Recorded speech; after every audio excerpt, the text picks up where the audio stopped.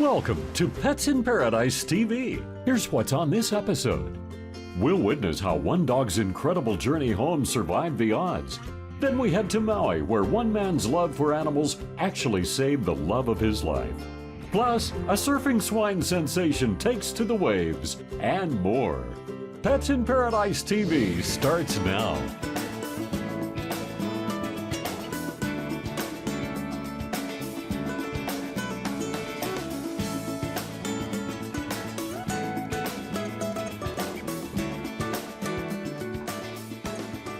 Welcome to Pets in Paradise TV.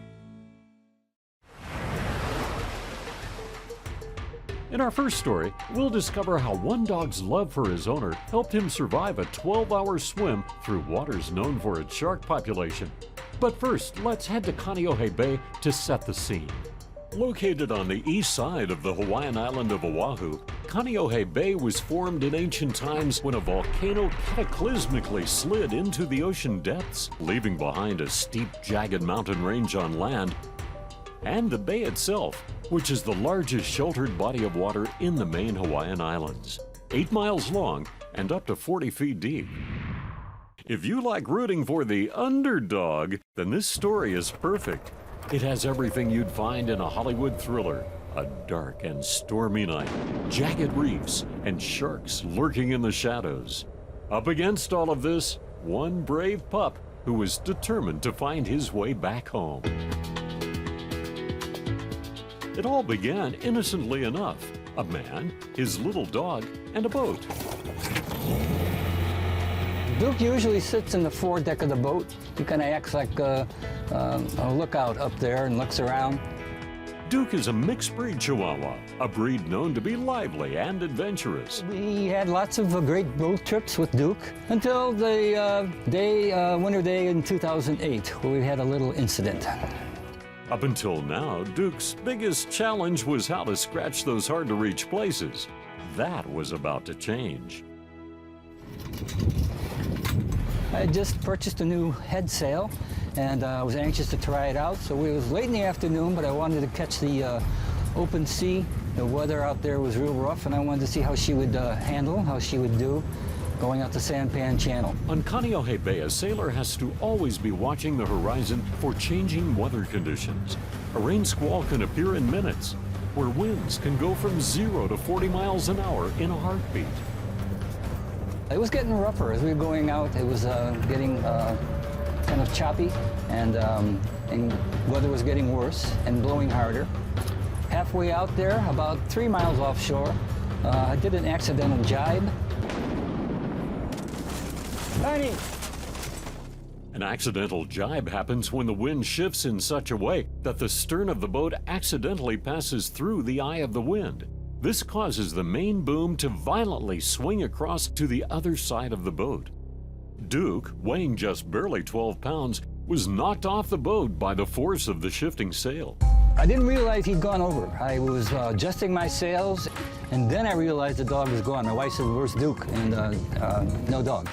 So I immediately dropped sails and commenced a search pattern, going back and forth. I fired up the engine, getting darker and darker and darker, and we couldn't find him. 4 miles from shore with the sun setting, Duke was in trouble. Besides simply doggy paddling for his life, Kaneohe Bay is one of the world's largest nursing grounds for hammerhead sharks. Duke's frantic splashing would have been like ringing a dinner bell for any nearby sharks. And we just kind of thought he would be shark bait. We just didn't think he'd make it. With darkness settling in, Walter had to stop his search pattern, reluctantly turning his boat toward the docks and home, heartbroken and resigned to the fact that Duke was lost at sea. It was just too dark. We couldn't see him, we couldn't hear him, and so we just gave up the search, turned on our masthead light and our running lights, and headed home, and with a heavy heart, of course. This toy-sized pooch would need a miracle to have a happy ending to this tale. So next day at noon, about noontime, the harbor master calls and says, "Your dog just swam up on a boat ramp." That's right. Duke, named after legendary Hawaiian waterman and Olympic swimmer Duke Kahanamoku, swam an estimated 5 miles over 18 hours to reach shore. Now, Chihuahuas are known to be active. Usually a daily walk is enough for them. Walter has a theory of what his heroic pup did after being thrown into the water. What makes that so amazing is what he did was follow my masthead light all the way into the harbor.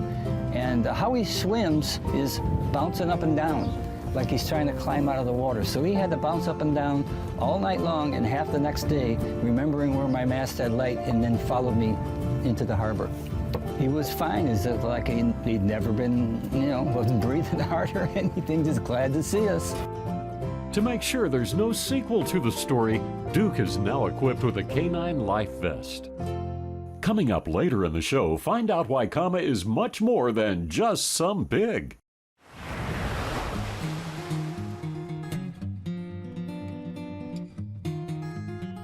Meet Phoenix. He's a mix of two breeds. Take a look and see if you can figure out what two breeds he is. Phoenix is obviously playful and very alert. He's a natural with sheep. He plays hard, but he does like to cool off. Can you guess what Phoenix is? It turns out that the two breeds that make up Phoenix are similar: the Border Collie and the Kelpie. Both are dogs that have been bred to herd and manage livestock, particularly sheep.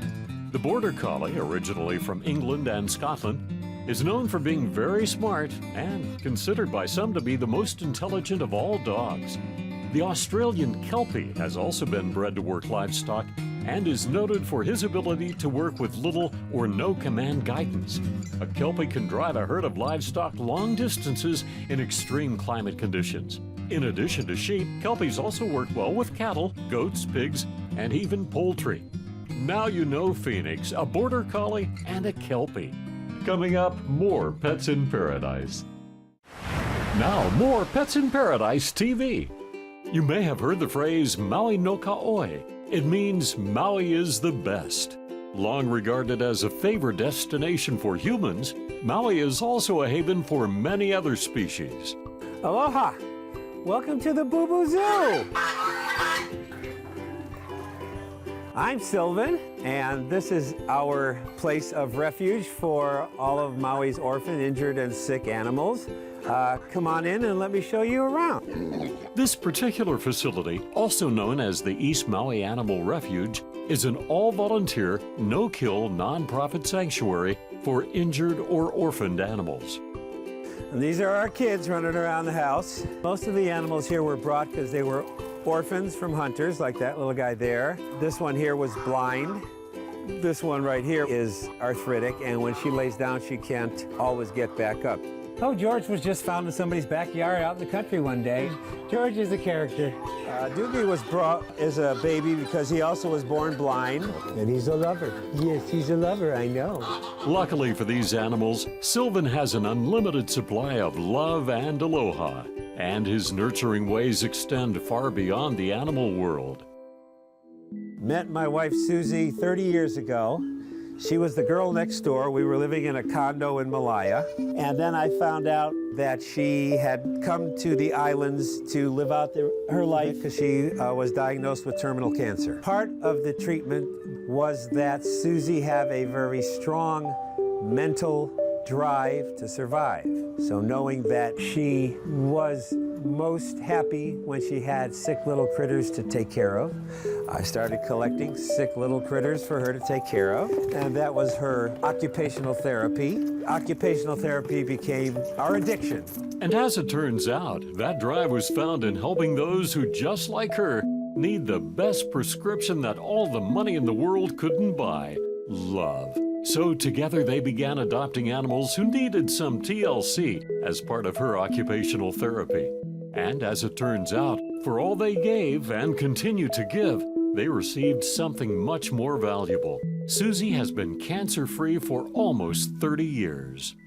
You may notice that there are all kinds of species that are freely mingling with each other, and everyone seems to get along just fine. That is mainly because they are each one brought in a life-threatening situation. There are some things you got to be careful of, like the aviary where we have the wild birds here. We try not to bring the cats in. We do have 90 cats. Right here is one of our 15 owls. And this is Athena. And Athena was brought because she's blind. She was hit by a car. Known as one of several ancestral spirits, or Aumakua in Hawaiian culture, the pueo can be found on all the major Hawaiian islands, but their numbers are dwindling. Although known as a skillful hunter, the pueo has succumbed to man-made hazards, from the pollution on our air to the bright lights of passing cars. We take in everything from exotics to everyday birds. We have a lot of doves and minor birds. And in the aviary, the door is always open for customers to come and go as they please. Back here is primarily the cat area, and here are where we keep the ones that are going through some kind of medical treatment right now. That's Mr. Bones. Mr. Bones was brought because he was diagnosed to be epileptic. We have 90 cats right now, all of which have come because they were either orphaned, injured, sick, something wrong with them. We also have our dirtier area, which we can't do anything about because that's where the pigs live. This area right here is potbelly pigs. A lot of people get them as pets and find that they just are too much and too big to be a house pet. And that's because the only way to keep these guys miniature is to feed them a specialized diet. They don't usually get that big because usually the farmers slaughter them after a year.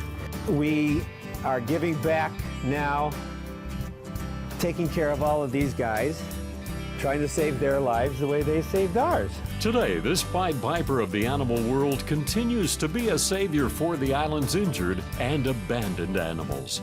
Another reason to say, Maui no Kaoi.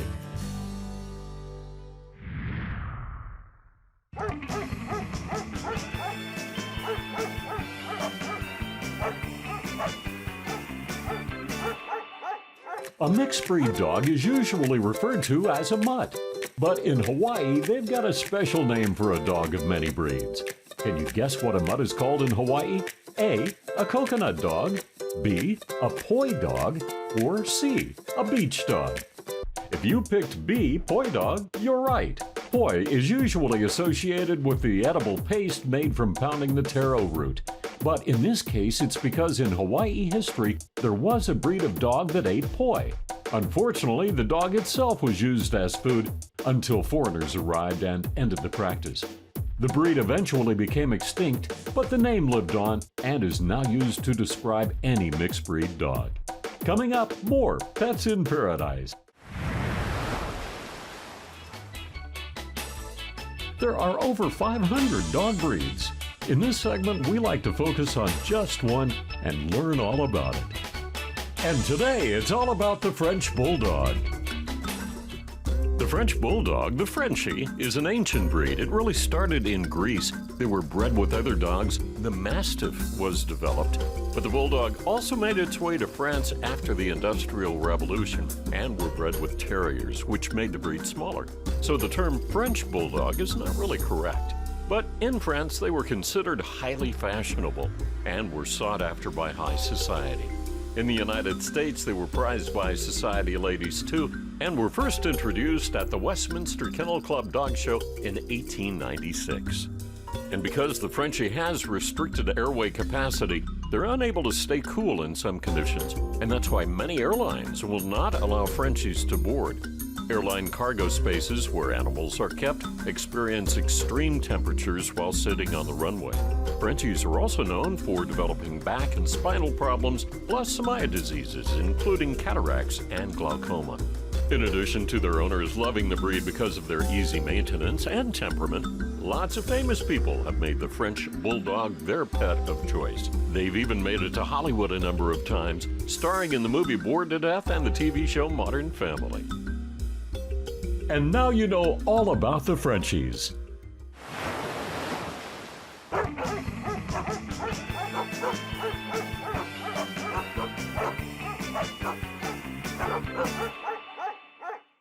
If you're going to Hawaii on vacation and thinking about taking your pet along, you better do your homework. Taking your pet along with you on your Hawaii vacation is not going to be easy. Hawaii is the only state in the country that does not have rabies, and they want to keep it that way. Hawaii's quarantine law states that any dog or cat must have passed a series of tests before arriving in the islands or face a mandatory 120 days in quarantine. Those tests include proof of rabies vaccination, having a timely rabies blood test, and they must have a microchip. If all the tests are met, pets can be released to owners in 5 days or less. So it's not really practical to take Fluffy on vacation. Coming up, more Pets in Paradise.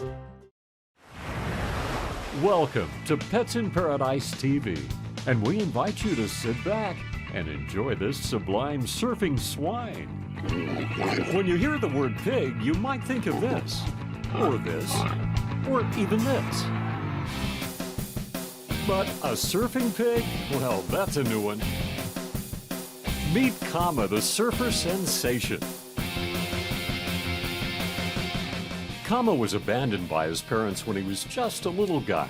And that's when Kai-Hol found him wandering around a campground and took him under his wing. He was like about this small when we got him, probably less than a week old. Yeah, we just bottle fed him for about a month, and then he started eating hard food. Kai has Kama on a vegetarian diet to keep him in top surfing shape. The past 2-3 months, he's probably gained about 30 pounds, maybe 40, which makes it a little more challenging out there in the surf. But we love a challenge. It's fun. Feeding your pet pig a healthy diet is very important. A lot of pigs tend to get quite overweight. So the best food for them is a well-balanced pig pellet, as well as a variety of fresh vegetables and maybe a little bit of fruit as a treat as well. The original Polynesian pig arrived with the ancient Hawaiian settlers. The pigs we see today are a cross between the Polynesian pig and the European boar. They were popular for hunting and food, but now are becoming increasingly popular as companions. We're seeing more and more people having pigs as pets. This is Penelope. Pigs can definitely be affectionate. They demonstrate their affection in a little bit of a different way than dogs, but they do enjoy being scratched, and they're very, very companionable and sociable. What started as an accident turned into fate.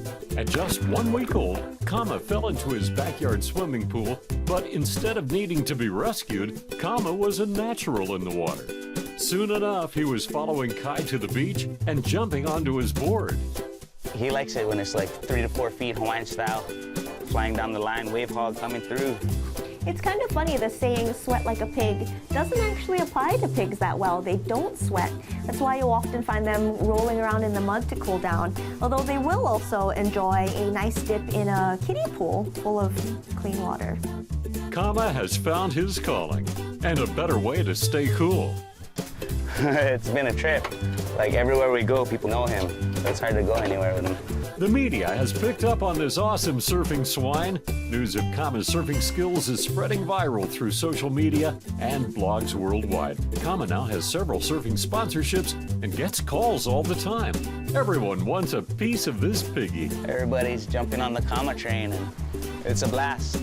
See how long it lasts. But Kama, he's a ham. He loves that stuff. The average lifespan of a pot-bellied pig would be about 12 to 15 years if they're well cared for. They don't get fleas, but they can get mange, which is easily treated. Pigs are highly intelligent. They're thought to be probably maybe the 3rd smartest animal. They do need to get their hooves trimmed regularly, and for a male pig, their tusks as well. He's getting bigger, which makes it a little more challenging because he likes to ride the nose. So we pearl sometimes, but I try to counterbalance his weight. Kama has grown to be a world-class surfer. Other surfers in the lineup look to the pig for inspiration. Not only can Kama hang 10, but is fearless when he gets barreled. Other pigs have attempted to surf like Kama, but most do better staying on land. What's up, you guys? Aloha, everybody. Welcome to the farm. This is where Kama comes and helps take care of his friends when we're not surfing. When Kama is done with a long day of surfing, he goes home to an eclectic group of friends. What's up, Goose? You hungry? This here's Goose. She's a real good bird. Yeah, Goosey Goose. Look at her eyes. She got beautiful blue eyes. This is Mother Goose. In fact, I think she just laid an egg. Oh yeah, look, there's an egg right there. Pretty fat one. Good for a couple omelets. What's up, Turkey? His middle name's Gobble Gobble. Come here, boy. How you doing? He's kind of weird if you look at him. Kind of looks like a vulture. He's got a couple girlfriends. He's gonna have some kids, so his legacy will continue. But he's always gonna be my dog. Kama may blend in well back at the farm, but he has shown the world that he's anything but ordinary. His resilience shows that even an abandoned swine is worthy and capable of the most extraordinary things. Surf's up, Kama! In our first segment, we learn just what's happening when a wet dog is shaking water off his coat. Here's more.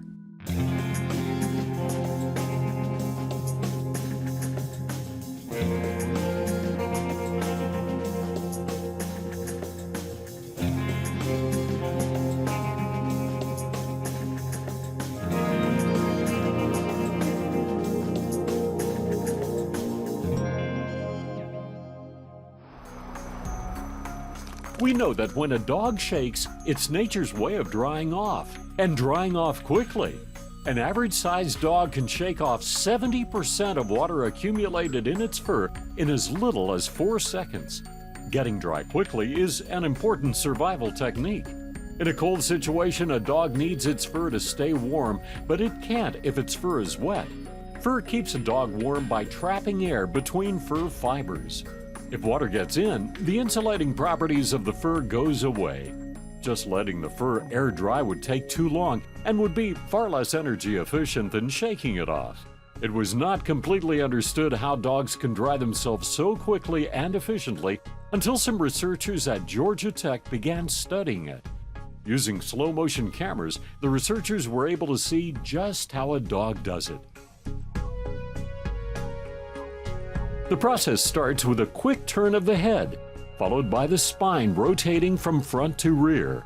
As the spine twists, the dog's loose skin rotates even faster, flinging the water out of the fur and away. A dog's skin is similar to a human's, each with 3 layers, but it's different in the way it's attached. Human skin is very tight and rigid on the body, where a dog's skin is looser and has much greater movement. It's believed that a dog's loose skin came about in order for it to be easily dried. And if you're curious about the speed of the shake in relation to the size of the dog, it does make a difference. A large dog shakes at a moderate speed, while a small dog shakes like crazy. That's because a small dog needs to shake faster to generate the same amount of force to get the water droplets off.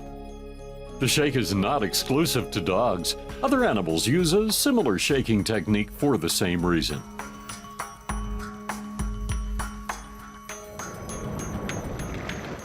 The physics involved with shaking have gotten the attention of some companies. For example, the manufacturers of washing machines would like to improve the spin cycle to get more water removed while using less energy. But whatever physics are involved in shaking, dogs already have it down to a science and are masters at getting dry. Just don't stand too close.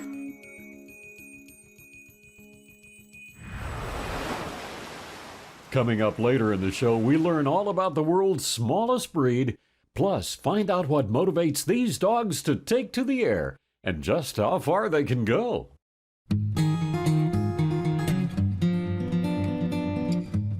Meet Colossal, a gentle giant who is 15 years old, a great swimmer, and a trusted companion. He has unusual feet, big droopy lips, and a really heavy coat. He's a mix of 2 breeds. Can you guess which ones? 15 years ago, on a balmy summer night, a Labrador Retriever and a Newfoundland fell in love, and presto, Colossal was born. Did you guess the 2 breeds correctly? Labradors and Newfoundlands are closely related. Both were bred from the St. John's dog back in the 1800s and were used as working dogs by fishermen in Canada. They are both big dogs with heavy double coats, strong and sturdy bodies, and are terrific swimmers because they have webbed feet. Those droopy lips and jowls, though, do cause for a lot of drooling. Colossal, a Labrador Newfoundland.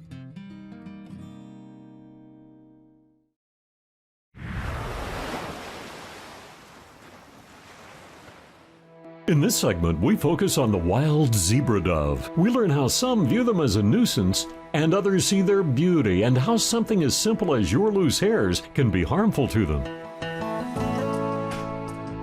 Zebra doves are found all over Hawaii. Many see them as pests because they're usually the uninvited guests at any outdoor restaurant or beach picnic.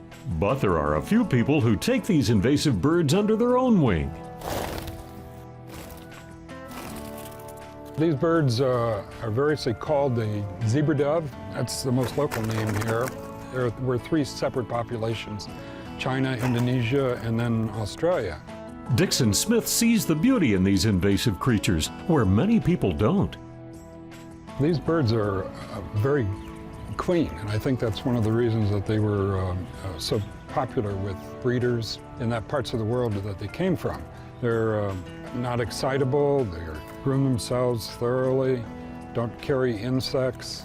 Not everybody agrees with Dixon. In fact, the Humane Society reports that more than 12,000 zebra doves were killed in Hawaii in 2008 by wildlife services and other pest control agencies. This represents one of the largest number of bird species targeted in Hawaii.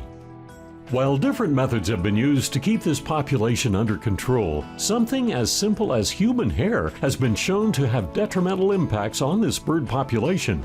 The hair gets tangled in their feet and can actually cut through their fragile limbs. Dixon has dedicated a good part of his life to catching these entangled birds, untangling them, and setting them free.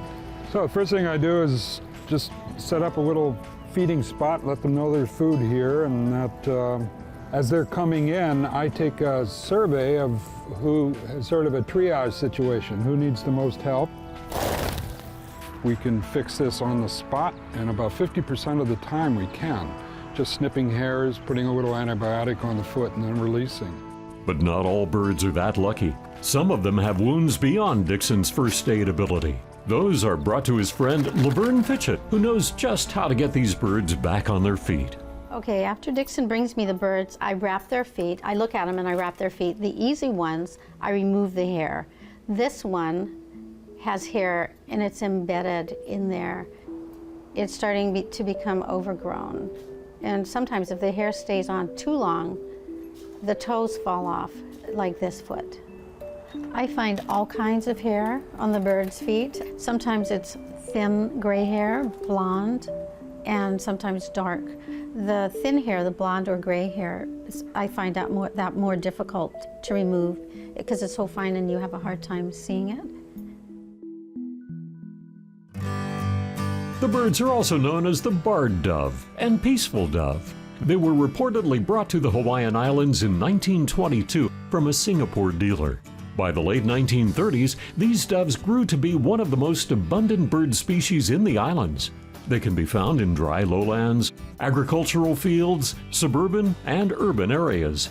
Their mating coos are now integrated as part of the Sounds of Paradise. Very satisfying to remove pain from a creature that I can help. Beauty is in the eye of the beholder. What one person may think is gross, others find majestic. And thanks to those compassionate few, these invasive birds are not being treated like foreign pests, but as part of Hawaii's ohana. Among hundreds of dog breeds, the Chihuahua has a large presence. From taco commercials to movies, this little guy has a big reputation. Here's more about the Chihuahua, and it's all about the breed.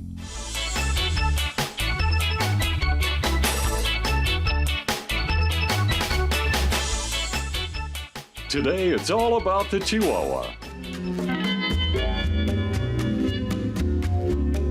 Chihuahuas are named for a state in Mexico, where they are believed to have originated perhaps as long ago as 300 BC. Not surprisingly, they're the smallest breed of dog, and they've been a popular breed in the United States since the late 19th century. Being the smallest breed, Chihuahuas are generally 6 to 10 inches high, although some can grow to heights of 12 to 15. They usually weigh no more than 6 pounds, with the preferred weight being at about 2 to 4 pounds. There are basically 2 types: the apple or deerhead Chihuahua, one having a short nose and rounded head similar to an apple, the other having longer noses and elongated heads like a deer. They come in 2 coats, the long coat and the smooth coat or short hair. Neither coat requires very much maintenance. They come in a number of colors and patterns. As with many other breeds, the temperament of its owner can determine the temperament of the dog. Ill-tempered Chihuahuas can be easily provoked and are not good in homes with children. Chihuahuas generally do not get along well with other breeds, and if they are with other dogs, they prefer other Chihuahuas. They love their dens and are known for burrowing into piles of laundry and bed linens. They'll learn tricks and a vocabulary of commands, but they won't fetch. It's often said that if you throw a ball for a Chihuahua to fetch, they'll just look at you thinking, you threw the ball, you go get it. Chihuahuas have no idea how small they are and are ready to stand up for themselves even when the opposition is far bigger. They don't rush into confrontation though. They'd rather stand back for a moment and assess the situation.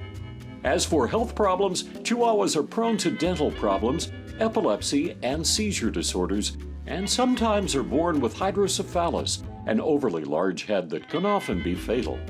Chihuahuas are the only dogs who are born with soft spots in their skulls, much like humans, and must be handled gently for the first 6 months while the skull is forming.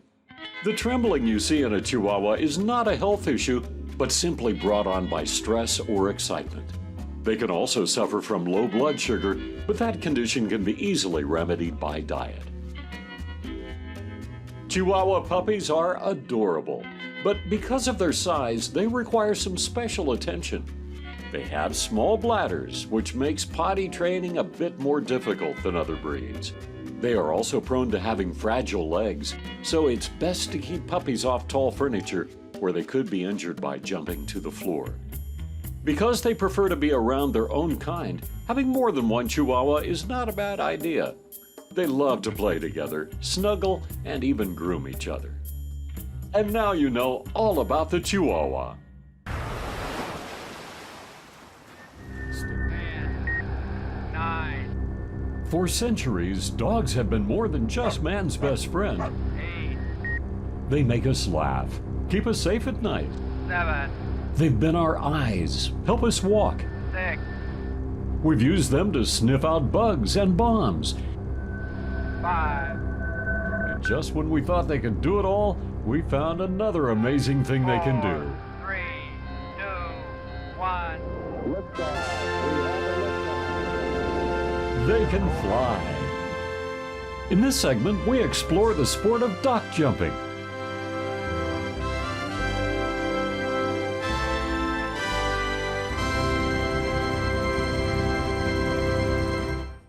Want to go for a swim? We saw a dock dogs competition on ESPN, and kind of a light bulb went off, and we thought Cleo would be great for that. So we started throwing the ball and asking her to stay and then run and jump after it. Come on, girl, come on, go get it, girl. This is Cleo, who has just recently taken up the sport of dock jumping. Dock jumping, also known as dock diving, is a sport where dogs compete in jumping for distance or height from a dock into a pool of water. All breeds, big and small, can compete. It doesn't matter if they jump 5 feet or 25 feet. To the dog, it's all about having fun. Good girl. We're giving her a warm shower, loosen up the muscles today, and tomorrow, hopefully, we'll be ready to go for dock dogs.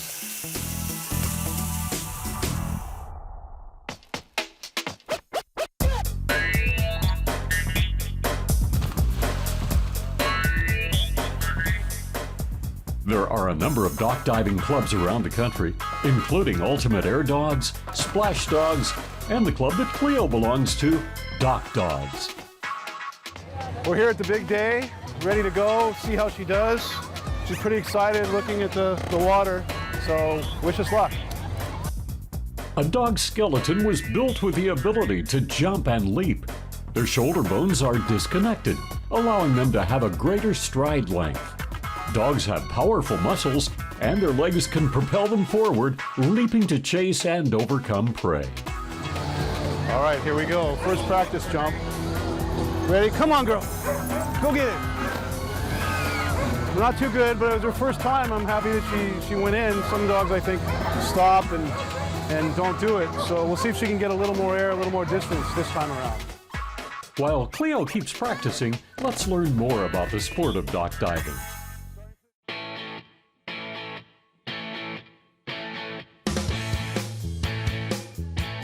This is Caddis. She's a 5-year-old Chesapeake Bay Retriever from Spokane, Washington.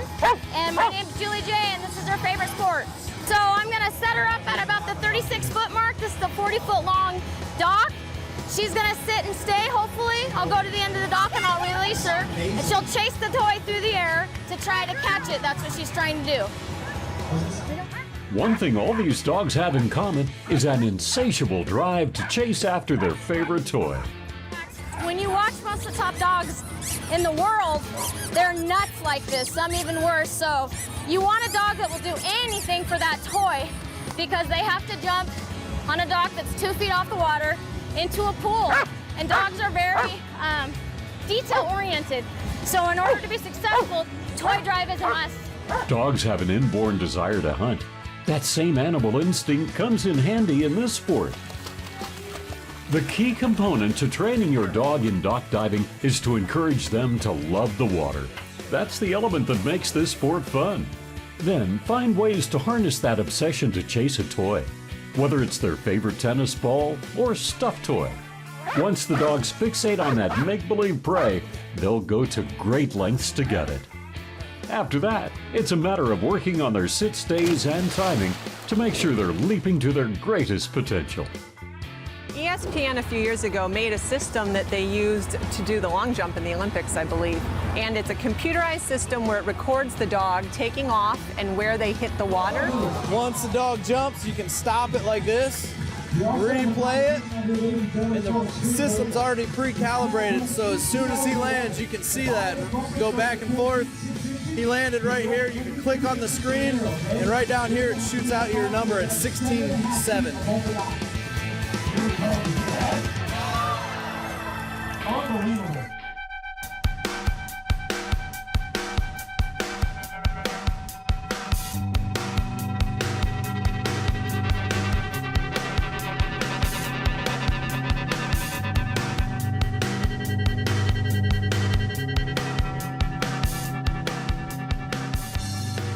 Hi, I'm talking about a sport where dogs jump off a dock.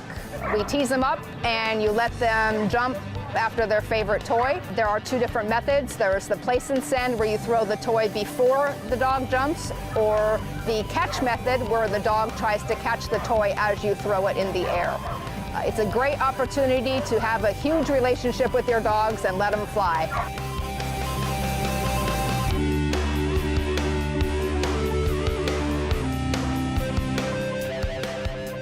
Just like any sport, the more confident the dog gets, the more it can achieve. My dog, Indy, is a 3-year-old female Belgian Malinois. I have been jumping her for a 1.5 years. She currently is the world record holder for the Preen Incredible Dog Challenge, jumped 33 feet 10 inches. And she's also ranked #1 with splash dogs, dock dogs, and ultimate air dogs. She's an incredible little girl. She's very tiny and she's got a huge heart, and I am so thankful to have that relationship I have with her. Just like Indy, Cleo has a close relationship with her owner. And it's clear that she's also building a great relationship with the water and appears to be a natural jumper. Well, she did great. On her second jump, she jumped 18 feet 10 inches, which is right about here. That means her tail jumped right about here. And that's jumped her right out of the amateur division. So she's now on her first competition jumped as a semi-pro. Amateur or semi-pro, these dogs are having fun. And their owners are right alongside, enjoying the ride.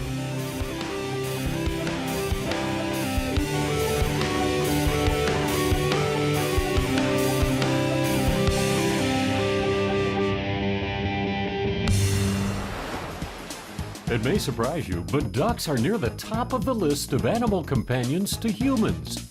They make excellent pets for those who have a lot of patience and cleaning supplies.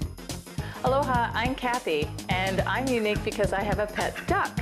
His name is Kalele, and Kalele means to strong or to trust. And he is about 6 months old. He's a male mallard. He doesn't quite know he's a duck, so shh, don't tell him. And when you get a duck, you should get them when they're little babies so they can imprint onto you. And Kalele was probably about the size of my hand. They're really fun because they'll follow you around, they'll think you're mama, and they just think you're the greatest thing in the whole wide world. People don't have ducks for a couple reasons. One, they probably don't have time to take care of a duck. They actually need a lot of attention. And the other big factor is they're very messy. So far, no one has had much luck at house training a duck. The reason they frequently empty their bowels is nature's way of making sure a duck is light enough to fly at any given time. They also have hollow bones, hollow shafts, and feathers to reduce their body weight when taking off for flight. But Kathy has found a solution to the mess. Velcro it together. Okay, he doesn't like this part. She uses a special duck diaper to keep her house clean. And then there's a center piece that goes up around the neck. Yeah. And now we have a diaper duck. Ducks have been domesticated as pets and farm animals for more than 1,000 years. There are about 40 breeds of domestic ducks, but most descend from the mallard, Muscovy, or Peking ducks. They're found in every part of the world except Antarctica, where it's too cold for them. Some species migrate to warmer water or where water doesn't freeze so they can rest and raise their young. But in Kalele's case, he's found a warm, loving home right here on the islands. Okay, we'll get you your peas right over here. There you go. I wouldn't really recommend getting your duck used to junk food because then they'll never eat anything else. Are you happy, bird? I see the tail wagging, so you must like them. If you have a pet duck, it's really important to feed them a healthy diet. In the wild, they are omnivorous, meaning they eat a variety of different plants and animals, small animals like insects and different bugs. You can feed them a balanced commercial diet that comes as a pellet, or different types of grains, rice, corn, wheats, as well as vegetables and earthworms or mealworms. We do surf the internet together. Okay, Kalele, I don't think we're going to be able to go to that website. You're typing too many letters. Come on, let's see what's on TV. A duck doesn't need a big pool or pond to swim in. It just needs enough water for food and hydration and a place to bathe. They keep their feathers clean by preening. There's a special gland that produces oil near the duck's tail and eyes, so when the duck coats the oils on his feathers, he becomes waterproof and helps keep him warm. Okay, Kalele, how about some french fries? You want french fries? Ready? Geese and ducks are said to be one of the most natural animal companions to humans because of a force in nature called imprinting. When a duck is hatched, whatever creature it sees that is larger than itself, the duckling associates as its own species. It basically imprints on the duckling's heart who its mama duck is and who it is. Hey, you want some french fries? Okay. We need to order some french fries for my pet duck. But sometimes it's hard to tell who imprinted on who. They'll snuggle with you, and they'll talk to you, and they'll surf the internet with you, watch TV with you, go to McDonald's with you, go down slide. Whee! You want to do it again? Let's do it again. Push, come on. Here we go. Whee! And the best part about having a duck, they'll eat your bugs in the yard. Good boy. Are you gonna beat me home? Are you gonna beat me home? Come on. Ducks first.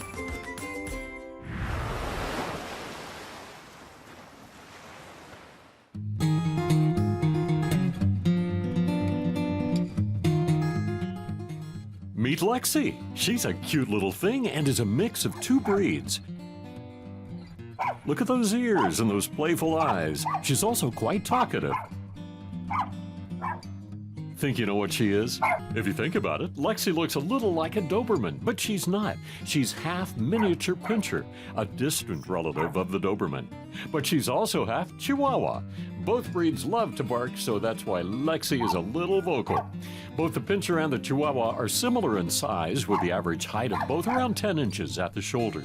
Pinschers, though, are a little heftier, weighing in at 8 to 10 pounds. The Chihuahua usually weighs from 2 to 4 pounds. Lexi, a Chihuahua miniature Pinscher mix.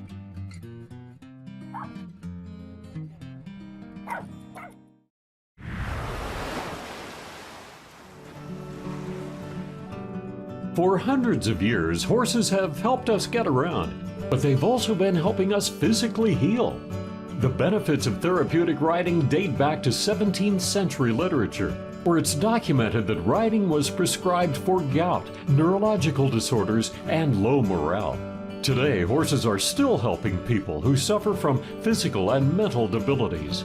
Let's head out to the east side of Waimanalo to learn more about therapeutic horsemanship.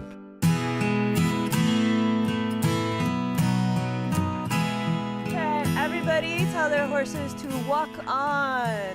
I'm a third-generation horse person. My mom is a physical therapist, and that's another funny story. Actually, when I was a child, I was a toe walker, so I pat around on my tippy toes. My mom's a pediatric physical therapist, and it drove her nuts. And she thought, well, I could put her in horseback riding, and that'll force her to keep her heels down. And I always remember that. And as I got into this later on, when I was older, I was like, oh, Mom, you were doing therapeutic horsemanship, in the 70s. That's really cool. From there, Dana Venon took the reins and became involved with Therapeutic Horsemanship Hawaii, or THH, a nonprofit program that uses horses as tools to help people with special needs.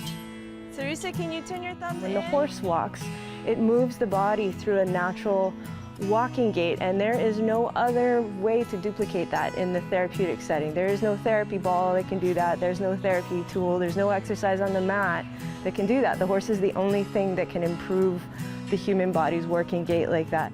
The program has proven to develop both strength and balance in adults and children with mobility issues. Okay, and everybody walk on back to the barn. Teresa, do you already have your shoes on? You got them zipped up? Okay, are you ready to ride? Okay, good job. She had a traumatic brain injury at the age of 2 months old. She got hit in the head with a football. She was in my arms. When she first got into horseback riding, it was really hard for her to reciprocate her feet while going up steps. But since she's been riding a horse, she has gained a lot of control and muscle tone within her trunk, and she can actually do a lot of sit-ups now. And her posture is better. And she has since been released of physical therapy, by the way, and I think it has everything to do with horseback riding. She knows that there's something different about her. I was like, but you know what, Teresa? Everyone is not the same. I said, but what do you do that's so special? She's like, I ride horses. I said, and you do it very well. So well, in fact, that Teresa's parents hope to get her a horse of her very own someday. Improvement on strength, balance, and mobility are not the only things THH offers. The program also gives family members hope. Before she was born, we already know that she has a problem. They was telling me that she doesn't have a brain. We were told that she would not have personality. She would not walk, she would not talk, she would not eat. So it's a challenge, but we just believe that she will overcome, and develop to her own potential. And that's exactly what little Teresa did with the help of THH.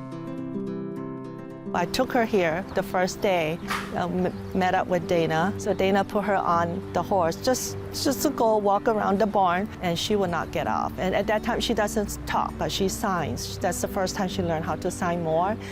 And then she keeps signing more and more.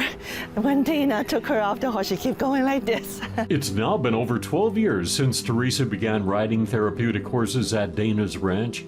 Her core trunk and muscles have strengthened to the point where she can now stand on her own. Now that it has helped her with her physical challenge, the next step is eventually she will learn how to ride a horse herself. In addition to physical improvements, horseback riding is also mentally beneficial. Of course, you're riding something that's 1,000 pounds, you're telling them what to do, and they're listening to you. How many kids do you know get to tell something what to do and have it listen? I think that's a really empowering feeling, especially for young girls or women. It's been an empowering feeling for soldiers coming back from overseas who feel kind of out of control, maybe PTSD or even physical injuries. It's a chance to do something really cool. It's a chance to succeed and achieve, and I think it's a real huge confidence builder. And in the end, it's more than just the riders and family members that benefit from the program. I get to live the dream. I get 13 horses and as many goats as I can fit in that pen, and I get to be out here all day doing what everybody wishes they could be doing. Definitely, I don't feel like I'm required to grow up here. You know, as long as I get the bills paid, I just play with horses and kids all day for the most part, so pretty lucky person.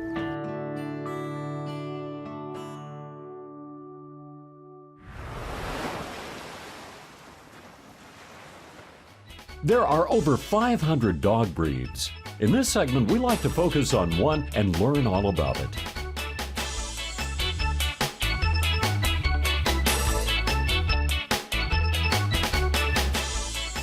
Today, it's all about the Papillon. The Papillon, which is also known as the Continental Toy Spaniel, is a type of spaniel that originated in France and is one of the oldest of the toy spaniels. It was called a Papillon because of the shape of its ears and the long fringed hair. Papillon means butterfly in French, and that's exactly what the ears look like.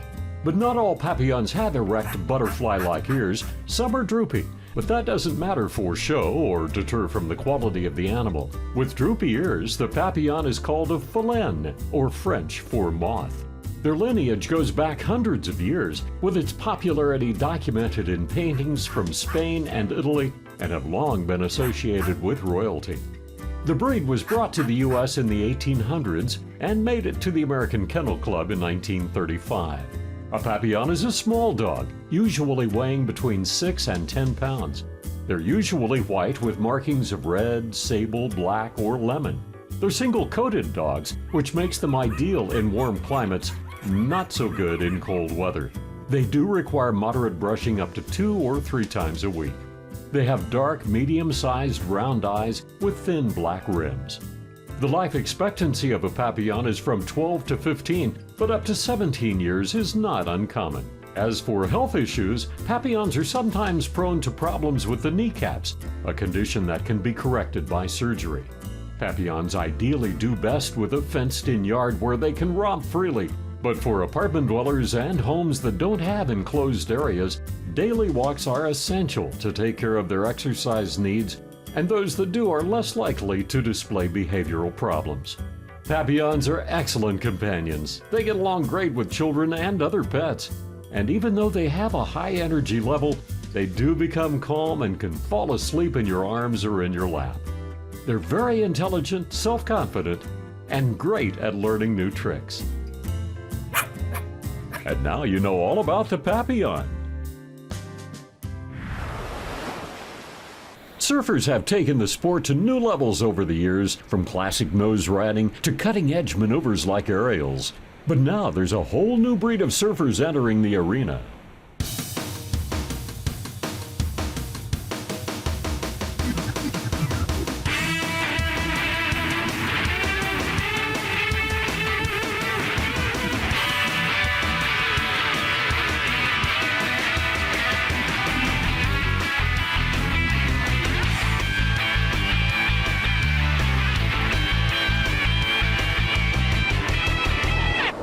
Let's check out 4 of Hawaii's top surfing dogs. Meet Bongo, an Aussie-born Jack Russell whose astrological sign should come as no surprise. She's a Pisces. In the beginning, to give Bongo a little bit more confidence, I'd push her from the outside and she'd see Deb, her other masters, on the beach, so she'd have a goal to go to. Today we have waves, 2 feet or so, which is for humans, I guess, isn't much. But for a 10-inch terrier, that's double overhead. And Bongo's actually pretty smart. She'll sit on the beach. If there's 4 or 5 waves coming in, she won't jump on the surfboard until all waves are gone. So she has a pretty good sense of knowing that there's surf coming in or not.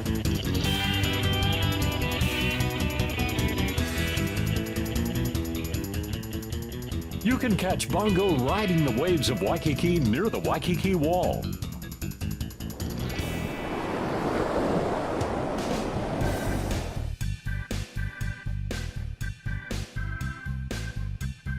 Hoku is a laid-back kind of dog who enjoys tummy rubs and cruising in the waters near her home turf of Kailua.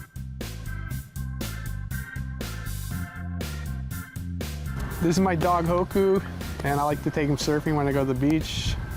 Otherwise, he's bored at home and wreaks havoc. When I first started taking him surfing, we would just take him on a boogie board or, a soft top Costco board. As he got bigger and bigger, we had to get bigger, floatier boards, and we ended up, with a stand-up board. You gotta love Hoku's laid-back style. It really helps if there's a pad on there because he doesn't like boards that don't have any grip. Basically, you treat your dog kind of like it was a little kid on the surfboard. You push him into the wave, but go on the back of the board and make sure it doesn't purl. Getting a dog out there through the waves, you just push down on the tail of the board as the wave comes along, lift the nose and it'll pop over, just like if you were teaching a kid how to surf.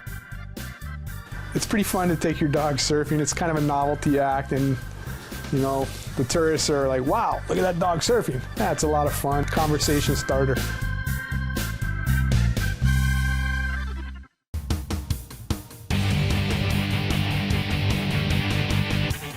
Meet Weave, a North Shore dog that used to be afraid of water and beer cans. He's gotten over the water thing, but not so sure about the beer cans. He was a little afraid at first, but he's such a social dog.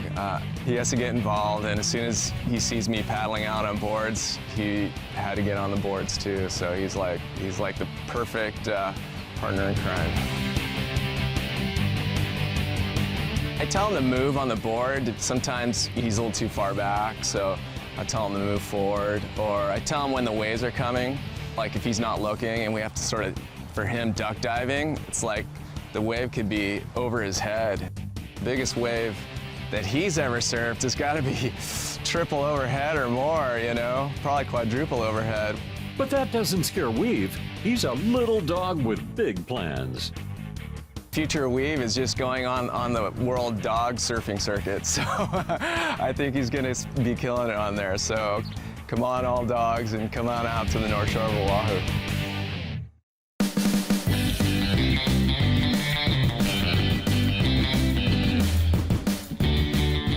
Ringo enjoys ice cream, cartoons, and surfing the South Shore. But what he doesn't like is bath time. Go figure. This is Ringo. He's my surfing dog, and this is his home break, White Plains Beach in Kailua. Ringo's a rescue dog. We had him for 3 years. Ringo's the only surfing dog that I know of that actually has sponsorship. Ringo is sponsored by Surf Shooter Hawaii. You can tell by his shirt. He's a team rider. Gear for the sport is appropriate, so we make sure that Ringo has his life jacket and his goggles to protect him when he's out in the water. When I catch a wave with Ringo, I try not to turn too hard or he'll fall off and I'll lose him for a couple of seconds. My advice for teaching your dog to surf is make sure that the dog is comfortable. You want to bring him out in a surrounding that isn't overwhelming to them.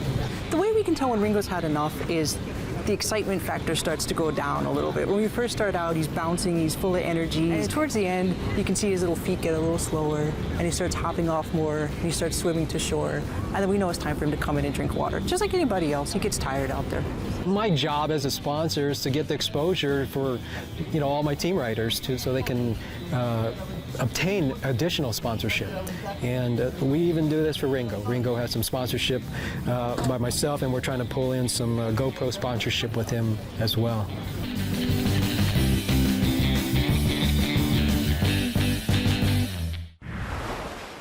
Pets come in all shapes and sizes, from this furry little fellow to your best friend who jumps up and greets you with a wet kiss when you come home. But then there's Dakota.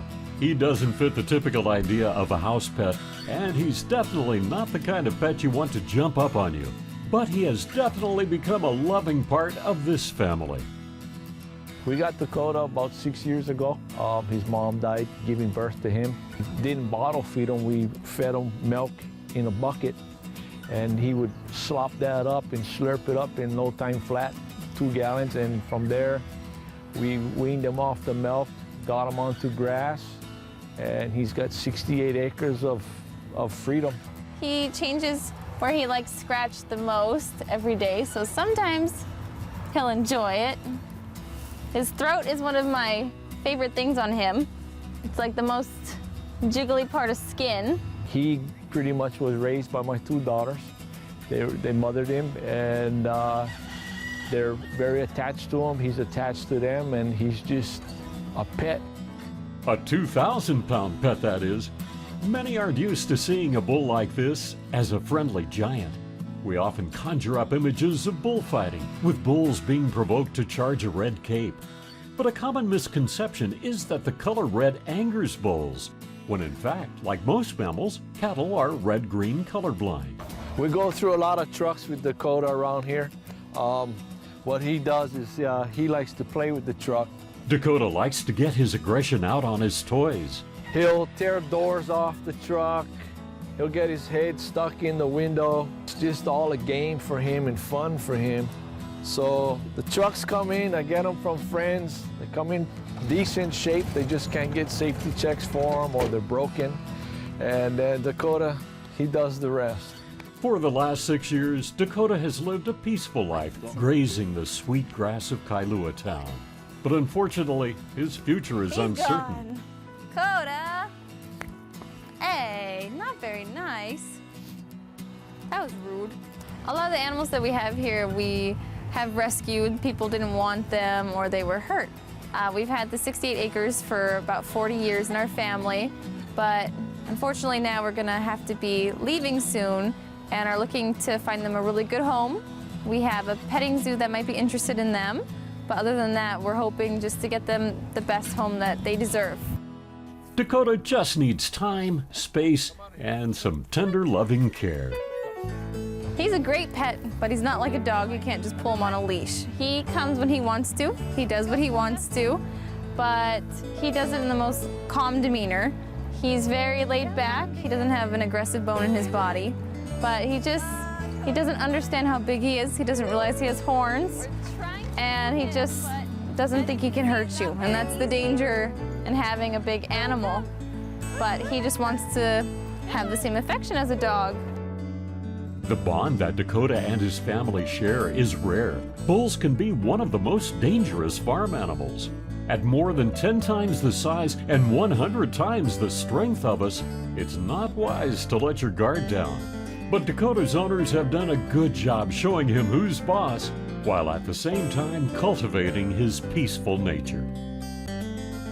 The day in a life starts with me out working my job. Day finishes off down here with Dakota and his friends and the horses. We feed, we take care of everybody. The kids might ride, and normally we go home when the sun goes down. It's a good, relaxing way to end the day. Keeps the mind good, and it's good for the heart.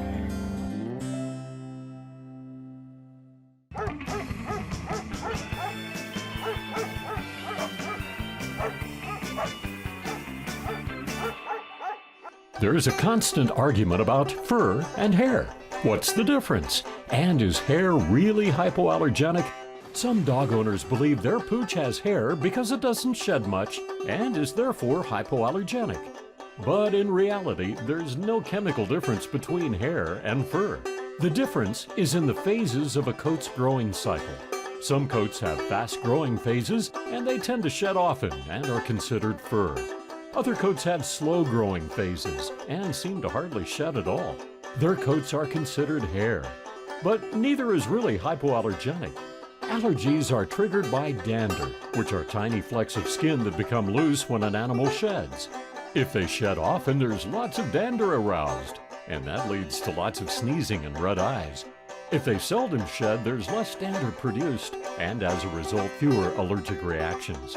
To summarize, hair from a coat with long growing cycle phases is older and tends to feel coarse.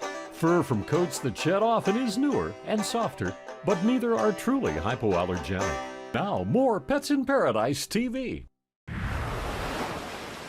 There are more than 500 dog breeds, ranging from the world's smallest, the Chihuahua, to the mighty Great Dane. Our goal is to pick one and learn all about it in It's All About the Breed. Today, it's all about the Beagle. One of the most popular breeds in the United States is the Beagle, a breed that dates back to the 1500s. In the United States, they were first recognized by the AKC in 1885. A National Beagle Club was formed in 1888. Beagles are members of the Hound group. They're generally even-tempered and happy-go-lucky around their family. They do bark, but usually it's because they're confronted by strangers or strange situations. They need regular exercise because they are prone to weight gain.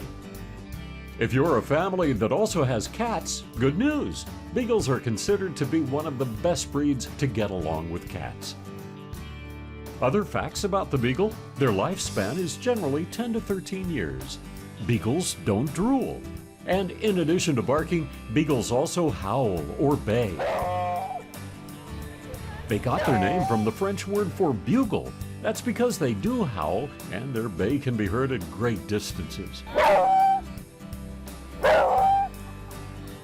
Beagles are intelligent, but because they are so single-minded and determined, they can be hard to train. After being trained, they are obedient and are generally loving around a family, but can become distracted, especially by foreign scents. And they can detect many of those. Beagles, along with bloodhounds, have the best sense of smell of any dog. That's why they're used as detection dogs at airports and other import facilities. They're preferred at airports because they're cute and few people are scared of them. Because of that great sense of smell, Beagles are also used to sniff out termites. As for characteristics, Beagles come in a variety of colors, but the markings are usually consistent. They either have an all-white tail or the tip of their tail is white. That was bred into them intentionally so that when they're moving through brush, their tails will be easy to see. It's general consensus that Beagles are one of the cutest breeds around, a trait that is no doubt taken into consideration by the movie industry and cartoonists. They love to play together and enjoy time with their family, or just sitting around. Get ready though, they want attention and lots of playtime. Okay, now you know all about the Beagle. You may never look at a koi fish the same way. We'll learn more about the koi fish industry in Hawaii and around the world, and the significance of these freshwater fish kings. This is the koi show, the Aloha Koi Appreciation Society show held in the Waikiki Aquarium. It's the biggest show in Hawaii and one of the major shows in the United States. There are around 40 show tanks here and probably around 350 top quality koi for people to view. Although these fish have now taken on a more ornamental role, their strength and beauty are still admired. Koi varieties are distinguished by coloration, patterning, and the smoothness of their scales. These are my fish. My favorite one is black and white. I love the black and white kois because they stand out so much. This is actually my third one. Koi fish represent a multi-million-dollar industry. But to many, the art of breeding and raising these beauties is priceless. The price of the koi varies. It could start from somewhere from $50 up to $20, $30, $40, $50,000. They're like living jewels. Every koi is different. Each of these fish has to be handled with great care. When a buyer wants to purchase a koi, the tanks are usually drained to shallow water to catch the selected fish. And transporting the fish is an expensive and delicate process.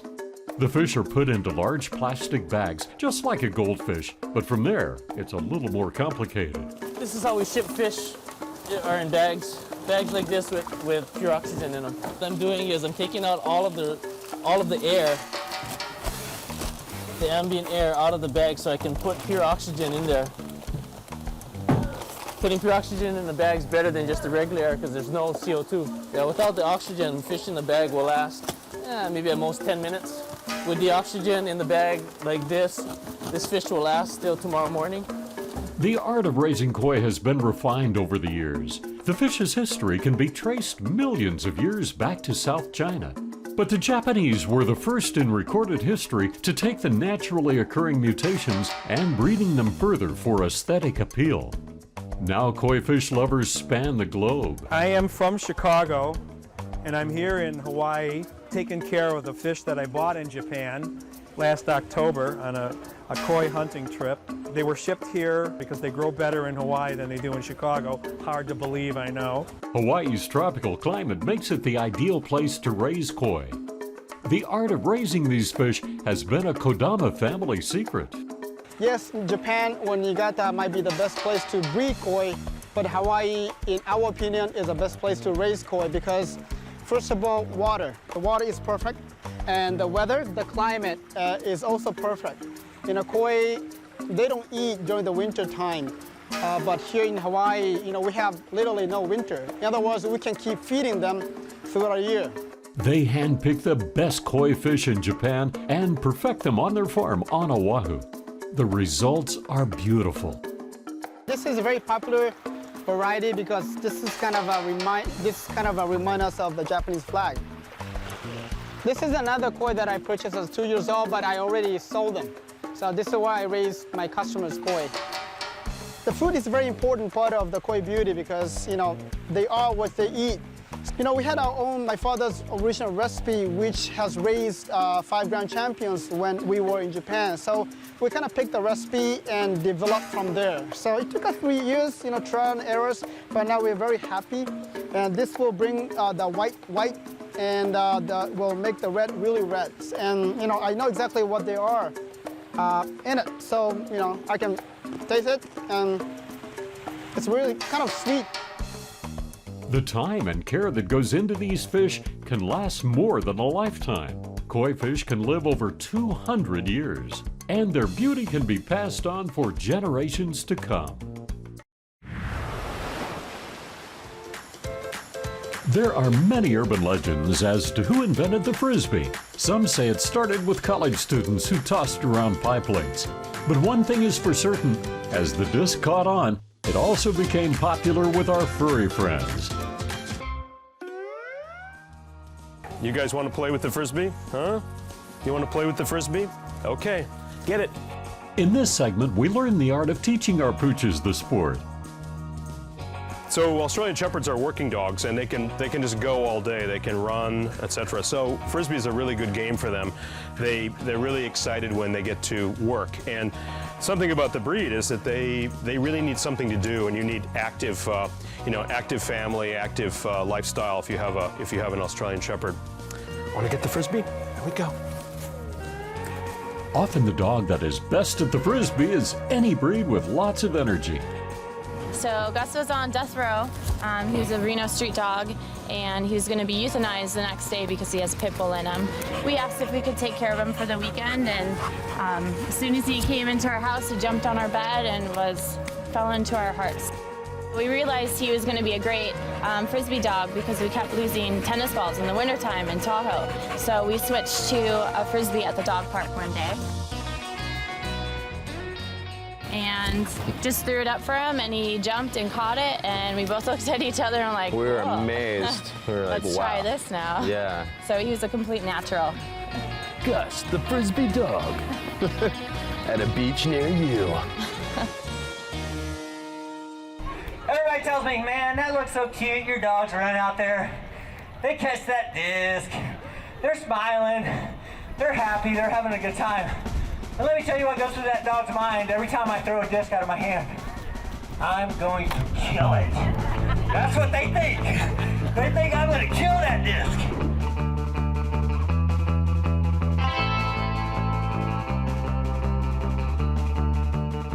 Dogs are natural-born hunters. Prey drive is part of their DNA.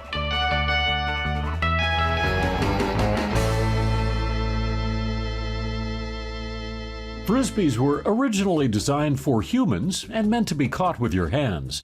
Since dogs use their mouths, there are a few things to keep in mind. I think playing frisbee catch with your dog is a great way to enjoy your dog, but there are a few things you have to be careful with, and a few problems that we see in practice are, remember your frisbee is hard, so your dog is catching this frisbee with its face. So remember, broken teeth are a problem sometimes from dogs catching that hard frisbee.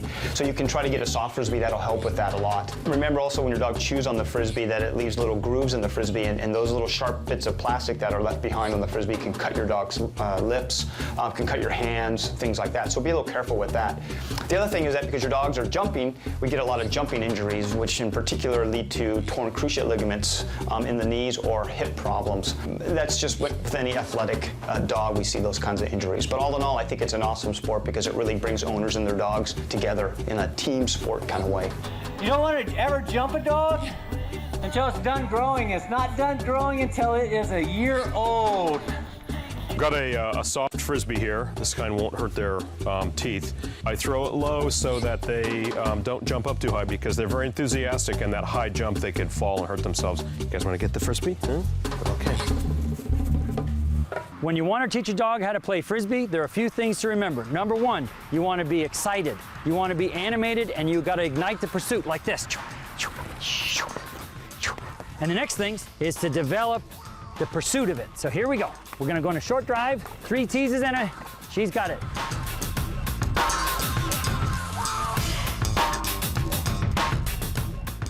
So if you're interested in having your dog be a frisbee dog, I just suggest doing little tosses. Just kind of get them interested in the frisbee, get them excited about it, kind of show it off a little bit. Do a little bit farther each time. And then as your dog gets a little bit more developed with the small toss, you can try to do longer tosses, see if he'll go for that. So one of the hardest parts with frisbee is getting it back from them because they love to play tug of war with it. And when you're training them, to have them bring it back, you give them treats when they drop it.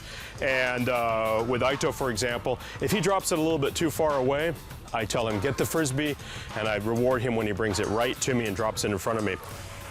Ito, get the frisbee. Good boy.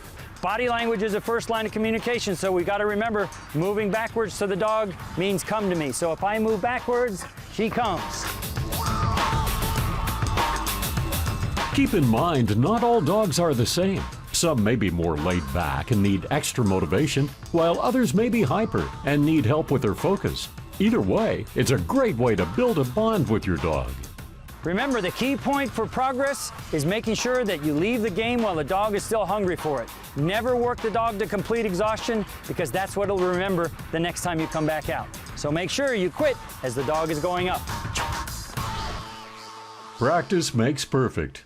And we're not just talking about your dog. It's a team effort. One of the problems is if you want your dog to be good at frisbee, you have to be good at frisbee. So when I botched the throw, that wasn't very good. It doesn't show off his talents. If I do just the right throw at the right level of speed, he can catch it just about every time. Really, really good at it. It's a way to tire your dog out, and probably you too. So as soon as we get home from a frisbee session, he's completely content. He'll go right to the water bowl and lap up as much water as possible, and then lay on the ground. We'll put a fan on him, and he's perfectly happy just hanging out. But then give it about 5 hours, and he's ready to go again. Yeah, it's almost like he has OCD. I don't know if dogs have that, but that's what it seems like if I had to diagnose it myself. Over time, you and your pooch will likely perfect the game and enjoy a new way to spend some quality time together.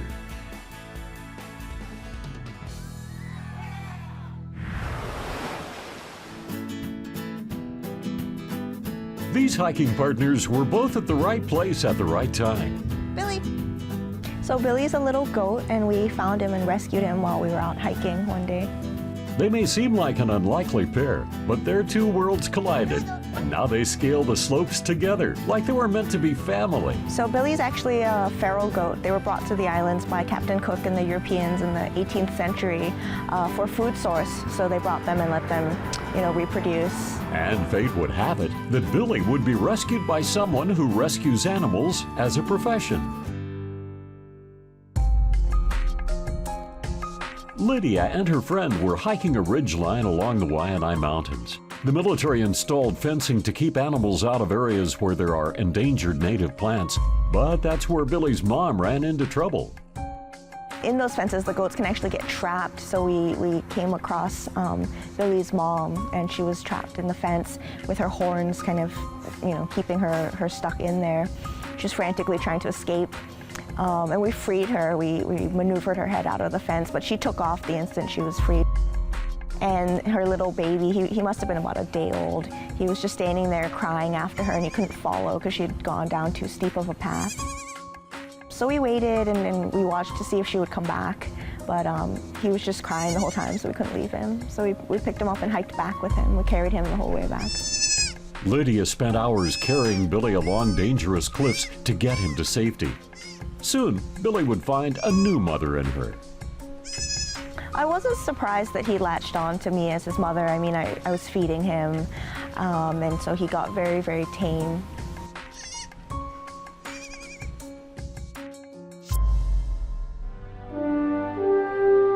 As Billy grew, so did their friendship.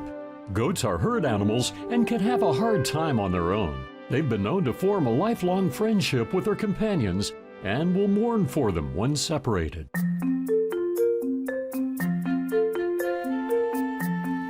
It's kind of funny when I hike with him, especially up these steep portions. I'll be huffing and puffing and working hard, and he's strolling along, he's taking a bite, and he'll be next to me and he'll just look at me. It's so easy for him. Goats are extremely curious and intelligent. They are also very coordinated and are known for their extraordinary ability to climb and maintain their balance even in the steepest terrain. Goats definitely don't make house pets. They're good if you are able to meet their needs, which, they definitely need a lot of space. They love to explore, they love to escape, they need really secure fencing. It's a common myth that goats can eat tin cans. That's not true, although they have been known to eat the paper labels off a tin can. I hear this question or this myth all the time, oh, he eats everything. He likes to explore, so he likes to pick everything up in his mouth, but he doesn't really swallow everything, he kind of tastes it. But he likes to eat a lot of different plants and trees and flowers. He follows right behind me, he doesn't like to be very far. The lifespan of a goat is 10 to 12 years, but some may live as long as 30 years. So I enjoy climbing these really steep sections, but he's too smart for that. He knows how to find the easier way around. Hi, buddy. Hi, handsome. He doesn't really like to do the challenging hikes. I think when he gets up there and there's something good to eat, you can see him just thinking, like, we don't need to go any further. This is where the food is. So for me, hiking is, enjoyable in and of itself. For him, hiking is a goal. You get to the food and then you stop and you eat. So sometimes I have to convince him to go further. Billy, come on. Goats are generally very friendly animals. They don't mind being petted like dogs, except prefer pats on the chest and back. Yeah, I raised him with my 3 dogs, so he's really used to even big dogs being around. He's not scared of them. He rears up to greet them the way that goats do, he gets up on his back legs and then he headbutts them a little bit. And we run into a lot of dogs out there, and most of the time the ones that are off leash, they're friendly. They just don't really know what to make of him. Billy is also used to getting a lot of attention while on the trails. People love seeing Billy out there. They just can't believe it. They're like, is that a goat?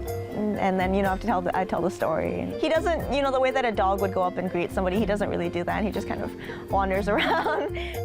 A doe is a mature female goat, and a buck is a mature male goat. I had him fixed, which is recommended for boy goats, because if you don't and they grow up into, adult male billy goats, they have a couple of unpleasant traits. They start to develop that really bad smell, that really musky odor that male goats have. They actually urinate, they pee on their beards to attract the female goats, and the pee really smells bad. And they can be more aggressive, definitely, so had him fixed at a young age. So because goats need so much space, and they do actually need company, they get lonely. They definitely need other animals around, and preferably, ideally, other goats.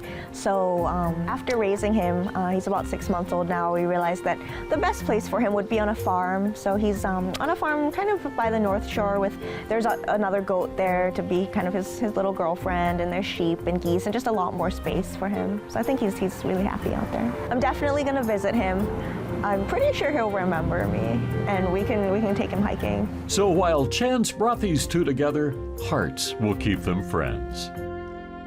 Coming up, find out how one dog gets payback after years of hard work. Stay tuned.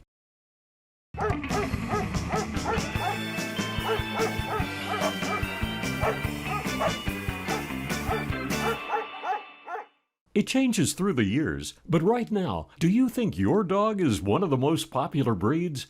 The most popular breeds right now, in this order, are the Labrador Retriever, the Yorkshire Terrier, German Shepherd, Golden Retriever, Beagle, Dachshund, Boxer, Poodle, Shih Tzu, and Miniature Schnauzer. And now, more Pets in Paradise TV. This is the story of a service dog whose life turned for the worst, and who ended up being the one rescued. Meet Dusty. He spent his younger years selflessly helping others as a service dog. But in his silver years, retirement was not good, until Daniela and Brian took him under their care. We were working with Golden Retriever Freedom Rescue, and we got a call that there was a woman who wanted to surrender her animal, and immediately. She wanted someone to get him now, or she was going to put him down. So we told them to bring him over, and when the doorbell rang, we opened the door to find Dusty with this mess of a Golden Retriever who was probably the worst case of neglect that we'd ever seen. The dog was just a mess. His fur was a matted mess. It was one big dreadlock. He smelled terrible. Dusty's fur was matted, his eyes were sealed shut from infection, and he had open sores from cigarette burns. All 4 of Dusty's legs had been broken at one time, and his shoulder was dislocated and had healed in that position, making it difficult for him to walk. I thought at that time it was about 50-50, whether or not he was going to make it or not. We found out that he was actually a former service dog to an elderly woman, and the woman died and left it to her mentally ill granddaughter, who was in her 20s and had an abusive boyfriend. And from what we can understand, they left for long periods of time. There was other dogs in the house. He had to fight for his food. He was caged for long periods of time, left on cement in the winter in Colorado. When we first had Dusty and he first started to get better, he actually was really aggressive with our other 2 dogs. And I didn't think we were going to be able to keep him for very long. Slowly he started to realize that he didn't have to fight for the food, didn't have to fight for water, didn't have to fight for toys. And after that, it started, we started to realize that we could actually keep this dog. Thanks to the help of Daniela and Brian, Dusty has made a recovery, but he still carries the scars from his past. He had been through a lot. He's got skin allergies, probably some food allergies, hair loss, red spots all over, blotchy skin. And he has a number of growths. He can walk, but he walks with some stiffness, mostly because of his arthritis. He is totally blind, but he still has his hearing, and I think generally he's looking very good. Along with loving hearts, Dusty's new family has a gift of a healing touch. At the time, I just started massage school, and I realized that, a lot of the stuff that we're doing on humans can be applied to the dog, because he had some of the conditions with the arthritis and whatnot. And so then I just started to, do massage on him and apply the techniques to Dusty, and there was a lot of improvement. Brian and Danielle have started a pet massage therapy, and I think that's a great idea. This one occasion where he actually started to lose a bit of his mobility in his back legs, and had a very, very, very hard time getting back up. And so I did a lot of deep tissue massage in and around his leg joints, and it had an effect. I mean, he was getting up, he was moving around, and now you can't even tell. And so if it wasn't for Dusty, I would never have realized that there's this whole opportunity for me to use my massage skills, not just on humans, but on animals as well. And therapeutically for Dusty, it probably helps for his general muscle tone and general condition. It's been 3 years since we got him. He's 13 now. We brought him to Hawaii with us on an airplane in first class. Through the help of the airlines, actually letting us bring him on as a service animal, retired service dog. They put him on a little wheeled cart and we wheeled him onto first class, and he got to Hawaii and someone gave him a lei, and he was home within an hour and a half in Kailua sitting under a tree. I think the future is as bright for Dusty as for any other older dog. Now Dusty can spend the rest of his retirement being paid back for the service he gave to others, surrounded by the happiness and unconditional love of a new family. No, as far as we're concerned, he's going to live another 10 years, if I have anything to do with it.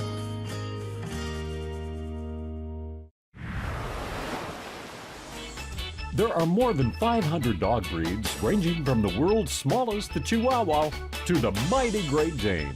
Our goal is to pick one and learn all about it in It's All About the Breed. Today, it's all about the Portuguese water dog. One of the trendiest breeds right now is the Portuguese water dog. They're playful, energetic, friendly, adaptable, and easily trained. But they're not very common around the world because at one time they nearly died out. Accounts of the breed go back hundreds of years, but in modern times they were used primarily to help fishermen along the Portuguese coast, where they were trained to herd fish into nets and to retrieve lost gear. But after fishing technologies improved in the early 20th century, the dogs were no longer needed and the breed nearly vanished. Luckily, during the 1930s, a wealthy Portuguese shipping magnate came to their rescue. Vasco Bensuad realized that the breed he loved so much might become extinct. So he sought out other fishermen's Portuguese water dogs and started a breeding program that led to the reestablishment of the breed. In the 1950s, the breed had successfully recovered and was introduced to parts of Europe and North America. Portuguese water dogs are a medium-sized, muscular dog that's often compared to a standard poodle, possibly because of the similarity of their coats. Both have curly hair and don't shed. They're often described as being hypoallergenic, but that fact is disputed by some experts who insist that no breed is truly hypoallergenic. People with allergies who are thinking about getting a Portuguese water dog are urged to spend some time with one to see. Their coats come in two types, a very curly coat that is rather dull in appearance, and a wavy coat that has more of a sheen. They can be entirely black, black and white, or brown, and occasionally have white markings on their chin, chest, legs, or paws. As puppies, they are notorious chewers, so new owners are urged to have plenty of chew toys around to keep them from going after expensive furnishings. They usually get along fine with other household pets, although they might need some time to get acquainted with the family cat. Portuguese water dogs are very intelligent and are fast learners, and in fact seem to enjoy training. After training, they're quite obedient and can follow complicated commands. Because of that and their non-shedding hair, they make really good service and therapy dogs and do very well as hearing dogs to assist the deaf and as mobility and seizure response dogs. A great way to give them exercise is to take them swimming. And needless to say, they love the water. Because of their webbed feet, they excel at swimming. Loving, independent, intelligent, and easy to train, lots of people around the world have found the Portuguese water dog to be the ideal pet. And now you know all about the Portuguese water dog.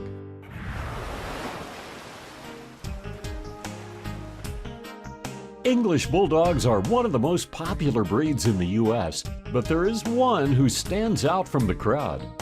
I've never in my life had a dog with a personality like this, ever, ever.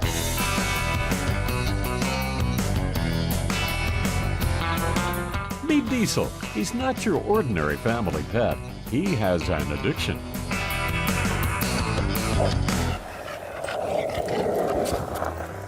Some dogs have obsessions with toys, rubber balls, sticks, a favorite toy, and I have an English Bulldog whose obsession is a skateboard. That's my boy. This all started with some kids coming up our street skateboarding. At 8 months old, he was stealing the neighborhood kids' skateboards. It was the sound of the wheels that attracted him. When Diesel got his own set of wheels, he practiced for months. Flip it. It is an English Bulldog trait. I've known other dogs to do it, but very few. No one really knows why some bulldogs are drawn to skateboarding, but they do have a low center of gravity, giving the breed a natural edge. See, that's his like handicap walk that he likes to do sometime, pretending he doesn't know how to skateboard. So he'll do the back walk on the board. Do the back walk. You're so funny with that.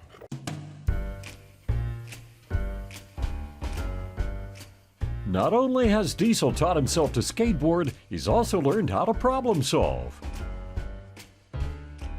What's really cool with him is he figures stuff out. If the board gets caught on the rocks or turned upside down, he will flip it. He will get it out of that predicament to where he can ride it again. Though Diesel may not need treatment for his problem, he does need to be told when to stop. He would ride all day long if I let him. He would actually kill himself riding. So being the human being, I have to make sure he doesn't. Can I have the board? That's enough. That's it, pow, all done. It's never too late to introduce your pet to the sport. If you have a baby English Bulldog, it's never too early. Buy them a board immediately, and if they don't like the wheels, if they're afraid of the board, take the wheels off. Save them for later and let them ride around the board, pulling the board with a rope or something, which I think if I would have done that to begin with, he would have rode earlier. And once they get used to riding on the board like a sleigh, put the wheels back on, and then let them do it on their own. Before skateboarding, Diesel's hobby was chasing cats. Now he's found a way to combine the two. Now, if he would happen to see a cat right now, he wouldn't abandon his board. He would chase the cat on the board. So the cats get a kick out of that. It's not just a dog chasing them, it's a dog on a skateboard. And if the cat's not afraid of him, he'll run the board right into the cat.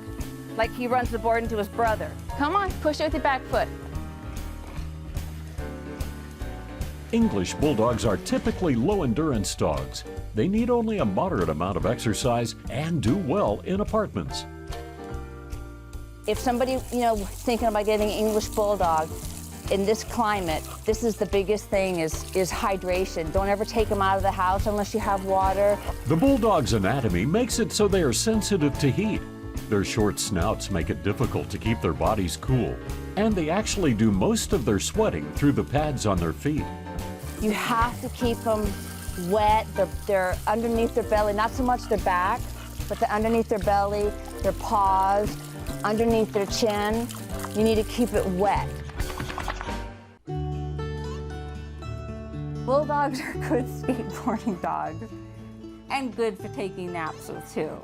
In their distant past, Bulldogs did dangerous work with bulls, but they've since become gentle and loving companions and are happy just being couch potatoes. You can have the worst day possible and I come home and I see Diesel, and I know a lot of people say that about their dogs. It's different with an English Bulldog.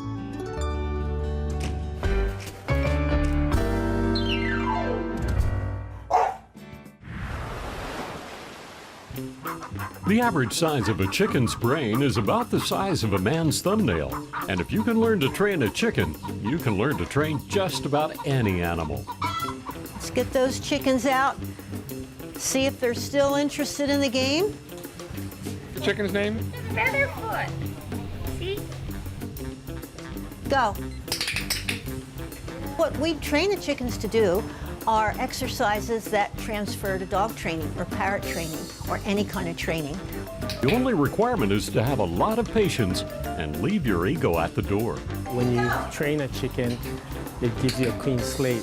I don't come in knowing I know how to sit my dog, etc. You don't know how to train a chicken, so it teaches you timing, it teaches you accuracy. It's essentially training the trainer to be a better animal trainer, whether it's a chicken or a dog. Chickens will work for food. They can be trained to run obstacle courses and solve simple problems, all while being motivated by their appetites.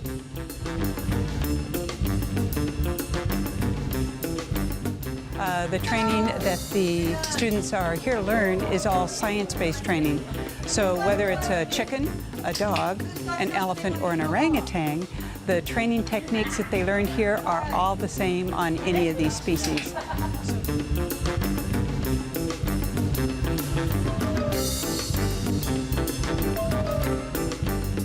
Positive reinforcement or negative reinforcement are the basic principles in animal training. Because chickens are so primitive, positive reinforcement tends to bring out the most effective results.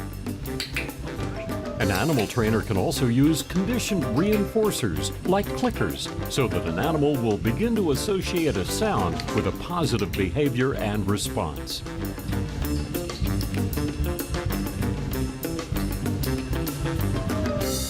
I was taught clicker training way back in the 80s. Yes, I'm that old. And but I do need a refresher course, and a good trainer is an open-minded trainer that's always learning new skills and honing up on old skills. Kind of a jack of all trades, from dolphins to primates to elephants to dogs.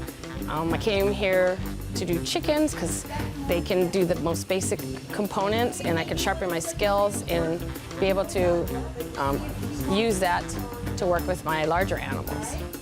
Chickens can see the entire color spectrum that humans can see, unlike dogs that don't see reds and some shades of greens and blue.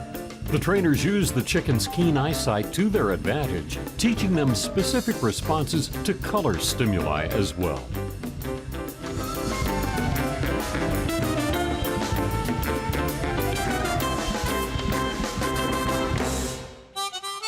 One of the first things we do is teach the chicken a discrimination. Color discrimination, shape discrimination. So we first started with just putting down a red chip, and anytime the chicken pecked it, we clicked and treated it, so the chicken got a lot of rewards for pecking on the red chip. Then we slowly started to add other colors, but try to make it easy for the chicken so that it would peck the red one, and then slowly add other colors so that basically the chicken had to choose between the different colors, but would always hopefully pick the red one because that's the one it got rewarded for. It's not all about science. There's definitely some luck and personality involved. Superstitious behavior means that the chicken is throwing something in that we didn't really think was an important part of the job description, the task analysis. The animal is embellishing a little bit. Well, I think this is part of it. So your superstitious behavior might be pecking instead of weaving, or in addition to weaving? I think in addition to, and we saw it a little on the balance beam too, where she was doing pecking. Similar workshops and trainings are offered all around the world. In the end, there is a trainer who has mastered the skills and precision that even the simplest creatures can follow. There are over 500 dog breeds. In this segment, we like to focus on just one and learn all about it. Today, it's all about the German Shepherd. Although it originated in Germany, the German Shepherd is a relatively new breed. It was originally a working dog that was used to herd sheep, but because of its strength and intelligence, it became a popular guard dog. The German Shepherd was bred starting in the late 1800s. And was recognized by the United Kingdom Kennel Club in 1919. At that time, there were only 54 German Shepherds registered, but by 1926, that number was over 8,000. And in America, the breed's popularity soared because of the popular TV and movie personality Rin Tin Tin. Because of their intelligence, loyalty, and strength, the German Shepherd has been adopted by police forces around the world, and is often just known as a police dog. German Shepherds are considered to be the world's leading police, military, and guard dog. As puppies, German Shepherds are sometimes called land sharks. That's because they love to bite and chew, and for that reason, it's not good to bring a puppy into a household with younger children. As they grow, they require lots of exercise, not just for their physical well-being, but also for their mental fitness. They need a yard to romp in, but can't be allowed to run free. The life expectancy of a German Shepherd is about 12 to 13 years, and as for health issues, they're especially prone to hip dysplasia. German Shepherds have a double coat, the outer coat, which sheds all year, and an undercoat that in cold climates keeps them warm. There's also a long-haired variety, but that coat isn't accepted by the AKC in America, although it is accepted in European kennel clubs. Studies indicate that the German Shepherd, although it has a reputation for being aggressive, doesn't appear to have a worse reputation than a small dog as far as biting goes. But it does have a strong bite. The German Shepherd's bite is over 238 pounds per square inch, compared to a pit bull at 235 and a Rottweiler at 265 pounds. While they may be known for their bite and their guard dog abilities, German Shepherds make a great breed for families with older kids. They are easily trained, extremely loyal, and very committed to their owners. And now you know all about the German Shepherd. During summer months, your dog can get too hot, and that could be dangerous. So how can you tell if your dog is overheating? A good way is to look for these signs: fast or noisy panting, and panting more than usual, glassy eyes, and gums that are bright red or blue. If your dog shows signs of confusion, vomiting, diarrhea, or seizures, you'll need to get to a vet as soon as possible. Certain breeds like pugs and bulldogs are at increased risk because of their short noses. Dogs with double coats like collies and Shiba Inus are also at risk. If your dog is overheating, what should you do? First, give him water, but don't let him drink excessively. Increase the airflow around him with a fan or air conditioning. Wet your dog's coat with cool tap water, but not ice water. Lowering your dog's temperature slowly is very important. Wrapping him in a wet towel also helps. And try to avoid walking your dog in the middle of the day. Instead, walk in the morning or at night when it's cooler. You'll both be happier. Now, more Pets in Paradise TV.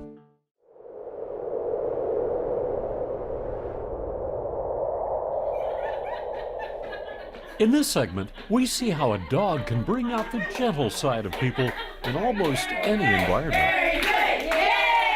Today, we're at the last class of Act Resilient, a 6-week class. Meet Buddy, a therapy dog.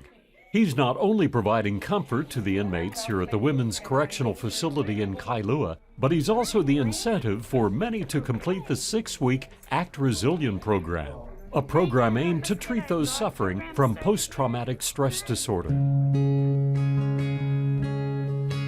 This is Buddy the dog. He's a 14-year-old golden retriever. He's the reward at the end of the program here at the Women's Community Correctional Center. Dogs are unconditional. I mean, I have dogs myself, and even if you treat them badly, they still love you. Okay, so that non-judgmental part is important for the women, because a lot of them have a lot of guilt. They're separated from their family, their children, and whatever happened to them, they feel bad about it. Dogs are awesome. They're like just like my kid, and they're really smart, and they know they can sense ya when people's scared or their feelings. That's why I like this class, because I gotta meet a dog. Do you think dogs can help inmates feel better? Yeah, because look I'm gonna have a beautiful day today because I gotta meet Buddy, and yeah, and I think we can train them and be there for them. Having Buddy here today, he's kind of the ambassador for the program, and we're starting out with this visit, getting the prison used to having a wonderful dog here on premises, getting the women used to interacting. We're going to be teaching the women how to train shelter dogs, and this is just the beginning for us. Aww, it makes me miss my animals. Because of the positive impact Buddy has had, the correctional facility will be bringing in shelter dogs for the women to work with and train. It's going to be a win-win situation for the women and also the dogs. Some of the dogs are kind of hard-headed, just like the women, and so hopefully we can help each other out. So the whole program is called The Culture of Respect. And we're going to teach people how to respect themselves, how to respect each other, how to respect the dogs, and it's going to change the way people relate to each other in this environment. And it's all through laughter and having fun. The women are broken, and the program and the dogs are what's going to help us put them back together emotionally. And I think it's going to be a win-win situation because when they do return to the community, they'll be better people for it. The Act Resilient program has benefited over 4,000 participants statewide. For this work, I won President Obama's Volunteer Service Award, and it's just been really, really helpful to help people handle PTSD. This class was the first time I participated in it, and I really enjoyed it. It was a 6-week course, and this class has helped me to get out of myself, and it was really positive. Every time we do something good, we acknowledge it. The whole group acknowledges it, and we just get out of ourselves and we're like, very good, yay!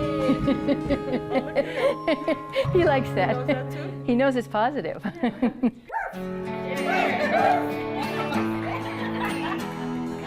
What I found was when there's stress in the family, it goes all the way down from the person who has the PTSD to the spouse, to the children, to the dog. And what I found I needed to do to have a complete healing was remove stress from the dog, and that then helped the family heal. So we have a technique that we use that helps dogs that have trauma to release that trauma.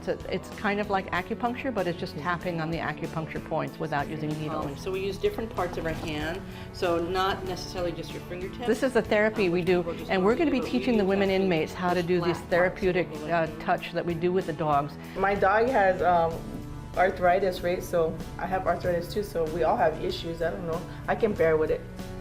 You know, everybody needs somebody. I guess it teaches us a lot, like responsibility, patience, to care for someone. It gets us out of ourselves. Yeah. And just being an inmate here, you got so much time on your hands, you know. Buddy's effect goes beyond the inmates. Even the staff needs a little relief from a stressful job.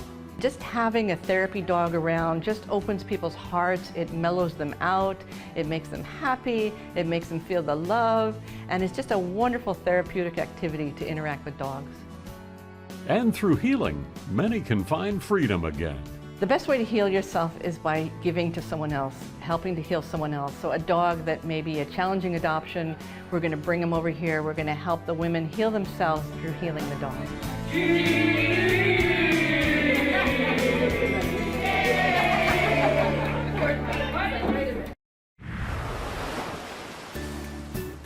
Do you believe in arranged marriages? In this segment, we'll witness a match made in doggy heaven while learning a few canine relationship facts. It's time to get dressed. Here is his tuxedo. This is Boo Boo. He's an Italian Greyhound. He's so handsome. And today he's marrying Rue. She's also an Italian Greyhound. Yeah. It may be an arranged marriage, but these two already share some chemistry. Well, Rue and Boo Boo have a tempestuous relationship. What I know about Rue is she likes to play hard to get. She likes to be the dominating woman, and she likes to get her way. It's no surprise that Rue wears the pants in this relationship. Studies on wolves and wild dog packs have shown that the majority of them have female leaders. Female dogs are usually more dominant than males. Boo Boo has a broken heart because he was surrendered by his family who felt he was a little bit too needy. So he's hoping to find good love with Rue. It's known that wolves stay with their mates for life, but unlike their ancestors, dogs don't. The reason is probably because dogs have been domesticated and don't socialize in packs anymore. So Boo Boo and Rue may need to work a little harder in their marriage. Well, you know, I knew something was going on between the two of them because whenever I take him out and she's in the house, when he comes back, she's ready to stalk him, and she sort of hides in the corner and then she pounces out and then gets him all scared. And that is love. Not only is playing love, it's also a way dogs express themselves socially. Unlike wild dogs and wolves, domestic dogs don't need to grow up. They have their food, water, and safety provided for them so they can play their entire lives. Something new, that's her dress, and then she has something old, which is her baby too. Dogs getting married? I don't know, but it's fun. Definitely the people are probably more stressed today, although As you can see, Boo Boo's pretty nervous and has the pre-wedding jitters. As Rue's mother, I thought this was just going to be a very simple event. But I find myself feeling all the emotions of having like a human child be married, so I think I'm going to cry at the wedding. In the past, dog weddings have been quiet family affairs. But these days, they're growing in popularity all over social media, making it easy for dog lovers to share their bow wow vows with the world. Saying thank you for coming.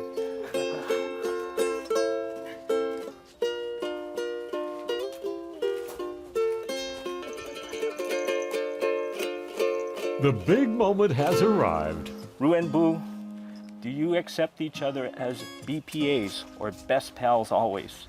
To let one another know that you're here for one another, to share your food should your mom unintentionally shortchange one of you. Italian Greyhounds are affectionate, intelligent, kind-mannered, and peaceful by nature. All great qualities to look for in your other half. Then, in the name of all that is loving and true, it gives me great pleasure and honor to pronounce you best pals always. Heleolua, heleoko, mekamaluhia okeakua. You may now honi or kiss one another. When Boo Boo and Rue lick each other's faces, they're not exactly kissing. Hela Maikai, congratulations! It can be a sign of affection, but more likely, it's a sign the licker wants to play or is busy setting the social order. Licking is the opposite of aggressive behavior. It's official, time to celebrate. It's hard to tell who's having more fun, the canine bride and groom or the distinguished guests. It's time to cut the cake. We're so excited to be a part of Rue and Boo's wedding. This is our very first wedding cake that we made. The bottom layer is Okinawan sweet potato and the top two layers are banana. And we really hope they enjoy it this year. Dog cakes are getting more and more popular. They're made of ingredients that are healthy and safe for dogs to eat.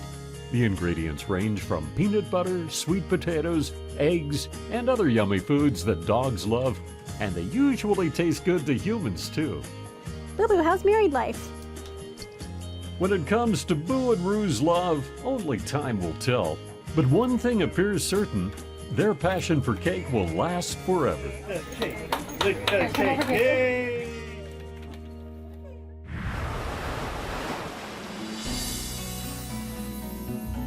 They say a cat has 9 lives. In this segment, we see that unfold. It's the story of a cat's lucky fate and an entire village willing to come to his rescue. I was on my way home from an adoption event, and I was on the H1 right before the airport split. In the middle of 6 lanes of freeway was a kitten that had just gotten hit. And I came back around and I parked right in the middle of the 6 lanes. I ran up to the kitten to try to catch him, and as I approached, he woke up. And he ran under my car. And I went, oh no, I'm never gonna get him now. And I looked around, I dove under, and he was nowhere to be seen. So I assumed he had run off to the other lane and possibly gotten hit. Unable to find the kitten, Stephanie headed home with a heavy heart. But little did she know a stowaway was riding with her. I got home, drove into my driveway, got out of my car. My puppy greeted me as usual and circled. He stopped and barked at the rear wheel well. A dog's nose is 1,000 times stronger than ours. Thanks to his keen sense of smell, Stephanie's puppy was the first to pick up on a new scent. There he is.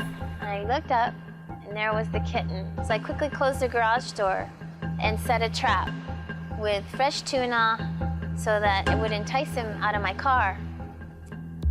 48 hours later, the kitten still hadn't moved or come out to eat.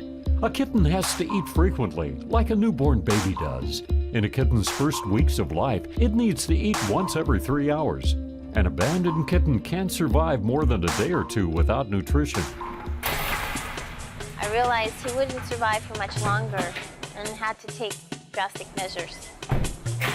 Stephanie came up with a plan to drive to her friend's auto shop to help get the kitten out. I knew my friend Jamie, the mechanic, would be the only one with patience enough to get him out. She put the car up on blocks. We removed most of the panels from the back, and he wasn't there. Time is of the essence, and they were starting to feel discouraged, but weren't about to give up Up here yet. is like the only place left for it to be. I don't know where else it would be. It's brave if it's up here. It seems like they had exhausted all options, but just then, Oh, I see it. It's hiding under the headlight. His gold eyes just popped out at me when I was looking at him, and he kind of started backing his butt up the little cubby that he was in, just getting farther and farther in, and it was tough at the end. We didn't think we were going to be able to get him out. they closed the doors to make sure the kitten would stay safe in the event they got him free. But it was a tedious process. Cats are one of the most agile domestic animals. And lucky for this guy, he found a safe place under a front lower panel. Oh, he's pretty tough. See him. I'm gonna grab him. Give me a towel. Here. Right, I'm gonna wrap him in a towel. Ready? Oh my God. You okay? Oh my God, it's a miracle. When we found the cat, it was exciting because we looked and looked and looked, and it was almost the last resort, and then we found him, and he was just so scared and so beautiful. Thanks, you guys. So for the kitten to still be alive, it's pretty cool.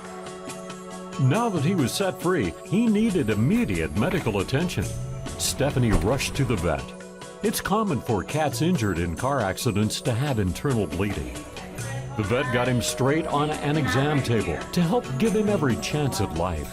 Okay, he's got good paint color, so he's stable. You can use his front legs okay. I'll see. It looks like his back legs hurt. The kitten that Stephanie rescued only sustained a broken leg and did not have any brain trauma or spinal injury, which is very fortunate for a kitten that was found on the freeway.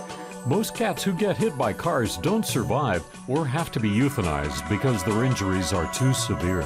He used 2 of his 9 lives that day. What a miracle. Little tiny kitten hit at 60 miles an hour with only a broken leg. So 2 days later, I picked up little Infinity. I named him Infinity because my car saved his life. 24 hours later, the little guy has made a full recovery and has been adopted by a loving family. Now his future looks extremely bright, from a feral to a spoiled kitten. It also took some good Samaritans to give this kitten another chance. There are more than 500 dog breeds, ranging from the world's smallest, the Chihuahua, to the mighty Great Dane. Our goal is to pick one and learn all about it in It's All About the Breed. Today, it's all about the Shetland Sheepdog. The Shetland Sheepdog, known most commonly as a Sheltie, is believed to have originated in England or France in the early 1900s and were originally bred to herd sheep in the Shetland Islands, hence their name. The Shetland Islands are known for their small breeds of animals, the Shetland pony being the most famous, and the Sheltie is also a small animal, probably bred to herd small Shetland sheep. They are sometimes referred to as miniature collies, which is incorrect. They're generally 13 to 16 inches in height and weigh between 11 and 24 pounds. Females and males are usually about the same size. They have a double coat consisting of long fur on the outer coat and a soft undercoat to regulate temperature. They come in tricolor, blue merle, and sable with various white and tan markings. Shetland sheepdogs were first recognized by the American Kennel Club in 1911. Their early history isn't well documented, but it's believed they were probably descendants of small species of the King Charles Spaniel and the Scottish Collie, later the Rough Collie. In fact, they were first known as Shetland Collies, but collie owners objected because they were a mixed breed, so the name was changed to Shetland Sheepdog. They are no longer used as herding animals, although the herding instinct is so well developed in their genes that they can still perform intricate herding practices with little or no training. These days, Shelties are raised as pets, but some are used as farm dogs, where they are great herders of chickens, ducks, geese, goats, and cows. Shelties are known for their sweet temperament, not only with people, but with other animals. They do well in apartments, but as with most dogs, they need their breaks and a good walk or two each day. They are highly intelligent and are considered to be the 6th smartest dog out of 132 breeds. Some researchers have found that a Sheltie can learn a new command in less than 5 repetitions. As for health issues, Shelties are athletic and generally healthy dogs, but can be prone to diseases of the eyes, which puppies should be examined for, as well as for thyroid problems, epilepsy, hip dysplasia, and skin allergies. They're also 4 times more likely than other breeds to contract a certain type of bladder cancer. Before breeding, Shelties should be tested for inheritable genetic diseases, and breeding between 2 like-colored Shelties can sometimes result in blindness and deafness. And now you know all about the Shetland sheepdog, the Sheltie. In this segment, we learn the power of a dog's love. Love that can teach, heal, and comfort those who need it the most. Read to Boomer and see if you can teach him some new things here. Have a seat. There you go. This is Boomer, also known as Boom Boom, and he is an animal-assisted activities dog, and he's been a therapy dog now for about a year. When Dad came home from work, A therapy dog is trained to provide affection and comfort to people, and also support those with learning difficulties. So when they come to the library and they see a dog, that encourages them to want to read. So what we do is try to make it a fun event. They're not judged. A dog doesn't put on any airs at all. You see what you get. In efforts to be helpful, some adults find themselves correcting what a child is trying to read. Sometimes I remember and sometimes I just forget. But when a child is reading to a dog, the focus shifts, and all thoughts of being judged disappears. Along with building self-esteem, children's reading skills improve as they begin associating reading with an enjoyable setting like this. And when they establish that comfort level, they start building self-esteem. At the end of the day, when Boomer and his handler head home from work, they also feel a sense of purpose and fulfillment. Boomer, are you tired now? This is Boomer at the end of a day. But it's not always easy work. Andrea learned the power of a dog's love and service through heartache of her own. I got into the therapy dog program because of my brother. My brother was diagnosed with a terminal cancer back in 2003. I took my brother into the doctors and they said, we got to admit your brother into the hospital. And so I started thinking, what am I going to do with all 3 of my dogs? My mom can't have all 3 of the dogs at the house. So I asked the hospital if Angus could stay there. And they said yes. And Angus was the perfect dog. He just laid there with my brother, very comforting. And the clinicians were very impressed with it, so they let me have free rein to go around to other patients on the ward, and there were a lot of cancer patients, so I did that. And then when my brother came home to hospice care, I had my 2 whippets and Angus, and they all laid on the bed with him, and he passed away 10 days later. Angus provided that comfort that my brother needed in his final days. As sad as that whole experience is, my brother gave me a silver lining. His death was a silver lining because it opened my eyes up to what animals can do between a human and animal bond. And that's when I started the therapy program. Good boy, stay. There you go. Come on. Angus now regularly visits hospitals and is part of the care team. Hey, good to see you. Most of our patients here have been in the hospital for several days, sometimes even weeks. Hi. And it's kind of difficult for them to feel separated from their normal home environment. I really feel a lot more relaxed. I've been in the hospital now for 6 days, and just to have an animal around and something that's like home again really made me feel good.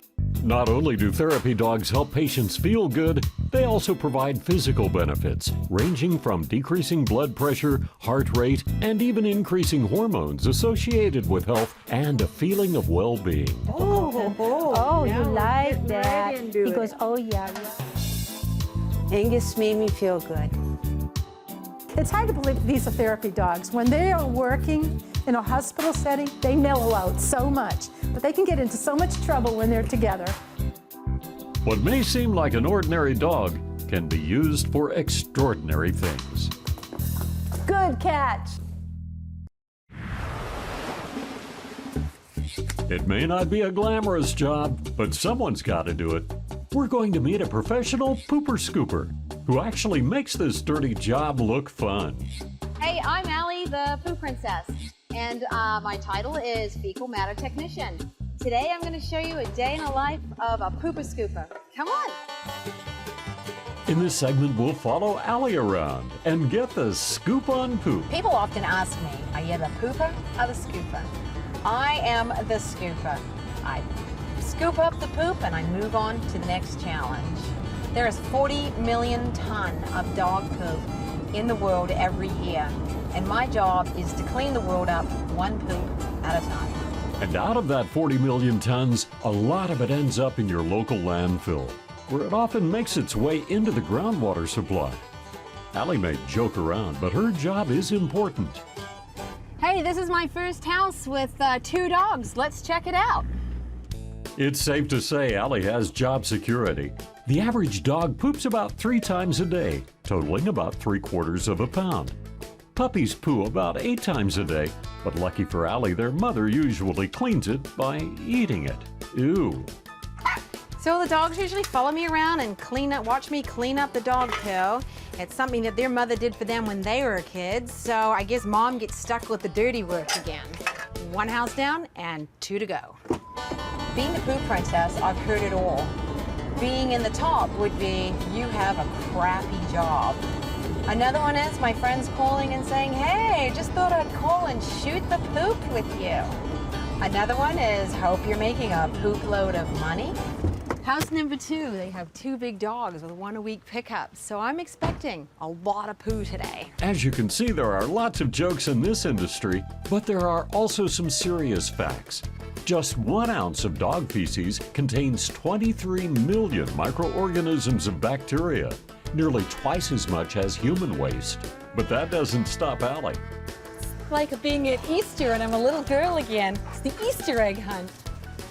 Get to pick up all the poo. Is that pumpkin? Have you guys been eating pumpkin? Sometimes you get it really stuck in the grass. You just gotta it's all right, no job too big for the Poo Princess. I caught about a 3-pounder here, maybe a little bit more. While Allie is scooping up her profits, let's explore an alternative way of getting rid of this canine toxic waste. Bye-bye, Pooh. Yes. Who's that? Meet Dwight and Craig. They have 2 mastiffs. He's about 160 pounds, and she's about at 120. A lot of food is needed to keep those massive bodies going, but what goes in must come out. So about in a week, we probably collect about 30 to 40 pounds worth of dog poop. And every week that adds up. Soon, Dwight and Craig just couldn't take it anymore. But lucky for them, they found some little helpers. These worms are Icenia fetida and Perionyx excavatus, also known as red worms and blue worms. These are composting worms and they eat poop. Worm composting has become popular over the years. All you need is a container, shredded paper, poop, vegetable scraps, water, and worms. Evidently, worm poop doesn't stink. There's no smell once I open the bin cover every day. Like when you open it, there's nothing. You really can't smell anything. The end product is called vermicast, a great fertilizer, but when using dog poop, it's not recommended for edible plants because some harmful bacteria may still remain. Now let's check back in with Allie, the Poo Princess. We're coming up on our 3rd house, and the scoop on this house is they have 3 dogs, 2 very large and a Shih Tzu. I'm expecting a good amount of poop, so we're gonna pull up right here. Dog waste removal is a growing business for lots of communities. We're just getting ready. I'm putting on my gloves. Many clients are willing to pay more than $40 a month for this service. The startup costs are low, but there are some risks involved. One of the hazards of my job is that I might run into aggressive dogs. Look out! Look out! Look out! Look out! Look out! Look out! Look out! Look out! Look at the big poos! Right, let's go. If the dog poops in the yard and no one's around, does it stink? Do the flies come? Yay! Gizmo, where's your poo? Is your dog a pain in the grass? Mine is. Oh, look at this. Tidy, tidy, tidy. A philosophical question. Which came first? The pooper or the scooper? Which one do you think came first? Oh, we're gonna have to do a double empty at this time. My job is fun.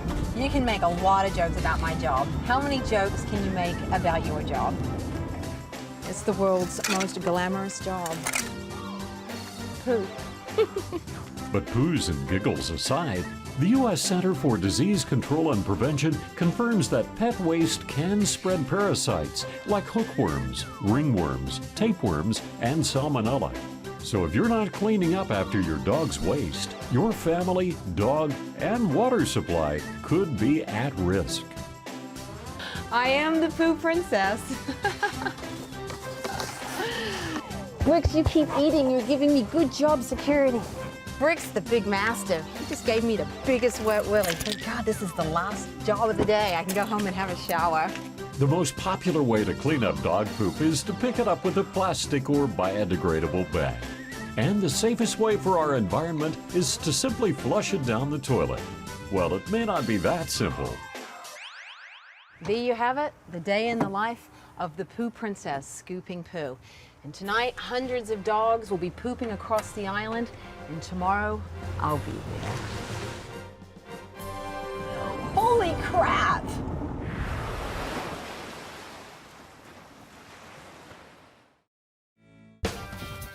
This is the story about no ordinary dog. Come here, Abby.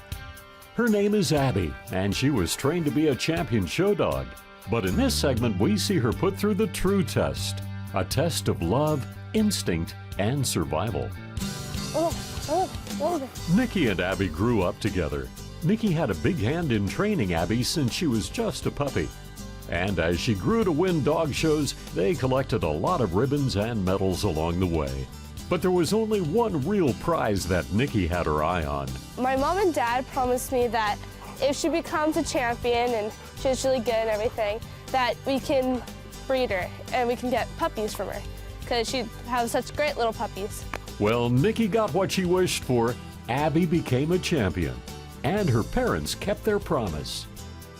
This is the first time that we have, as a family, decided to breed a dog, and so we wanted to be sure that the breeding that we were doing was going to produce healthy puppies with good temperaments. Healthy puppies meant a thorough examination for Abby. And since Abby's parents, Mark and Marie, were both veterinarians, they knew exactly where to go to get her hips and eyes checked, have DNA testing, and have an ultrasound on her heart. When Abby tested healthy, we said, okay, we're going to go ahead and breed her.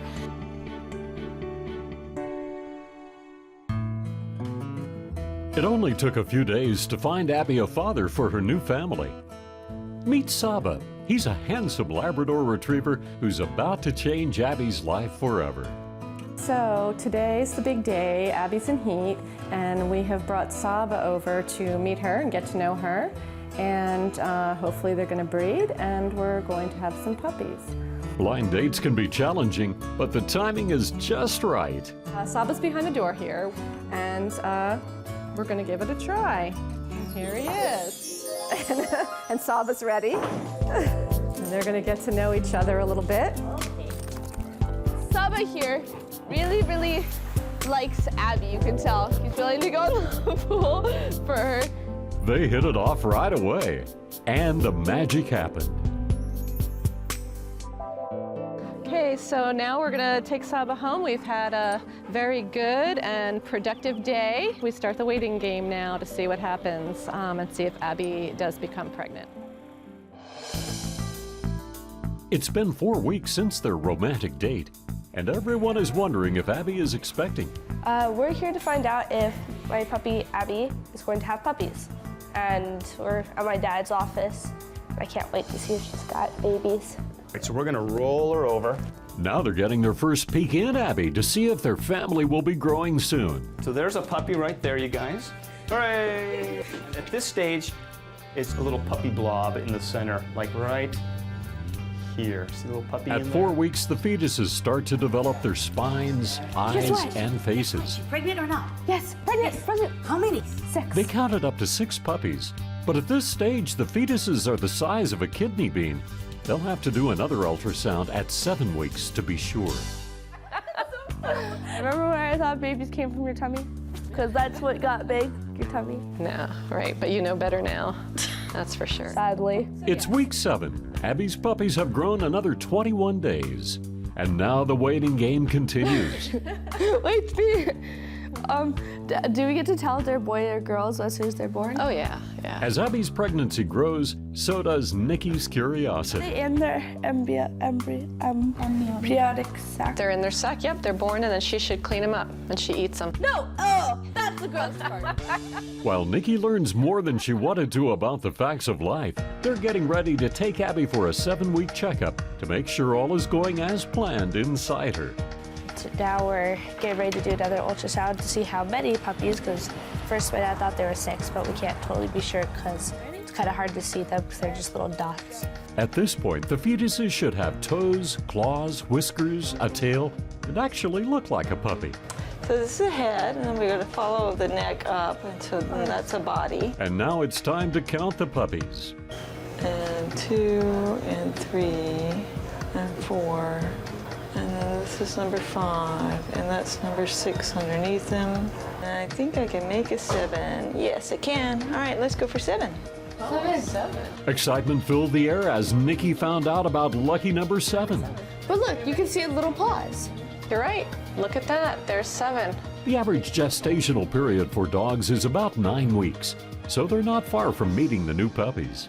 So Nikki's really come a long way in this journey, and we're very proud of how she has trained Abby and what she's done with Abby. And this is going to be another challenge and another step to show that she's responsible and that she can handle what's about to come upon us. Probably, most likely gonna be 7. Let's hope they're 7. And if they're 7, I'm going to hide another one. My mother will not find it until it's big enough to run around. Up next, Abby's big day arrives. But sometimes the journey doesn't always go as expected. A hard fact of life for both Nikki and Abby.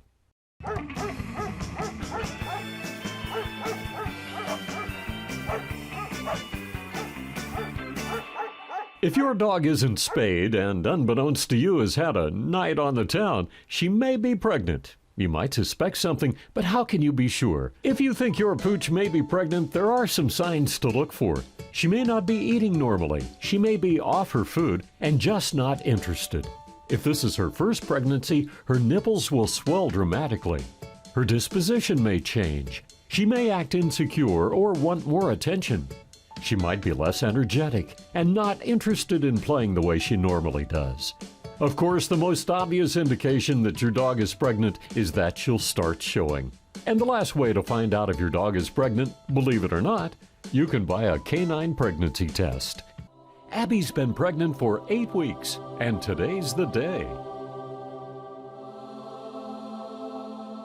At about 4:30, Abby started having some contractions, a little bit of bleeding, so we started watching her, and at 5:15, she delivered her first puppy, and unfortunately, that puppy was dead, was stillborn. What happened was she just wasn't able to push that puppy out, and it stayed within the uterus too long and couldn't breathe. When I heard the puppy was dead, I wasn't very happy about that because one, it's a puppy, no one likes seeing dead puppies. 2, it was Abby, and I was scared the other puppies were going to be dead too. We're just concerned that she's got a little bit of uterine inertia, which means that her uterus muscle isn't contracting enough to help her push along the labor. It's been about an hour since her last puppy, and she just really hasn't done a whole lot. So, and her contractions for that first puppy were kind of weak. So we want to keep her moving a bit. We're going to give her a little oxytocin. Oxytocin is a hormone that helps stimulate the uterus to contract. I think you need to be clear that once you start down that path and you give the oxytocin, then you have to be prepared to do a C-section because you're going to separate. The placentas now are going to separate, and she's either going to push the puppies out or we're going to go in and do a C-section. You have to think about her and you have to think about the puppies, so it's that fine line between, obviously you want live puppies, you also want to end up with a live mom. She's having contractions. Abby starts to have another contraction, and the fate of puppy number 2 is in Mom's hands. You're brave, Mom, to do that. There we go. Is it out? Almost. Is it alive? Yeah, there sure is. Everyone let out a sigh of relief as puppy number 2 made it out alive. Puppies are born surrounded by the placenta sac. Abby opens the sac by eating it. The membrane contains a hormone that encourages her to lactate. It barked. That's cute. Abby will continue to lick her newborn to stimulate breathing.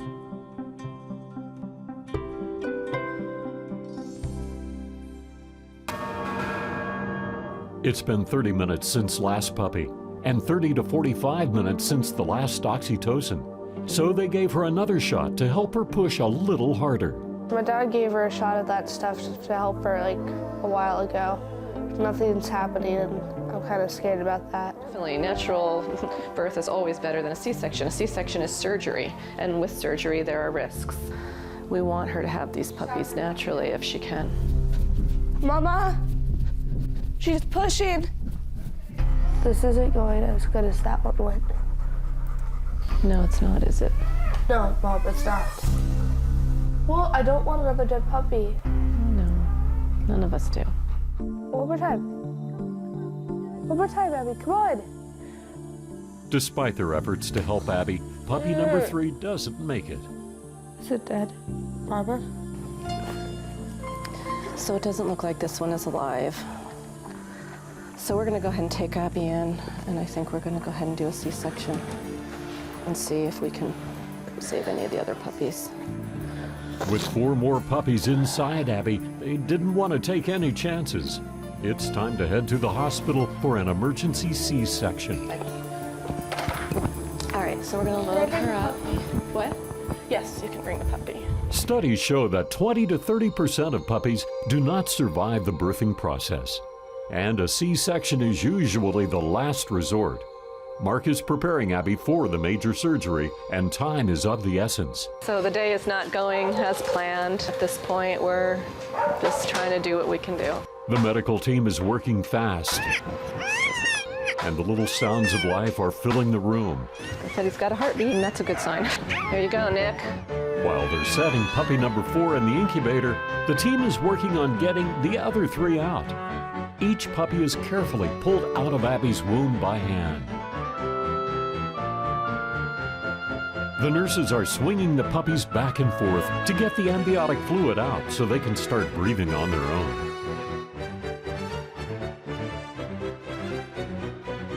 It's time for the last puppy to be born, but it's not showing any movement. This one's just not breathing. Let me just see if I can get him. And she's a little smaller than the rest, and so she's got a heartbeat, but she's not breathing, and her heart is actually not, it's not beating that fast. They're trying to stimulate her just as her mom would after a natural delivery. The puppy is also fighting the effects of anesthesia. She's squeaking. Keep going. That was a loud yell. Yeah, there she goes. Yay. It was a long, tense journey, but Abby and the family are bringing home 5 healthy puppies. This is a girl. Stay tuned to get a preview of the puppies and find out the big plans for the runt of the litter.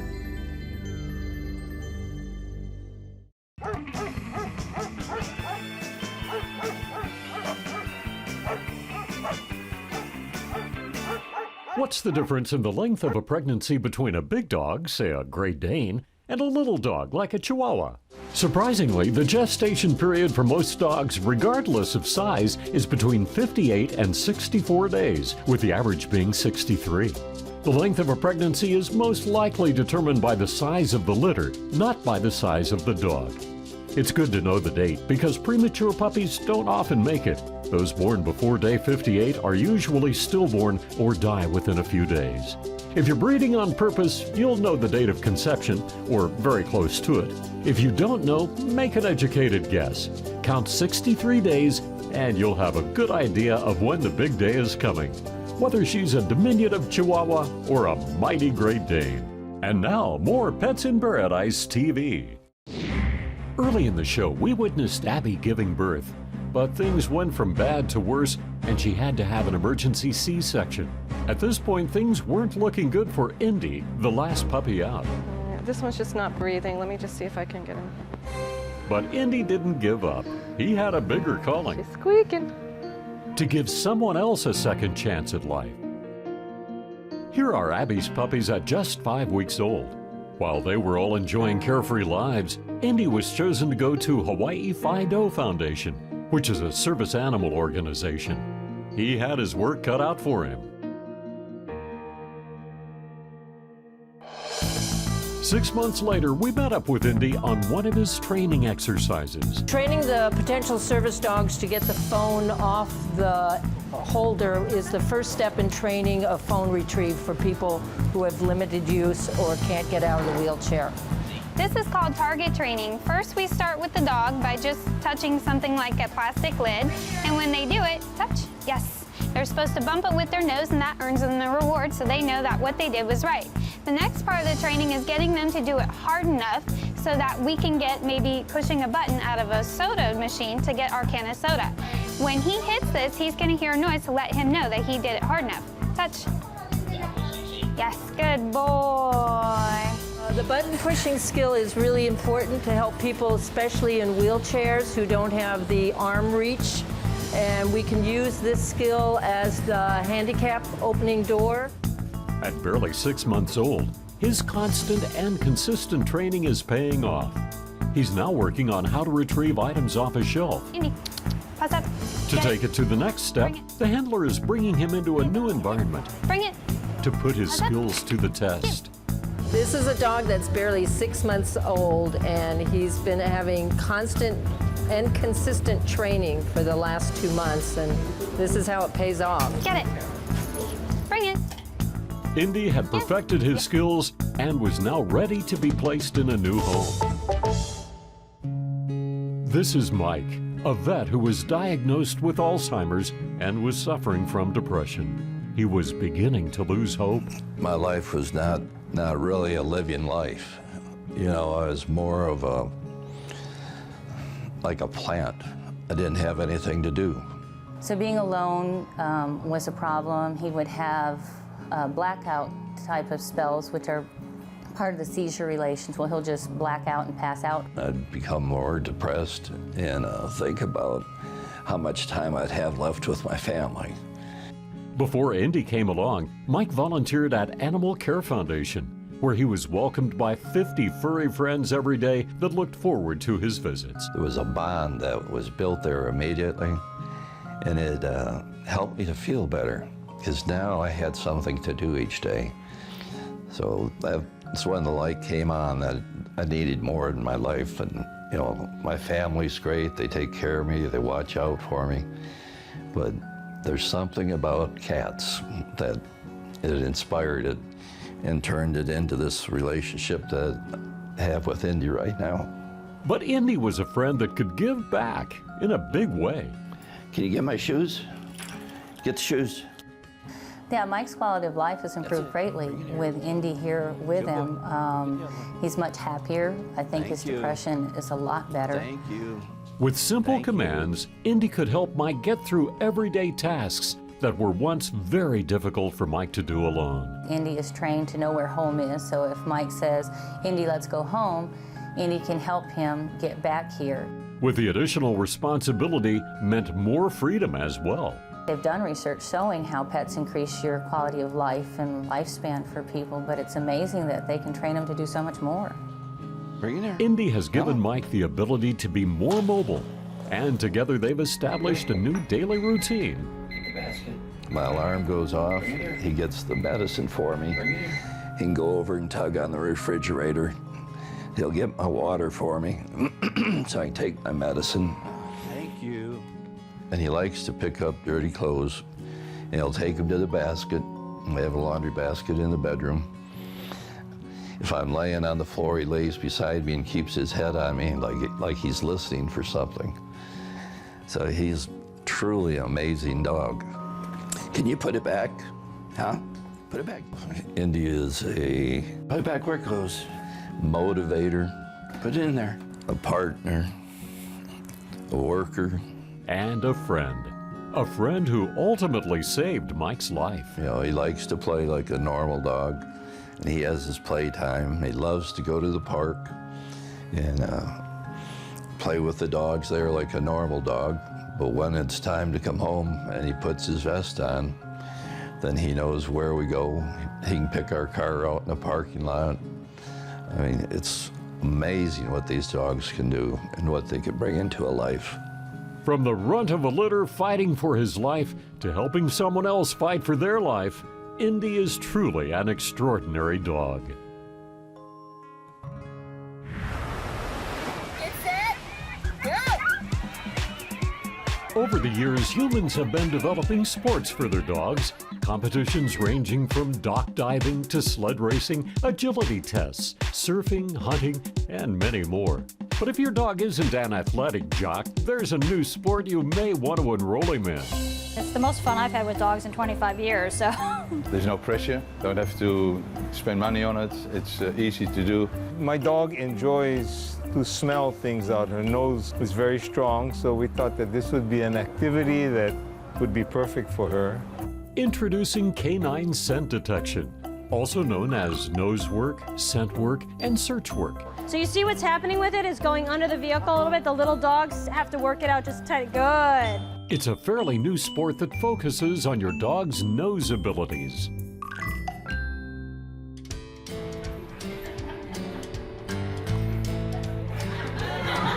The sense of smell in the dog is so powerful, and it's connected to so many parts of the dog's brain, emotional areas of the brain, how the dog feels, that we see a lot of great and positive changes in many dogs by allowing them the opportunity to explore this part of who they are.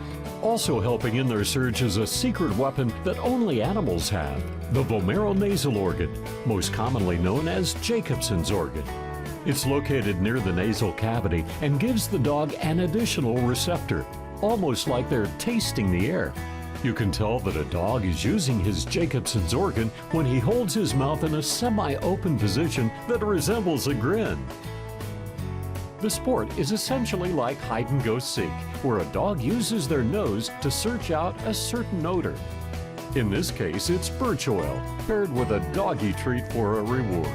So right now we're pairing the food with the odor so the dogs can get a quick reward. Soon the dog will associate the smell of birch with a food reward. First thing my dog Luca did was to search for food, which he loves, and then after several months we added the birch odor. It's an essential oil, and we paired it with food. So now he associates the birch odor with his reward of food. The end goal is to have the dog search for the odor, not the food reward. This same technique is also used in professional scent detection. Everything from bed bugs to human remains, bombs, or narcotics. We're not teaching the dogs anything. They already know how to use their nose. We're just giving them a context and a parameters that's acceptable to us as people, so that keeps them out of trouble and they get to have fun doing it. A dog's sense of smell is their #1 method of gathering information. They have from 125 to 300 million scent glands, depending on breed, compared to our meager 5 million. All breeds of dogs can participate in the sport. The concept of canine nose work is that it's accessible to as many dogs and as many people with as many different backgrounds and life challenges that we can possibly reach. We really try to embrace the animals that have sort of been shunned from other things that they do. Although all dogs have an incredible sense of smell, their methods can vary, and it's up to their owner to encourage their own unique way. So you can always tell what are going to be some of the search styles of the different dogs. Some are going to be get to source, stay there, and then immediately go on and find the next one. Other dogs are going to be more likely to stay at source. Start a little bit closer to the car. Just start a little closer to the car. Now that they've mastered finding the odor in boxes, it's time to move on to something more complex, a vehicle search. And we don't use boxes in the vehicle searches because the vehicle itself is a large container. I'd bring him right up to the vehicle because he has no concept of what this is. Scent detection is a game that creates a level playing field. It doesn't matter how big or small, how strong or shy your dog may be, they just need to rely on their survival instincts. So now we have Bumper. Bumper is visually impaired. And what's interesting, you know, being blind, you would think that it would take longer for him, but he was probably one of the most efficient dogs here. You know, he doesn't waste a lot of time at all. Been blind since birth. So he's been in survival mode his whole life. He doesn't waste a lot of time and energy because that couldn't be the difference between life and death for a dog like that. The sport of scent detection is gaining popularity across the country. And unlike other canine competitions, it's great for all breeds, ages, sizes, and abilities.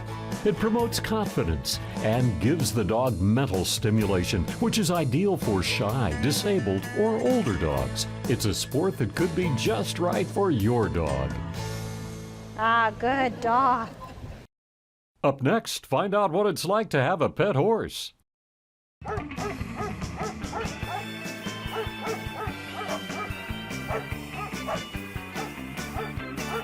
Why is it that dogs greet each other by sniffing their butts? Because of their incredible sense of smell and special glands the dogs have in their rear ends, they can get information like gender, reproductive status, diet, and even clues about their emotional state. It may seem strange, but butt sniffing is simply a dog's way of shaking hands and saying hello. Welcome back to Pets in Paradise TV. Many of us have dreamed of owning a horse. In this segment, we learn just what it takes to raise a pet horse. Let's head out to Maunawili Stables on the east side of the Hawaii island, Oahu. If you're thinking about getting a horse, there's a few things you should know before you get into it. I'm going to get Sugar Plum ready for my riding lesson. Getting a horse is not like getting a dog or a cat. It's a lot more like having a child. The responsibilities are pretty major. Because owning a horse is a big responsibility, both in time and financially. Horses need food, shelter, to be cleaned, and love. For thousands of years, before the invention of the modern-day engine, people relied on horses to get around. These days, owning a vehicle may be cheaper than housing a horse. It's also a commitment that requires everyday TLC. Well, the first thing you're going to need is a place for your horse to live. A lot of people like to keep their horse in the backyard, but I don't recommend that. We keep my horse at a stable where they feed it and keep it safe. Some places you can feed and water and muck the paddock yourself, and they're a little cheaper. So if you take care of the horse yourself, it means it's an everyday thing. Whether it's raining, you feel sick, you have to still come, you have to feed at least twice a day. But usually it's going to run you at least $100 a month, up to $600 a month for a place that provides full care.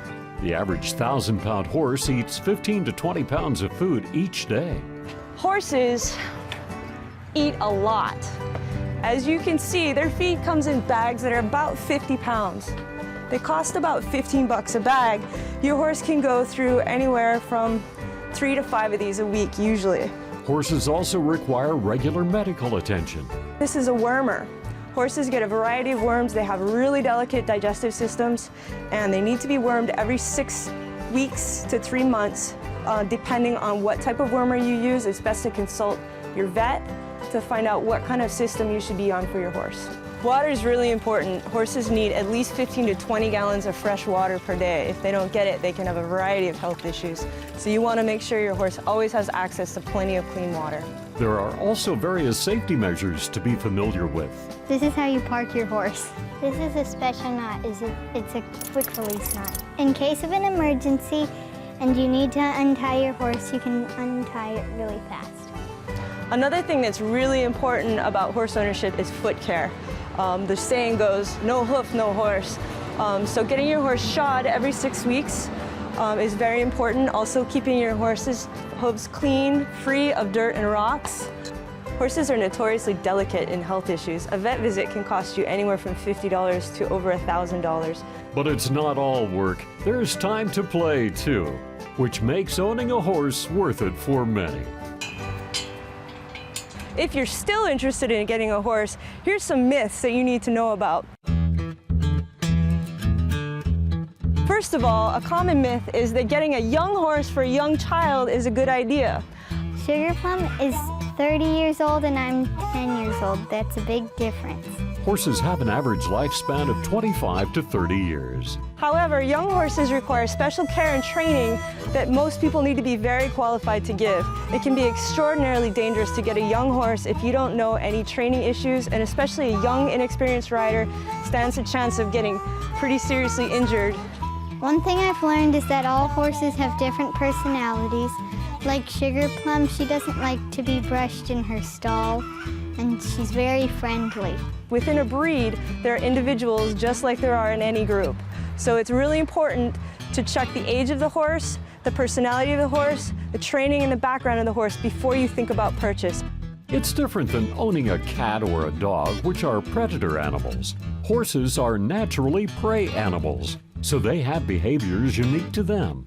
They'll do a behavior called spooking, which means they think that something might be coming to get them from the bushes or a tree, or a lot of times it could be something flapping. It's possible they get hurt. It can be dangerous just because they're bigger than us. Any sudden movement might startle a horse, and it's a pretty major behavior if you're not used to dealing with it.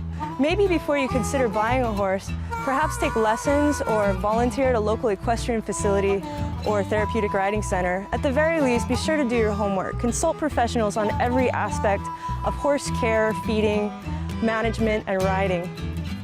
The most important thing you need is love. So the bottom line is you have to really love horses and love what you're doing, because most of the time you're not riding down the trail having a good time. I mean, that is a very, very small part of owning a horse. The biggest part is all the stuff that goes on behind the scenes, the non-glamorous part, and you got to be into it and enjoy it. Just remember, it's a major investment, but like any big investment, the reward is that much greater. Riding a horse makes me feel happy.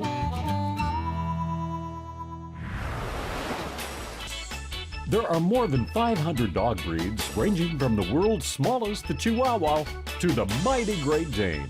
Our goal is to pick one and learn all about it in It's All About the Breed.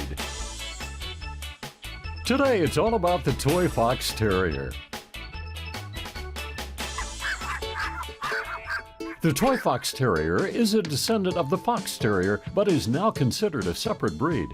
They were originally developed in America by crossing smooth fox terriers with different toy breeds, including miniature pinchers, Italian greyhounds, Chihuahuas, and Manchester Terriers. The result is a dog that's a hunter like a terrier, but with a mild disposition. The Toy Fox Terrier was first developed in the 1930s and recognized by the AKC in 2003. In addition to being very intelligent, they're great family pets and are outgoing, friendly, and very loyal to their families. They adapt well to apartment living, but love to be outdoors and like to hunt and play. They're good with children, although with any toy breed, it's best not to introduce them to very young children. Because of their extreme loyalty, the Toy Fox Terrier is often called a big dog in a little package and has an ego that will dominate almost every situation. Their intelligence, though, also makes them excel at other duties. Toy Fox Terriers are highly animated, comical, entertaining, and playful their whole life, and if trained right, they don't bark much. Although they love to hunt and play, they're also comfortable just relaxing. Toy Fox Terriers come in a number of colors: tricolor, which has a black head with tan markings over a white coat, the white, chocolate, and tan variety, white and blacks, and white and tans. As for health issues, the Toy Fox Terrier is considered a very healthy breed. Problems that may arise include periodontal disease, knee problems, and allergic reactions to some foods. When fully grown, they'll be 8.5 to 11.5 inches tall and weigh between 3.5 to 9 pounds. Their life expectancy is about 15 years. If you're interested in getting a Toy Fox Terrier, find a reputable breeder. Do your homework and make sure it's the right choice for you. And now you know all about the toy fox terrier. In just a second, we'll find out just how fast these dogs will run for bacon.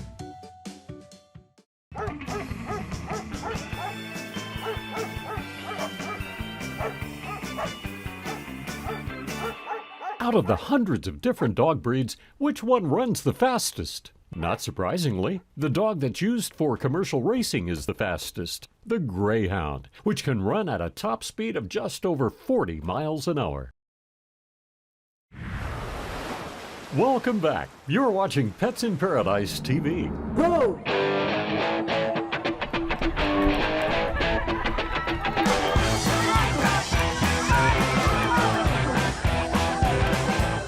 In this segment, we see how even the shortest four-legged dogs have the need for speed.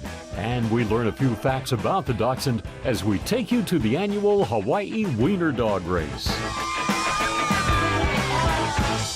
We have here like hundreds of dachshunds here, and it's just a great event to see them all together. And we are at the Wiener Race, and we're going to get our dogs a gold medal. There's a lot more weenies on island than I thought there were.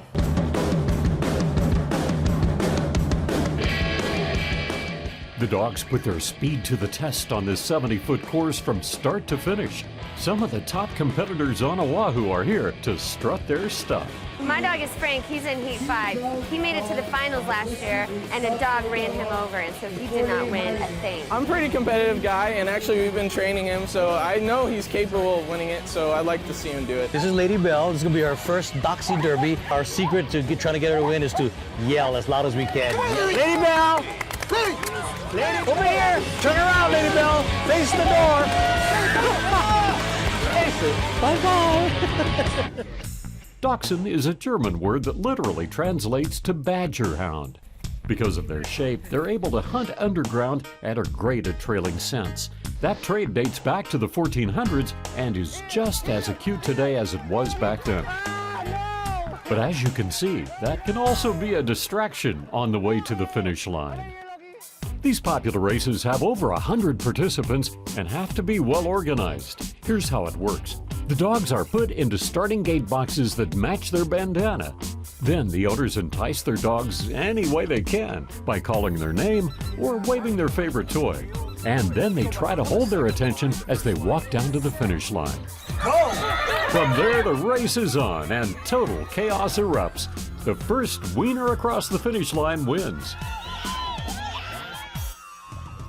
Some of these dogs will go into a national championship race held each year where the fastest hot dog is awarded the Wiener National title. Yay! Some owners take unusual steps to motivate their dog. With Frank, we practice with bacon. We actually fry bacon, and I rub it on my hands and on my arms, and I just run and make him run with me, and he follows me anywhere the bacon is. And apparently, bacon did the trick for this top team. I told you I knew what I was doing. How important is this to you and your dog? I don't think Frank cares at all. I care a lot. Whether they're motivated by bacon, toys, or just love, these little guys don't waste time getting to the finish line. Just how fast are they running? 20, 25 miles an hour. So a human can reach that fast, I think. Definitely faster than I can run, and let's just say 5 miles an hour. 5-6 miles an hour at least. I would say 15 miles per hour, 20 miles per hour for the little dogs. I mean, they're going. Believe it or not, Wiener dogs were bred to hunt and chase. They can run up to 15 to 20 miles an hour. But as you can see, the speed can vary from dog to dog. Wiener dog, or dachshund racing, is fairly new to the U.S. It started in Australia and spread to the U.S. in the 90s. Today, there are wiener races all over the country, and a national race is held each year in San Diego.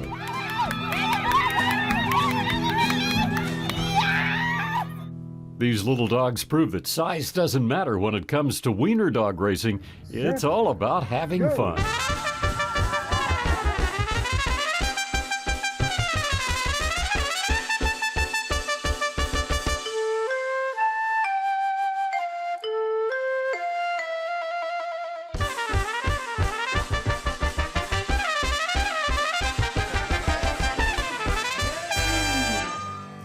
Some of these little guys aren't able to run like their friends, though. Like some other breeds, Dachshunds can suffer from hip dysplasia, and because they have such long spines and short rib cages, they could also have spinal problems.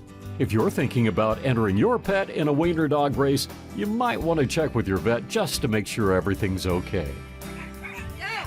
Then the fun begins, and it's hard to tell who's enjoying it more, the wieners or their owners. These hot dogs are truly hot dogs when it comes to racing.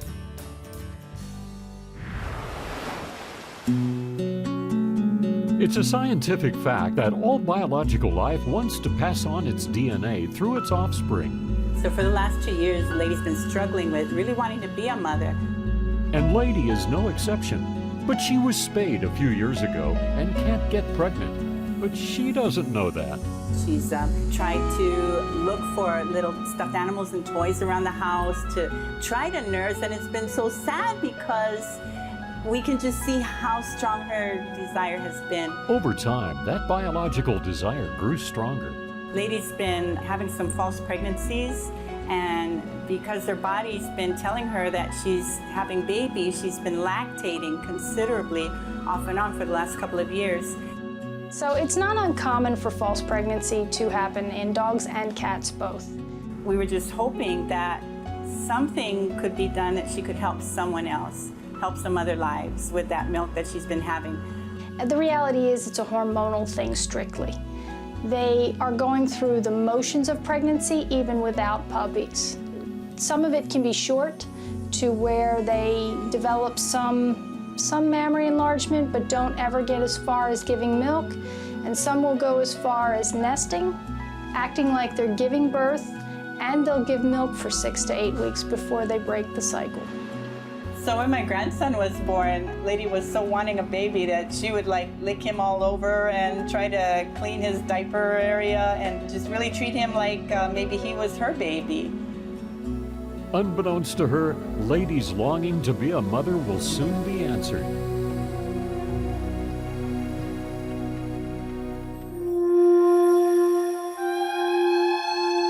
Meanwhile, 20 miles to the west, at the Oahu SPCA, Lady's prayers may have been answered, but in a bittersweet way. A litter of puppies came in that were abandoned on purpose in front of a grocery store in a basket, eyes closed, umbilical cord still attached. If these puppies do not get fed, it is possible that they will not make it. Unfortunately, since these puppies were just dropped at our doorstep and it's so last minute, it is hard to find the volunteers and manpower to do the bottle feeding. Luckily, the Oahu SPCA has a huge network of people who are willing to foster dogs, but finding someone at the last minute is hard. Then, after searching for hours through the database, they found Lady.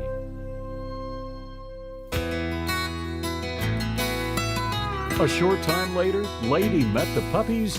Yeah, there you go. There you go. And the puppies found just what they were looking for. Lady's been lactating, and so it was perfect timing. And we got together early evening yesterday, and after some time, less than an hour, Lady and the puppies were doing their thing. The puppies were latched on very well, and Lady was bathing them and nursing them and just doing everything in perfection.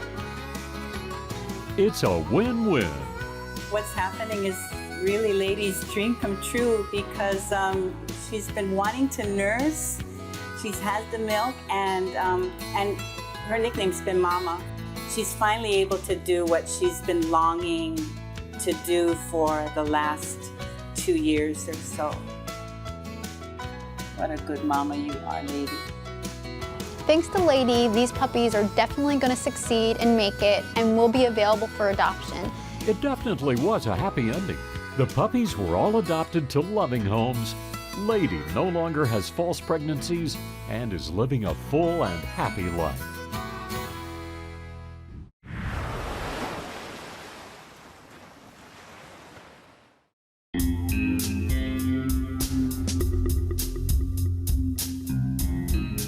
Under dark of night, with spooky eyes and invisible to many, it's the black cat. long considered to be a source of evil and bad luck. But why is that? Veterinarians agree that there is nothing about black cats that's any different than any other type of cat. So as veterinarians, we treat all sorts of animals, large, small, black, and otherwise. And there's never any documented information specifically to black cats. No diseases, no psychoses, no breeding issues. They're wonderful pets.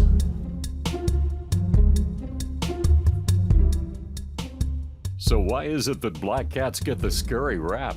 I don't know why people think black cats are bad luck, because I used to have one, and the only bad luck he brought was his pee everywhere. The media, it's a media scam.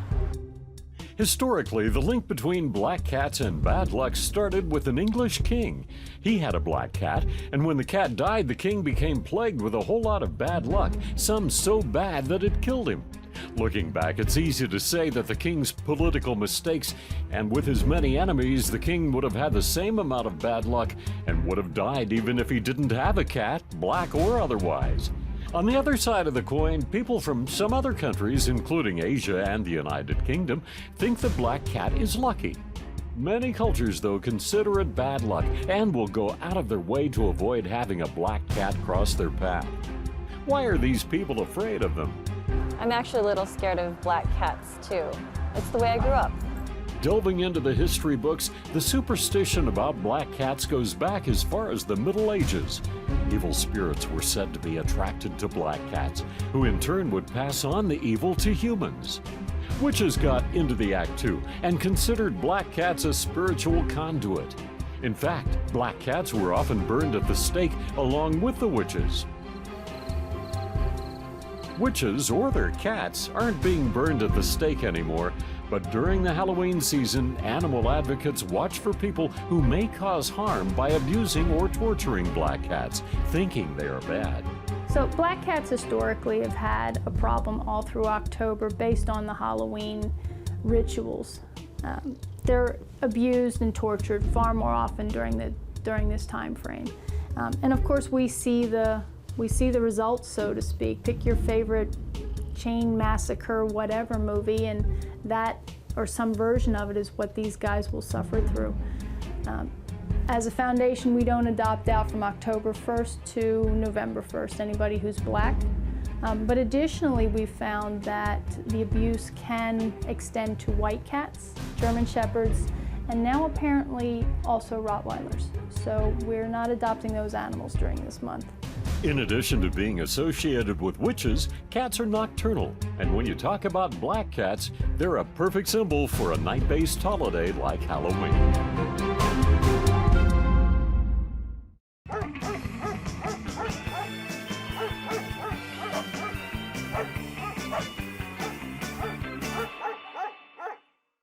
If you're a dog owner, you've probably seen it. Your dog eating grass. It's very common. So why do dogs eat grass? Is it to induce vomiting? Is it a need for fiber or certain vitamins? The truth is, no one is sure, even after decades of studies. Most dogs eat grass when given the opportunity, but why they do it is unclear. It's not because they have an upset stomach and want to induce vomiting. A very small percentage of dogs who eat grass were ill before they ate it. It's also not likely that they're seeking certain nutrients or fiber, because when their diets are modified to include those things, the dog still eats grass. And it could be that grass simply tastes good. What all researchers do agree on is that eating grass is normal dog behavior. One word of caution though, the grass they eat could contain harmful chemicals. You can protect your dog by using only non-toxic products on your lawn and prevent them from eating grass that you're unsure of. There are more than 500 dog breeds, ranging from the world's smallest, the Chihuahua, to the mighty Great Dane. Our goal is to pick one and learn all about it in It's All About the Breed. Today, it's all about the Great Dane. The Great Dane is the biggest dog breed in the world. The average height is at least 30 inches for a male and 28 for a female, and the minimum weight for a male is 120 pounds. The Great Dane was originally created by crossing the Irish Wolfhound with a Mastiff. and the purpose was to hunt boar and become guard dogs. The Great Dane's gentle and friendly disposition, however, doesn't make him a very good guard dog, although his imposing size could scare off most any intruder. Danes come in 6 colors: fawn, brindle, blue, black, harlequin, and mantle. They come with floppy ears, but back in their hunting days, their ears were cropped to make them stand up and were safer when working. These days, some owners elect to have them cropped to maintain the tradition, but many do not. Ear cropping has gone out of favor, and many countries have even banned the practice. As with any breed, Danes need to be walked regularly, but become very attached to their owners and like to be by their side. Ironically, Danes are good apartment dogs. Nutrition is a little different with Great Danes.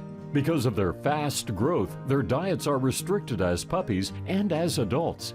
They are fed several small meals a day and are not to be exercised after eating. Health issues can include hip dysplasia, stomach problems, and congenital heart disease.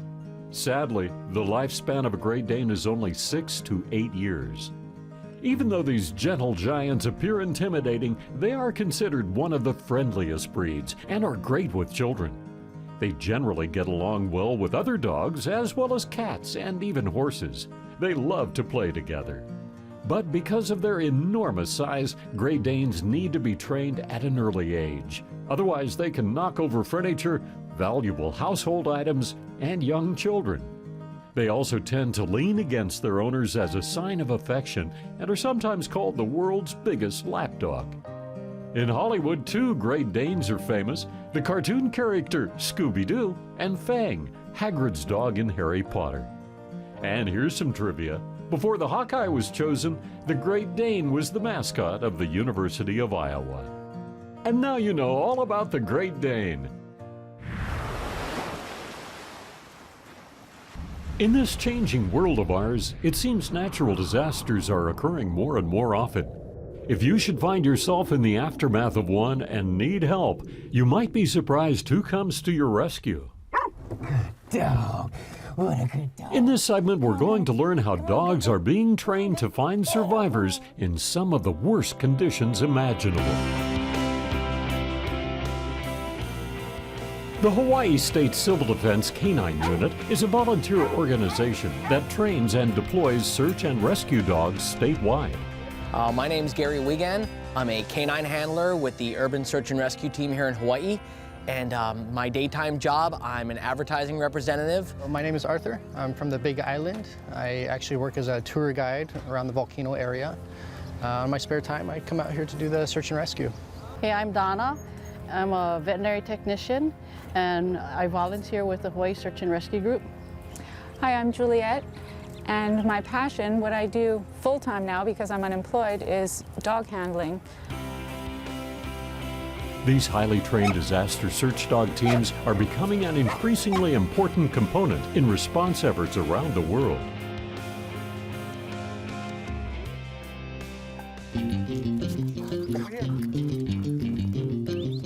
We just performed a search. My dog Lava and I did. This is part of the training right up here. We have a simulated collapsed building. We were not allowed entry into it because there was hazardous materials inside of it. Prior to that, we did a perimeter search with also a couple of smaller collapsed buildings. Lava indicated, found one of the victims. Once he's located the victim, we marked the location, and then that would be later on followed up, confirmed that there was somebody in there. And then in this particular case, they were trapped during the simulation, so that we'd have to make entry. Another element of the group would make entry. Our typical volunteer for our canine unit with the Urban Search and Rescue Team, first and foremost, just has to be dedicated. They have to believe in the mission of helping people. And then the other things that come into play are they need time, a lot of time in training, training the personnel, training the canine. They need to be in shape. We do a lot of physical activity, both for search and rescue and for wilderness rescue, and they have to be dedicated. We don't know when we're gonna get deployed. When things happen, it happens, and we need to be able to go. Training day consists of a range of tragic scenarios in order for the dogs to learn how to search for and rescue people. I was just called out for a mock search with my canine partner, Hina, and we were asked to clear the area, and the area began outside of this building, and she located one subject. Hello, can you hear me? And then we came into here, Hina, search, into the building and found another subject who actually did come out, so we know he was in there. So Hina's only looking for the inaccessible people in this room or in this building right now. And that's why she won't bark at somebody who's sitting up in a chair or standing up who are visible to her. She's only looking for the inaccessible subject. After she finds the subject, you find out what your dog's favorite thing is, toy or food, and Hina's is a toy, which is this toy right here in my pocket. And if I pull it out, she'll start playing, so we won't do that right now. But you find out what is the highest reward for the dog, and then in training, it's actually the subject, the person that you find will come out and reward the dog. But in reality, in a real disaster, it's the human, it's the handler, because I won't be able to rescue, will come and get the person out. So the dog is rewarded by me in the real disaster.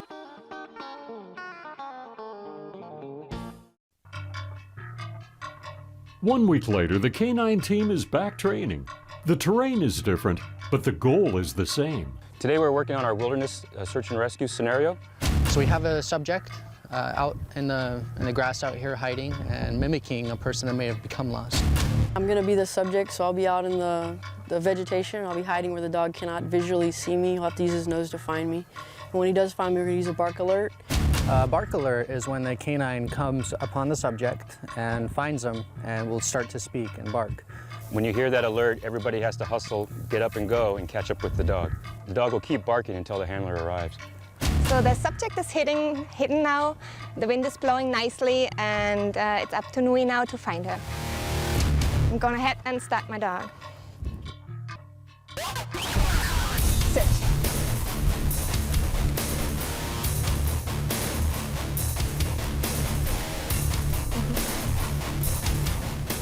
I can hear him coming. He's getting closer now. We should see him here any minute.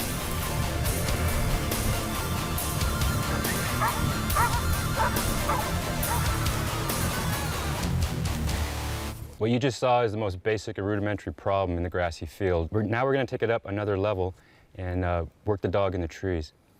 Okay, so Alyssa, we're going to set up your problem, and we're going to have Shay in the trees today. And actually, we're going to put her up in one of the trees to kind of challenge Jack even a little more. You okay with that? Good. Okay, let's do it. The main objective is to clear large areas of possible victims. What would take days for a team of humans to clear, one dog can do in just a few hours. This is Jack. He's a 3-year-old border collie. We've been together for 2 years. He lives with me in my home, but he's my working partner. A typical day in the life of Jack would be some training, a lot of exercise, and maybe a little bit of play. In a matter of minutes, Jack followed our victim's scent and found her up a tree. He sounded his bark alert, then got his reward. Mission accomplished. In order to become FEMA certified, each canine handler team must pass a rigorous national certification. The dog must be at least 18 months old to attempt the test and be physically and emotionally mature enough to do this job. The canine handler teams must be recertified every 3 years in order to participate in search and rescue operations. Okay, we're going to set up a problem in an open field. We have a subject in the grass on the far side of this field, and when we release the dog from this area, we're going to be able to see the dog move and bob and weave until he gets into his scent cone. A scent cone is the odor that's coming from the person blowing downwind, and that's what the dog is searching for. Once they hit that odor, they're going to start working that cone. It'll be larger as it gets further away from the person. She's about ready to release Gunner, and there he goes. We can see Gunner weaving back and forth through the scent cone, each weave getting tighter and tighter as he heads up the scent cone. The canine unit is not breed specific. Any breed of dog is eligible to try out, but what really matters is that the dog has a strong drive. Often dogs that have been passed around from family to family because of an obsessive drive find a permanent place on the team. To these dogs, it's all fun and games. Little do they know how important their work is. They're saving lives that humans couldn't.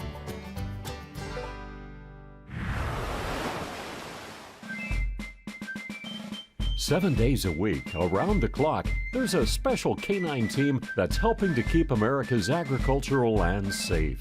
Here's more on these special forces.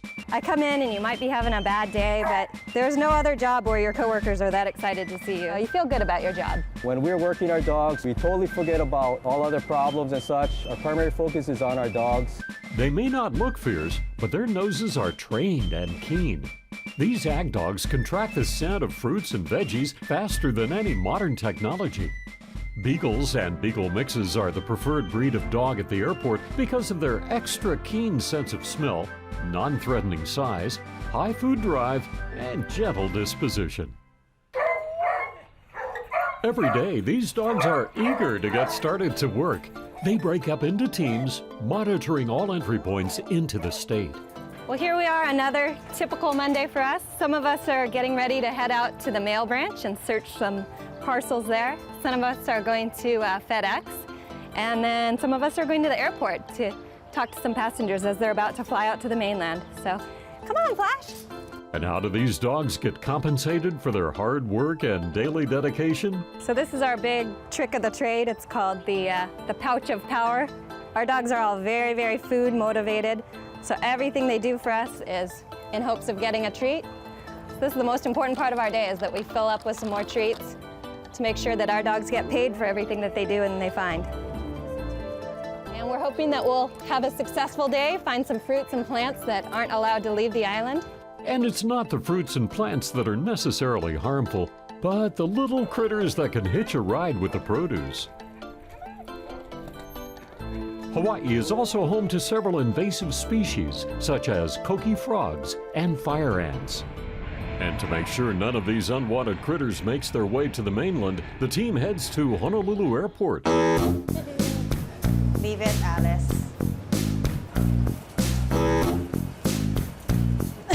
Part of the dogs' uniforms are these jackets, and that's mostly to let the public know that they're working dogs and they have things to do. People say that some dogs know when it's time to work based on when they put on the jacket.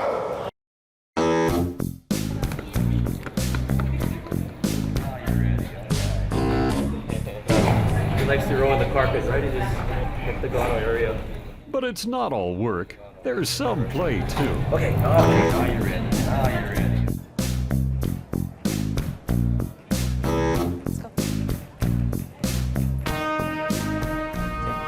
Hey, we're at gate 21. This flight is going to Seattle.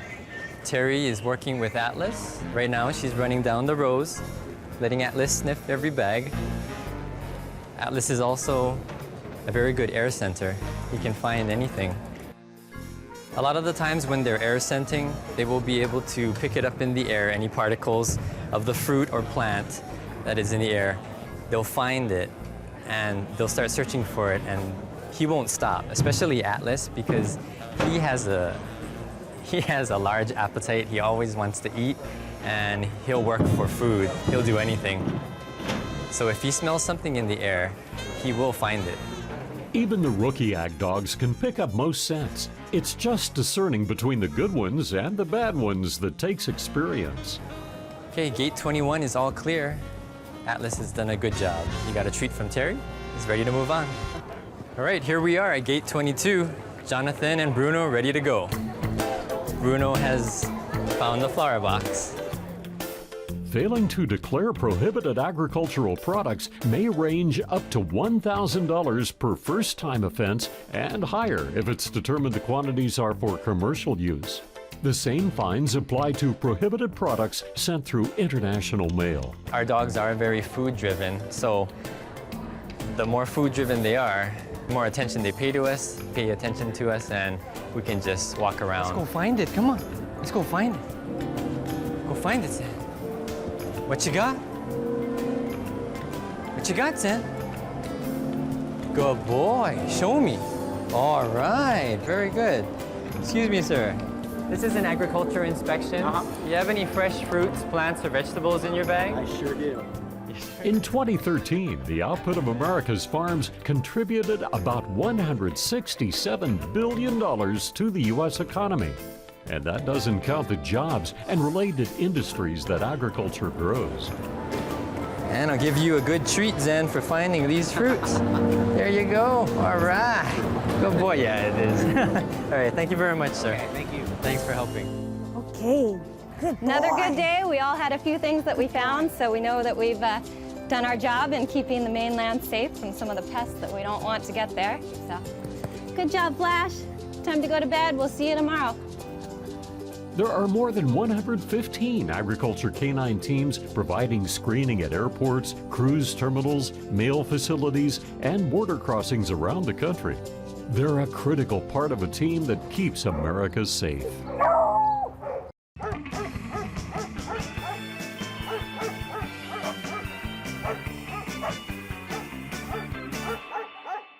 A group of dogs is called a pack. A group of birds is called a flock. But what is a group of kittens called? A pride, a kindle, or a brood? If you guessed B, you're right. Long before Amazon took the name for its ebook, a group of kittens, and sometimes rabbits, are known as a kindle. And now, more Pets in Paradise TV. We hear it every day, how important it is to get exercise on a regular basis. Doctors around the world all agree that an average healthy individual should get at least 30 minutes of moderate cardio exercise 3 to 5 times a week to keep weight under control and to stay in shape. Exercise is always easiest if we have a partner to do it with. But that partner doesn't necessarily have to be another person. It can also be your pet. In this segment, we'll learn the many ways to work out with your pet and the benefits you'll both see. The simplest form of exercise is walking, an easy way for both you and your dog to get the physical exercise you both need. But it also benefits your dog both socially and behaviorally. And your partner in exercise doesn't necessarily have to be a dog.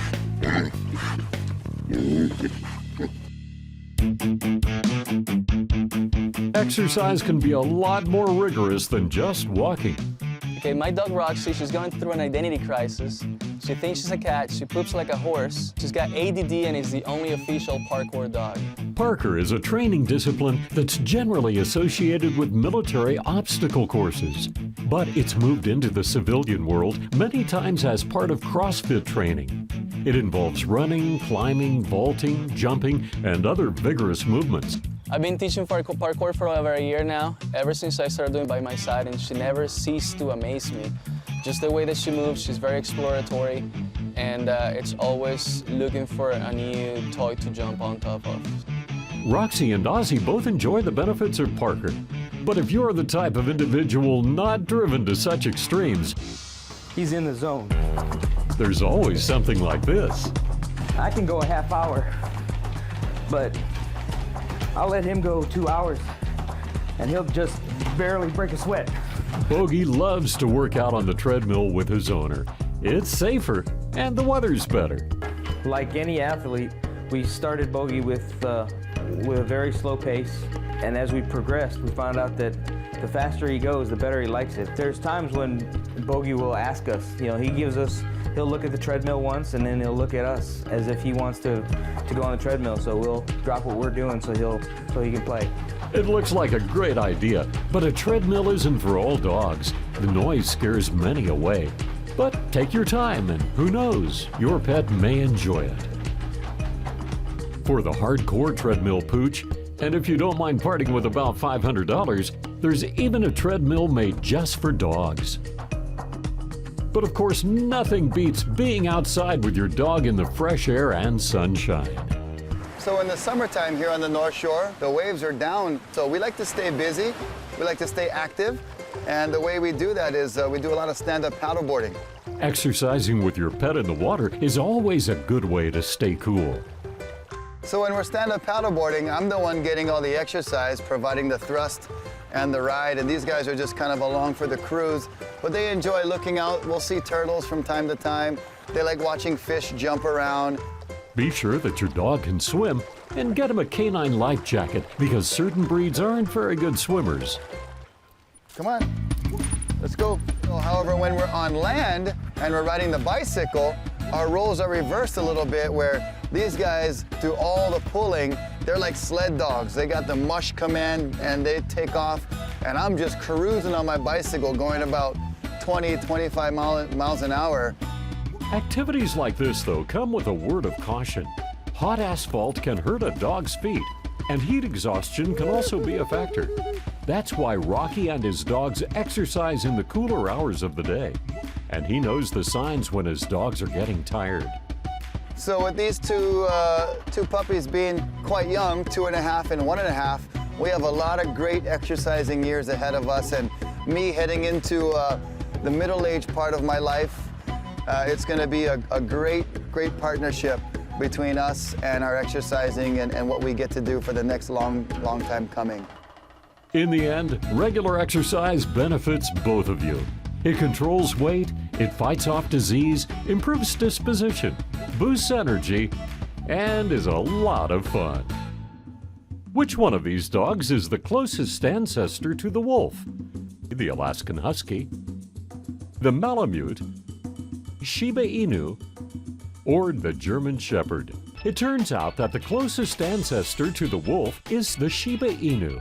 And in this segment, we're going to learn all about the Shiba Inu in It's All About the Breed. The Shiba Inu looks a lot like an Akita, only much smaller. Their average weight is about 23 pounds for males and 17 for females. The average life expectancy is 12 to 15 years, although one Shiba lived to the age of 26, and at the time was one of the oldest dogs alive, according to the Guinness Book of World Records. In addition to being related to wolves originally, Shiba Inus are one of the oldest dog breeds, dating back to the 3rd century BC. They were originally bred to hunt and flush small game, but later became fashionable as pets. They almost became extinct during World War II because of a food shortage and a post-war distemper epidemic in Japan. 3 bloodlines did survive though, and all of today's Shibas are from those roots. Shibas are new to America, with the first litter being born in 1979 and the AKC recognizing them in 1992. The breed has been known to be aggressive toward other dogs, but proper training can prevent that behavior. They can be reserved toward strangers, but are loyal and affectionate to their owners and other people who earn their respect. If they are provoked or are unhappy, they make a noise that's called the Shiba scream, a loud, high-pitched scream. Sometimes they even make the Shiba scream when they're really happy, like when their owner returns after a long absence. Although Shibas need some help in the grooming department, they're otherwise very clean and fastidious dogs. Some owners have even compared them to cats because they're always grooming themselves. As for health issues, Shibas can suffer from many ailments that lots of breeds develop, including allergies, glaucoma, cataracts, and hip dysplasia. But overall, Shibas have good genes and are relatively free of genetic defects compared to other breeds. As with other breeds, Shibas need to be walked and exercised daily. And now you know all about the Shiba Inu. In this segment, you're going to see a surf contest with some unusual competitors. We're here today at the first annual Going to the Dogs Surfer Competition. It's at the Duke's Ocean Fest. And this is the first year that Hawaii and Duke's Ocean Fest is doing a dog surfing contest. We've got 3 dogs and a pig that are going to be getting in the water here in a few minutes. Sancho is 6 years old. He's a Chihuahua. Capone is a half Neapolitan Mastiff and a half Blue-Nosed Pit Bull. Kama's a Polynesian wild boar. He's a type of breed that the ancient Polynesians brought along with them in their voyages to Hawaii. He's a direct descendant of the ancient hogs that the Polynesians brought. Abby is an Australian Kelpie. She's 35 pounds. So the plan for Sancho and I is I'm gonna swim out with him, and then I'm gonna put him on his board and give him a little push to go and see how he does. We're tandem surfers. I take him out. He loves the nose ride. He's all about it. We're gonna get out there and catch as many big bombs as we can. Abby's unique because she's a dog. She surfs by herself. I don't get on this board. It's just her solo. And she's goofy up front, regular in the back. Any breed of dog that has a passion for the waves is eligible to join the competition. But it's not only dogs that get into the action. Kama's a wave hog. He likes to catch everything, but you know, we ride together. My partner in crime right there. So he likes to ride the nose while I ride the tail. kind of counterbalance his rump roast.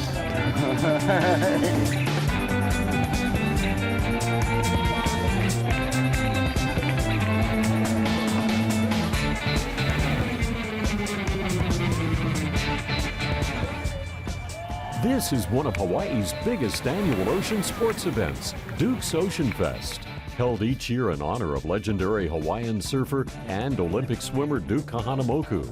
Known as a one-man visitors bureau, Kahanamoku embodied the spirit of aloha and was regarded as a symbol of all that's good in Hawaii. Ocean Fest reflects that spirit and not only includes surfing competitions, but other ocean activities as well, including paddleboard racing, swimming, surf polo, and volleyball. And now they're letting dogs in on the fun.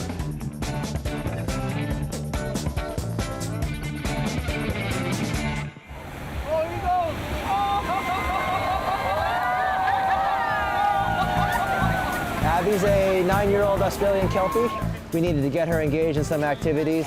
As a rescue, she was a little bit traumatized. One day we just put her on a surfboard while we were swimming and she stood up, so we pitched the board in the wave and everything kind of went crazy since then. That was 8 years ago. We've been surfing ever since. Abby has 2 Guinness World Records. The first one is for the longest wave surfed by a dog, and the second one's the same thing. She broke her first record. So currently the record stands at 320 some feet. It was the longest ride down in San Diego. We had a good time. She knows how to trim the board. She's figured it out.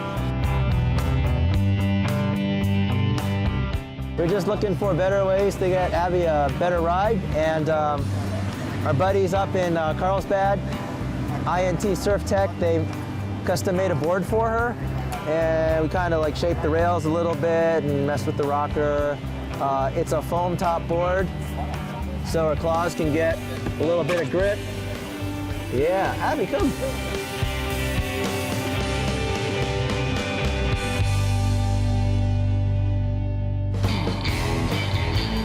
You may not have known it, but dog surfing has been around quite a while. Duke Kahanamoku's brother David might have been one of the first when his dog Spot worked the waves off Waikiki. In the 1930s, a dog was also featured surfing in a silent film set in Hawaii. Over the years, there have been dramatic changes to the sport, but one thing hasn't changed: the thrill of surfing has remained the same.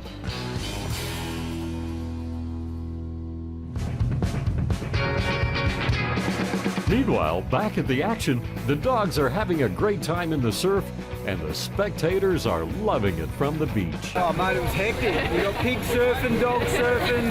I mean, you know, what's going on? It was amazing. It was so cute. They were adorable. Yeah. Surfing dogs, can't beat that. That blew me away. I've never seen that before. If I die and go to heaven now, I tell you, I've seen it all, and I'm so happy. I saw a pig surf. The locals are good. How's the waves? The locals are good. Oh, the waves are good.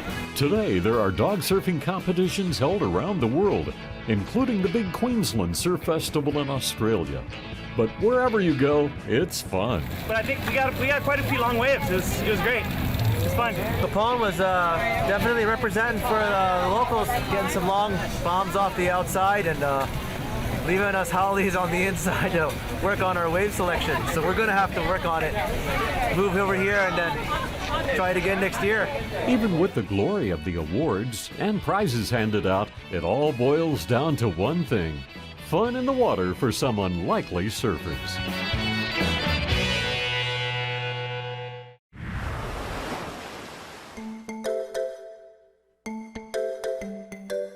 In this segment, we're going to explore the underground world of earth dogs. Release when ready. Welcome to the Terriers in Paradise AKC Earth Dog Tests. Earth Dogs is a chance for dogs to go back to their roots. Believe it or not, small terriers were bred as hunting dogs to track game above and below ground. Earth Dogs consists of various levels of tests designed to test the game dog's natural instincts. Caged rats and rat scent is used to incite the terriers through a series of tunnels and underground courses.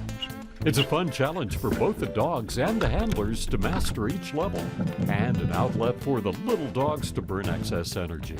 This is a regular straight tunnel. It's a 9 by 9 inch tunnel. It's just buried slightly underground. So it goes like this, and then it turns here, and then it turns here. This one here is for the master's level. One of the restrictors, it narrows that 9 by 9 inch tunnel, so it gets a little more narrow for the dog to get through. And then it turns here, and at this end is where the rat is. Prey drive is, we try to awaken it in the animals. The rat is protected, double cage, so it doesn't come into contact with the dog. The dogs really don't come in contact with the rats at all, but they get the scent of the rat and they watch the rats move. Each level gets progressively harder as you advance. There are more than 25 breeds eligible to participate in the sport, most being a type of terrier. Ironically, the word terrier means dirt. This is Mozzie's very first time, so we'll keep our fingers crossed, but it's a big transition to go from looking at a rat in a cage on top of the ground to going underground where it's pitch black. Even though it might be in their DNA, it takes courage for the little dogs to go down into a dark tunnel, using their noses as their only guide. Practice and encouragement is needed to succeed. No experience is necessary to join in on the Earth Dog fun. There is an introductory course aimed to ease the dog and handler into the game, mostly so the dog can understand the concept of entering tunnels and working the rats. The handlers are often encouraged to stand by the entrance of the tunnel so the dog feels safe to enter. And there are often windows along the way to check on your dog as they make their way through the tunnels and dens. Hi, this is Ollie, Oxenfree. She's a Jack Russell Terrier, and she's just hitting 6 months old, and she is going to be a Earth Dog today for her very first time. Release your dog when ready. Most teams need practice before moving their way up the ranks, but there's always the exception when a new dog takes to it right away.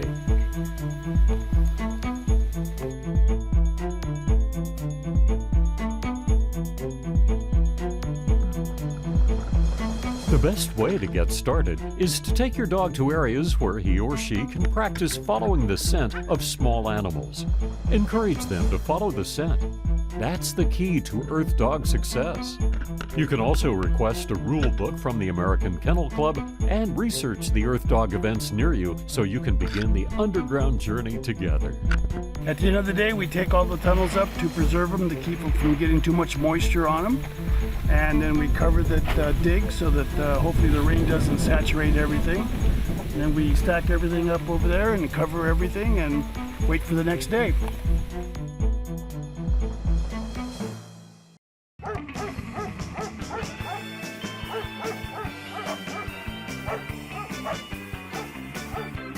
Everyone knows that some dogs can bite really hard, but a dog's bite can't compare to other members of the animal kingdom. Which of these have the strongest bite? A great white shark, a hyena, or a crocodile? If you guess a crocodile, you're right. Their bite can generate a pressure of 3,700 pounds per square inch, compared to 1,100 for a hyena and a meager 625 for a great white shark. Where does a dog's bite come in? It hardly makes the list at an average of 325 pounds per square inch. Now more Pets in Paradise TV.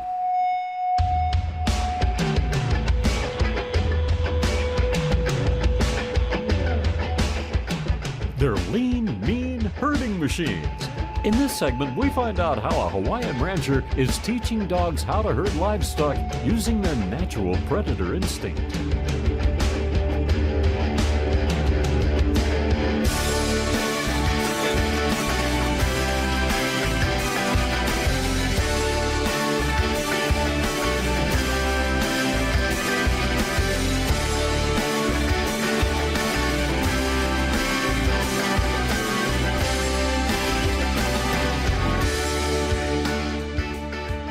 Because you can use a predator-prey concept to work your livestock, It's a lot easier for the dog to go out and maneuver through the brush and through the rocks than it would be for us to walk on foot or on a horse. The value of these dogs, to me, it's one dog is worth 10 cowboys. Abe Gonzalez is an expert at training any breed and any size dog how to herd animals. Here are a few tricks of his trade. The first thing I'm going to do is I'm going to teach her to down without bending over. As you can see, she's already giving in a little bit. So I'm going to ask her down, down. And what I do is I'll put pressure on the rope and hold them down till they submit. Good girl. See, this is what I call lunging. I teach the dog to follow. Get over, get over, get over. Besides burning energy on the dog, is I'm trying to teach her to direction. So as time goes on, when I'm asking her to chase, I'm going to give her a right command and a left command. And what I'll do is I'll just move it around and let them chase it till they're tired. And then once you see them start to want to lay down, then that's when you start controlling and commanding. Abe teaches these same concepts and begins controlling and commanding dogs at a young age. And like with most pups, the first few minutes I allow them to just kind of get their spunk out, and then we'll try to go to work from there. Okay, walk up, steady, walk up, steady, walk up, walk up. Good girl, get around. If you see how her style is, she's more of a stalker than a chaser. Back, back, over, over. Good girl.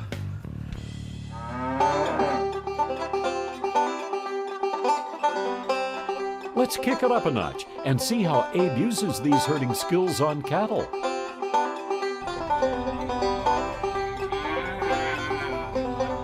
Right now, I'm just trying to teach her where she can walk up and be able to move these cattle quietly. Shh, shh, shh. Back, back. See, this is considered a head dog because they always want to run to the head and stop them. So what I'm trying to do is I'm trying to teach her that she can work on both sides and be able to control our situation here. So right now she wants to focus on this one cow running, so I need to move her over a little bit. Over, over, steady, back, back. See, she'll try to get in front, but I'm going to control it. I'm going to move her back. Shh, watch, watch, watch, shh. Nope, back. Good girl, good girl, good girl. And for those dogs who suffer from bovinophobia, that's fear of cows, Abe has the solution. It's our ducks. And we let Trey go.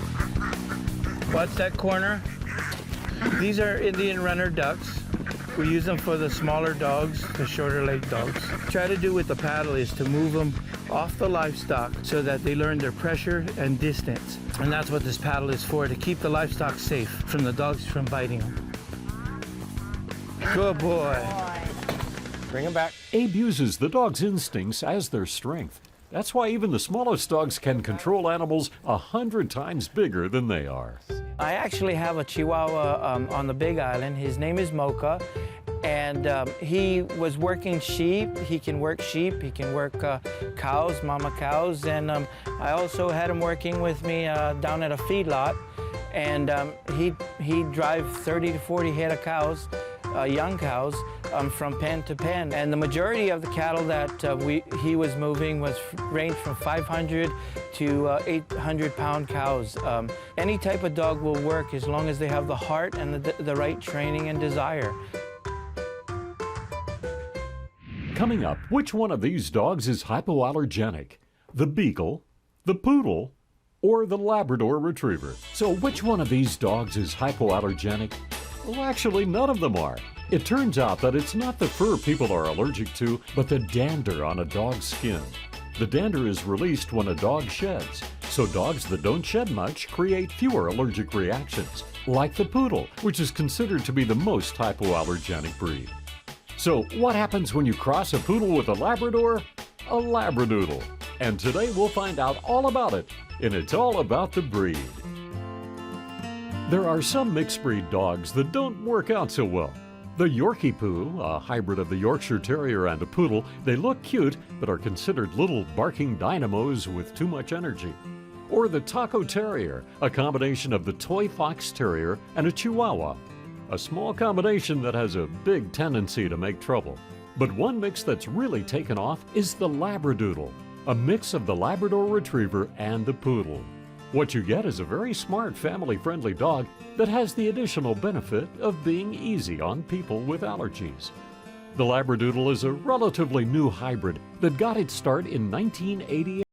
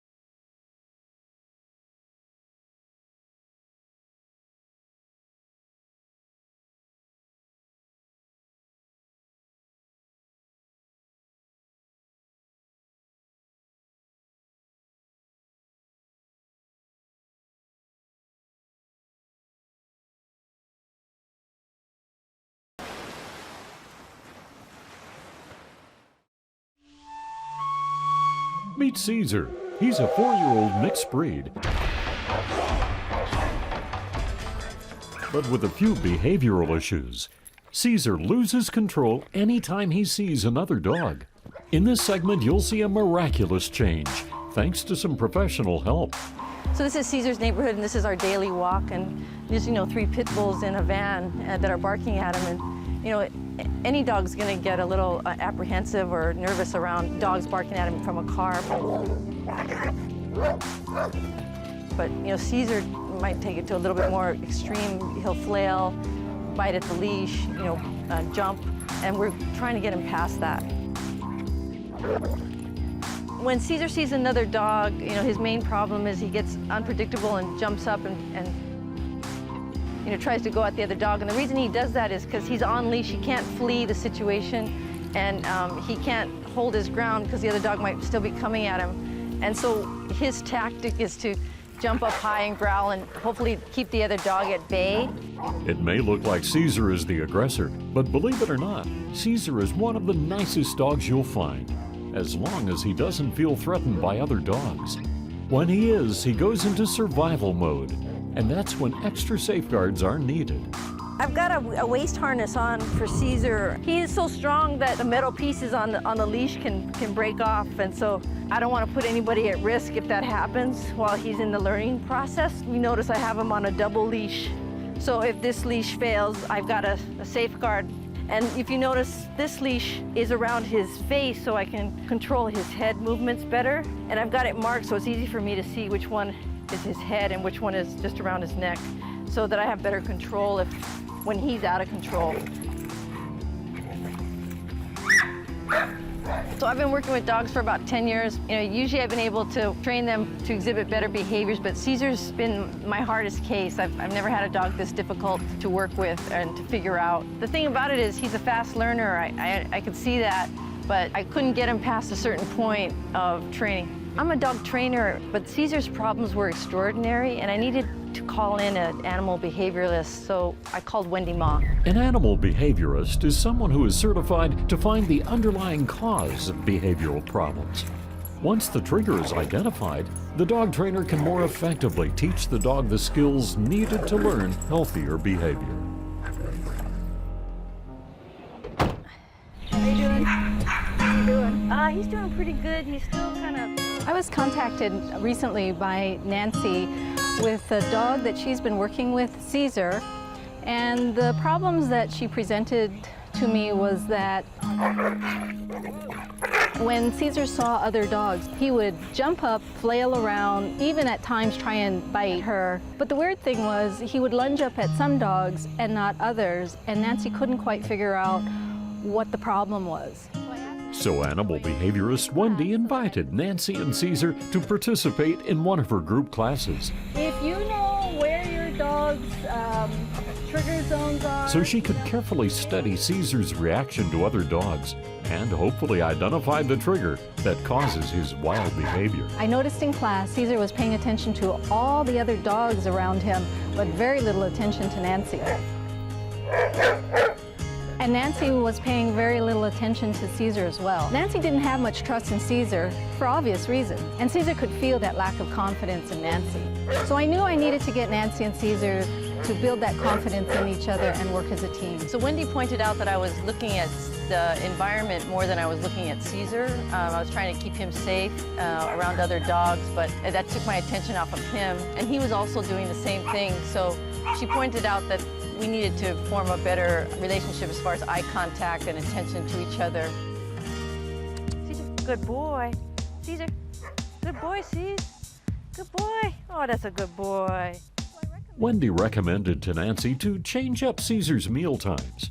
Instead of feeding him regular meals at home, she wanted Nancy to try feeding him while on walks and while around other dogs. So instead of worrying about the dog, he's looking for his treat. And since Caesar hasn't had breakfast or dinner, he's really motivated to look up and, get some of those cheese or chicken or, his breakfast. So now getting his food from Nancy is more important than any other distractions out in the environment. Practicing almost every moment on the walk on how to behave nicely. Which results in a strong bond and trust in Nancy. Because we want him less worried about the dogs and more interested in getting his reward for looking up at me.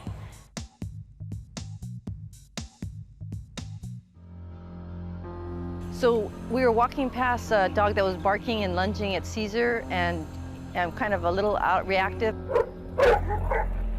Only a few days of training, and Caesar is already showing marked improvement. So due to the training I've done with Wendy, instead of being reactive to that dog, he walked calmly by. That's success.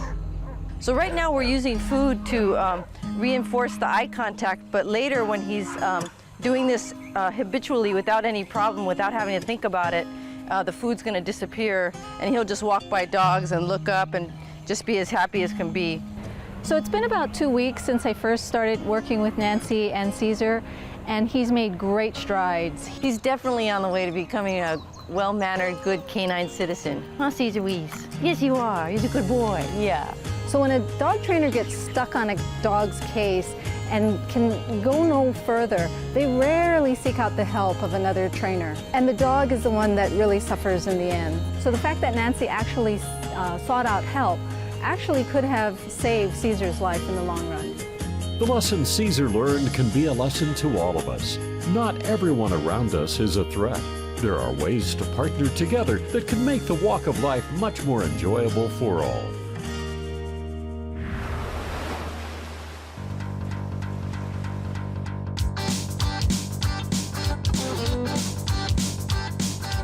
It's a growing sport for both people and their canines. It requires teamwork, speed, and most of all, agility. Agility is a sport, an athletic sport for both dogs and handlers, which is why it's fun. So there's dog training involved, as well as the athletic part of running with your dog and having a good time with your animal. In this segment, we check out the Hawaiian Agility Handlers Association in action on their training course. The dogs actually enjoy climbing on the equipment, running through the tunnels, doing the sets of weed pulls. Agility is a sport for dogs of all breeds and at all stages of learning. There's lots to learn and enjoy as both the dog and handler train to become an agility team. So it's a very participatory sport in that the dogs are having a good time right along with the handlers. Throughout the obstacle course, the handler can only use their voice, movement, and various body signals to coordinate maneuvers with their canine. You can have fun in the sport of agility with absolutely any breed. There's some that are a little bit more athletic, a little bit more built for the job, but there's no reason that anyone can't bring their dog out to Saturday afternoon class and get involved in the sport of agility and have a really nice time. Some people do agility just for the fun and exercise. Others take it to the next level and compete against other teams.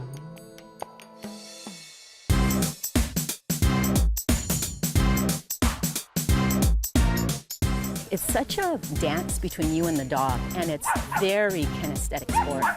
The dog senses, and you can't be just up in your logical head. You know, once the physical conditioning and the foundation's in place, this is really what unlocks the true fun of the sport, when you can get into that zone with your dog. So Carol, let's do the jump to the tunnel over to the teeter-totter on this round. All right, so get her playing first. So Holly's a novice dog. She's sort of a middle-range height dog. So we actually have height classes for the teeniest, tiniest little dogs all the way up to the largest dogs, as well as different performance levels.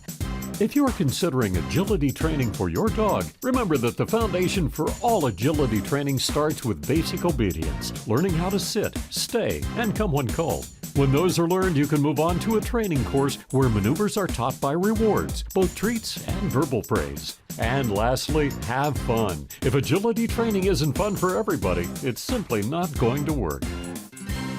So this is Christy with her German Shepherd Cyrus, and she's been involved competing for about a year with her dog, sort of at the entry level. And German Shepherds are well-known working dogs, but not necessarily one of the more seen dogs in the agility sport, but she does an incredible job with her dog. All right, let's go see if we can do a couple jumps here. Now we want Christy to go over the A-frame and approach this next big piece of contact equipment, the dog walk, and stop at the bottom. Very nice. Each obstacle course is different, but there are some universal rules. That way, the scoring of the runs is not just for time, but for skill and accuracy. So the contact equipment consists of 3 different pieces. This is the dog walk. We have the A-frame, which is a larger, wider board, and we have the seesaw, which actually moves. There's a yellow zone at the bottom of each one of these pieces of contact equipment, and the dog must touch at least one paw on this yellow zone. So one of the methodologies for a large dog is actually to teach them to stop in the zone with 2 feet on the ground and 2 feet on the board. Ready, steady! Ready, steady! Okay, go here. This is Les and his dog JJ, a Shetland sheepdog. JJ is one of Hawaii's top competitors and is now competing across the United States. What makes Les and JJ a very competitive team is the dog has a lot of speed and enthusiasm. You see she's playing with the toy. Les is athletic and the dog is athletic. So she's got trainability, she's smart, and she's athletic, and that puts together a very nice agility team. Teamwork is vital in this sport. If a handler can effectively direct their dog around the new course accurately, they can avoid getting penalties on their score. As you can see, her athletic ability takes her up and over those contacts as fast as she can be, and then the precision of making sure she gets the contact zone. This is freestyle. So he's not actually following a course, he's just training his dog over the A-frame, over the jump. So this is what we do sort of on a weekly or a monthly basis with our dogs. We just got done running with JJ on an agility course. We try to do this once a week. It's very good exercise, and it's great team building with her, and she's a great dog to play with. In the end, it's about having fun, the team spirit, and camaraderie. This agility community is really a community. The handlers are all look out for each other, they participate together, they're a small knit group, and it's like one of the most friendly, wonderful places for me to come and teach every single year.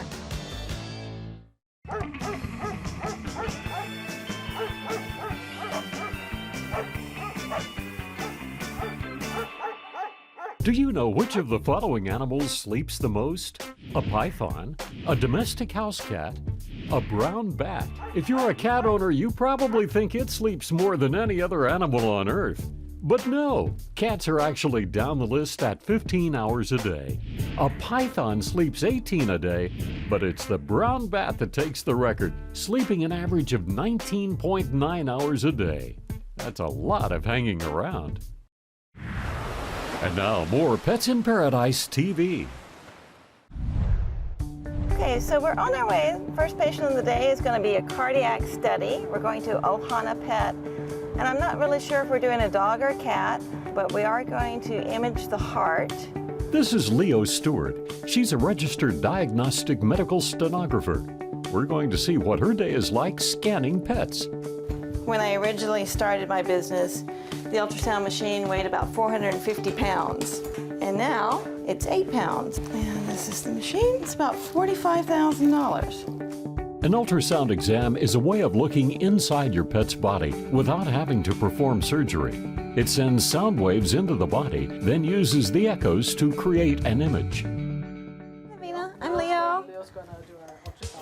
Yeah. We're going to put some gel on his skin, get him a little wet, and we're going to put his head on the white towel. Nalo is a black lab who has been experiencing shortness of breath and anxiousness. They're hoping an ultrasound will reveal if anything is going on internally. And the machine will tell us how well the heart is functioning. We were told that labs have heart murmurs. It's normal for them to have this problem.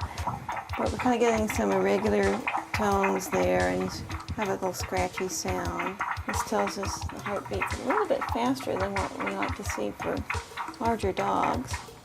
Leo is studying the different colors to examine the blood flow in Nalo's heart. The results look concerning. And we have a valve that's leaking a little bit here, so we get this mosaic of color. Gathering high-resolution images is just the first step in finding answers for what's ailing Nalo. And so we'll send those images out. The specialists will let us know what their recommendations are for this pet. Nalo has been coming here since he was 6 weeks old. So I'm hopeful that we can find some kind of medication for him so he can live out his normal doggy life best way possible. Bye, Nala. Okay, bye, Nala. Bye, Nala. See you later. Ultrasound imaging options. I could probably be there in about 20 minutes. I'm on the road right now. The need for ultrasounds is in demand. So we just added on another patient. Leo's schedule changes by the hour, and now she's heading to Aloha Animal Hospital to help a very uncomfortable collie. Looks like this pet came in not eating well. They did an exam, they could palpate something in the abdomen. So we're going to do the ultrasound to see if there's a mass on any of the organs or what that lump that they felt might be. And we're going to put the dog on the table. My name is Dr. Douglas Chang here at Aloha Animal Hospital, and if you think I'm looking like I'm in pain, it's because I am, and it's because of this dog bit me the other day. What happened was we lifted up the tail to get a temperature, and the dog was really painful and bit us. Further exam, we found that the reason that this dog presented for not eating and not feeling well is that he's got a big mass in the caudal or the back part of his abdomen, and it looks like it's involving the nerves that supply the bladder and the anus as well as the tail. So we're doing an ultrasound as a non-invasive way to look in there and hopefully get more information so that we can make a more intelligent decision about the diagnosis and its treatment. Ultrasound is just one picture of the big puzzle. So we have to put all this information back together with the x-rays to determine what's really going on with the pet. The ultrasound is showing that there is a mass in his testicle and spleen. The prognosis is not good, but at least there are now answers as to why he is so uncomfortable and a starting point of how to bring him back to health. Okay, so we just left Aloha Animal Hospital, and now we're on our way to Feather and Fur Animal Clinic in Kailua. Leo is going to check in on one of her feline friends who is recovering from liver surgery. Okay, so we're getting ready to do an ultrasound. It's on a cat. So this is Stinky Boo Boo. He's a 10-year-old diabetic cat, and he's been vomiting. So we had ultrasounded his pancreas to see what was going on. And when we were doing that, we saw that he had a tumor or a small spot in his liver, and it slowly grew. And so we biopsied it, and it turned out that it was indeed a tumor. So we scheduled him for surgery, removed that lobe of his liver, and today we're doing a follow-up exam to see if there's any signs of the tumor coming back. Looks like good news. All the liver tissue looks normal. Lucky for Stinky Boo Boo, his tumor appears to have been completely intercepted, and there is no indication it's coming back. Today ended on a happy note. We have a success story here with Boo Boo. And he has a bright future ahead with 8 more lives left. In the 1972 Olympics, a certain breed of dog was chosen as mascot. Can you guess which breed? The Greyhound, the Great Dane, the Dachshund, or the Dalmatian? If you pick the Dachshund, you're right. In fact, they even built the marathon course in the shape of a dachshund. And now it's time to learn more about the Dachshund. Everybody loves those little short-legged, long-bodied dogs that we refer to as a wiener dog, the Dachshund. Their size and shape may be humorous, but there's a reason. Dachshund is a German breed that literally means badger dog. They were originally bred to hunt burrowing animals like badgers, prairie dogs, rabbits, and other small prey. They come in 3 sizes: standard, miniature, and Kaninchen, a German word meaning little rabbit. The most common, though, are the standards and miniatures that weigh from 8 to 11 pounds. Dachshunds make great competitors and often compete in dachshund races, including the Wiener Nationals. Writer H.L. Mencken once said that a dachshund is half a dog high and a dog and a half long. They come in 3 types of coats: short hair, long hair, and wire hair, and come in a variety of patterns and colors, although the most popular is red. Dachshunds are excellent pets and are listed as the 7th most popular breed. They're fun-loving, loyal, and are good apartment dwellers. Because they love to be around people, they can get bored and are notorious for chewing things if left alone for long periods of time. They thrive on companionship and seldom display shyness. Because of their breeding as hunting animals, dachshunds can be stubborn and are known for their propensity for chasing prey, including tennis balls, with great determination. They can also be aggressive to strangers and to other dogs. Their bark can be loud and persistent. Training is helpful, but because of their stubborn nature, it can be a challenge. In their home country of Germany, they're loved by everyone and are considered a national symbol.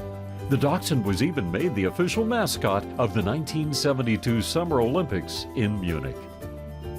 And now you know all about the Dachshund.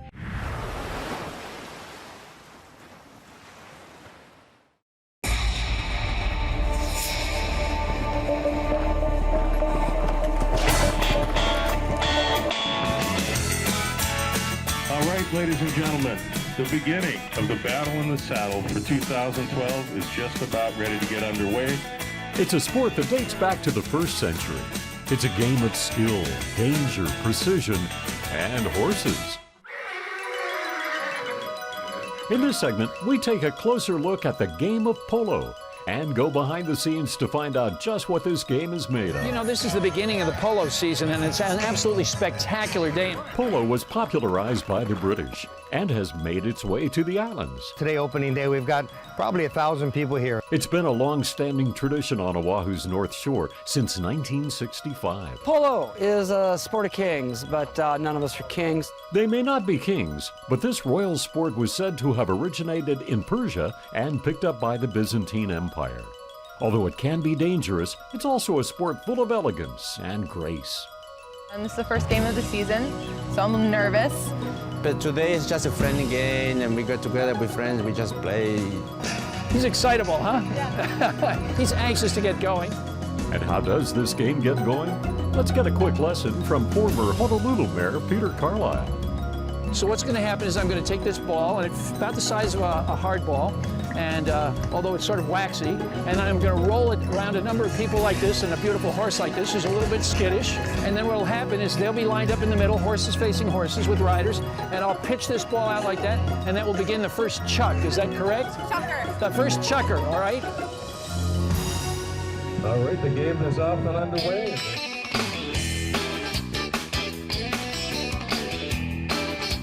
These polo ponies can stop on a dime, give you a change for a quarter. The game is played on a field 200 yards long by 300 yards wide, the size of almost 10 football fields. In this game, there are 2 teams of 4. Just like football, there are goals on each side of the field. Each goal is 24 feet wide. And the object is to hit the ball through the goal, just like any other sport, like soccer. So the line of the ball in polo is the most important rule that we have. Whatever player last hits the ball, could be forward, could be backwards, to the side, whatever direction that ball was just hit, that's the new direction of the ball. That's the new line of the ball. And so every player on the field has to respect that line and go with the line. You can't like cross the line. Now let's take a look at what you need to play polo. You need a mallet, This is a polo mallet. They are made out of a cane and a hardwood head. The object is to hit the ball dead center where the cane meets the head. You need courage. Literally, we get up to speeds of about 35 to 40 miles an hour. And on a 1,000-pound animal chasing a little white ball with other guys trying to do the same thing, it gets pretty hairy out there. And you need a good horse. A good horse that will take you there, you focus on the ball, and then that's how the game moving faster and forward. The right side of the horse is the offside, and that's your typical forward shot. That's the offside. Okay, now on this side, the left side is the near side, same shot going forward or back. Teamwork there. Devin taking that ball up, trying to come through the traffic, keeps the ball in front of himself. Here comes Chris Dawson with the next shot. He tries to get there in time, but it's wide. Let's take a behind-the-scenes look at how these athletes prepare for game day. Okay, well, grooming is such an important job because our players don't have enough time to do this themselves.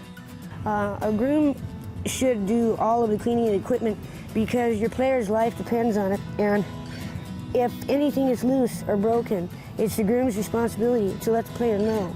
So basically, what we try to do here is make sure we're taking care of the horses and preparing them for the game. It's the best job I could hope for. Out of the back comes Brian Laporte turning the ball with that horse that he loves riding. And in this sport, it's all about the horse. The way you can tell if a horse loves the game is that if you're neck and neck with your opponent going for a ride-off, which is a legal move to remove somebody from the line of the ball, your horse will either shy away from it, but this horse, she wants to bump, so she will actually go and bump the other horse and make a face. They constitute 70% of the game, the riders 30% of the game. You know, the horses gotta love the game or else you can't get them to play. If you don't take really good care of your horses, they're not happy, they won't play well. We're very lucky that we have horses that love this sport as much as we do. Coming through is Julian Alvarez, a beautiful and a goal for the red team.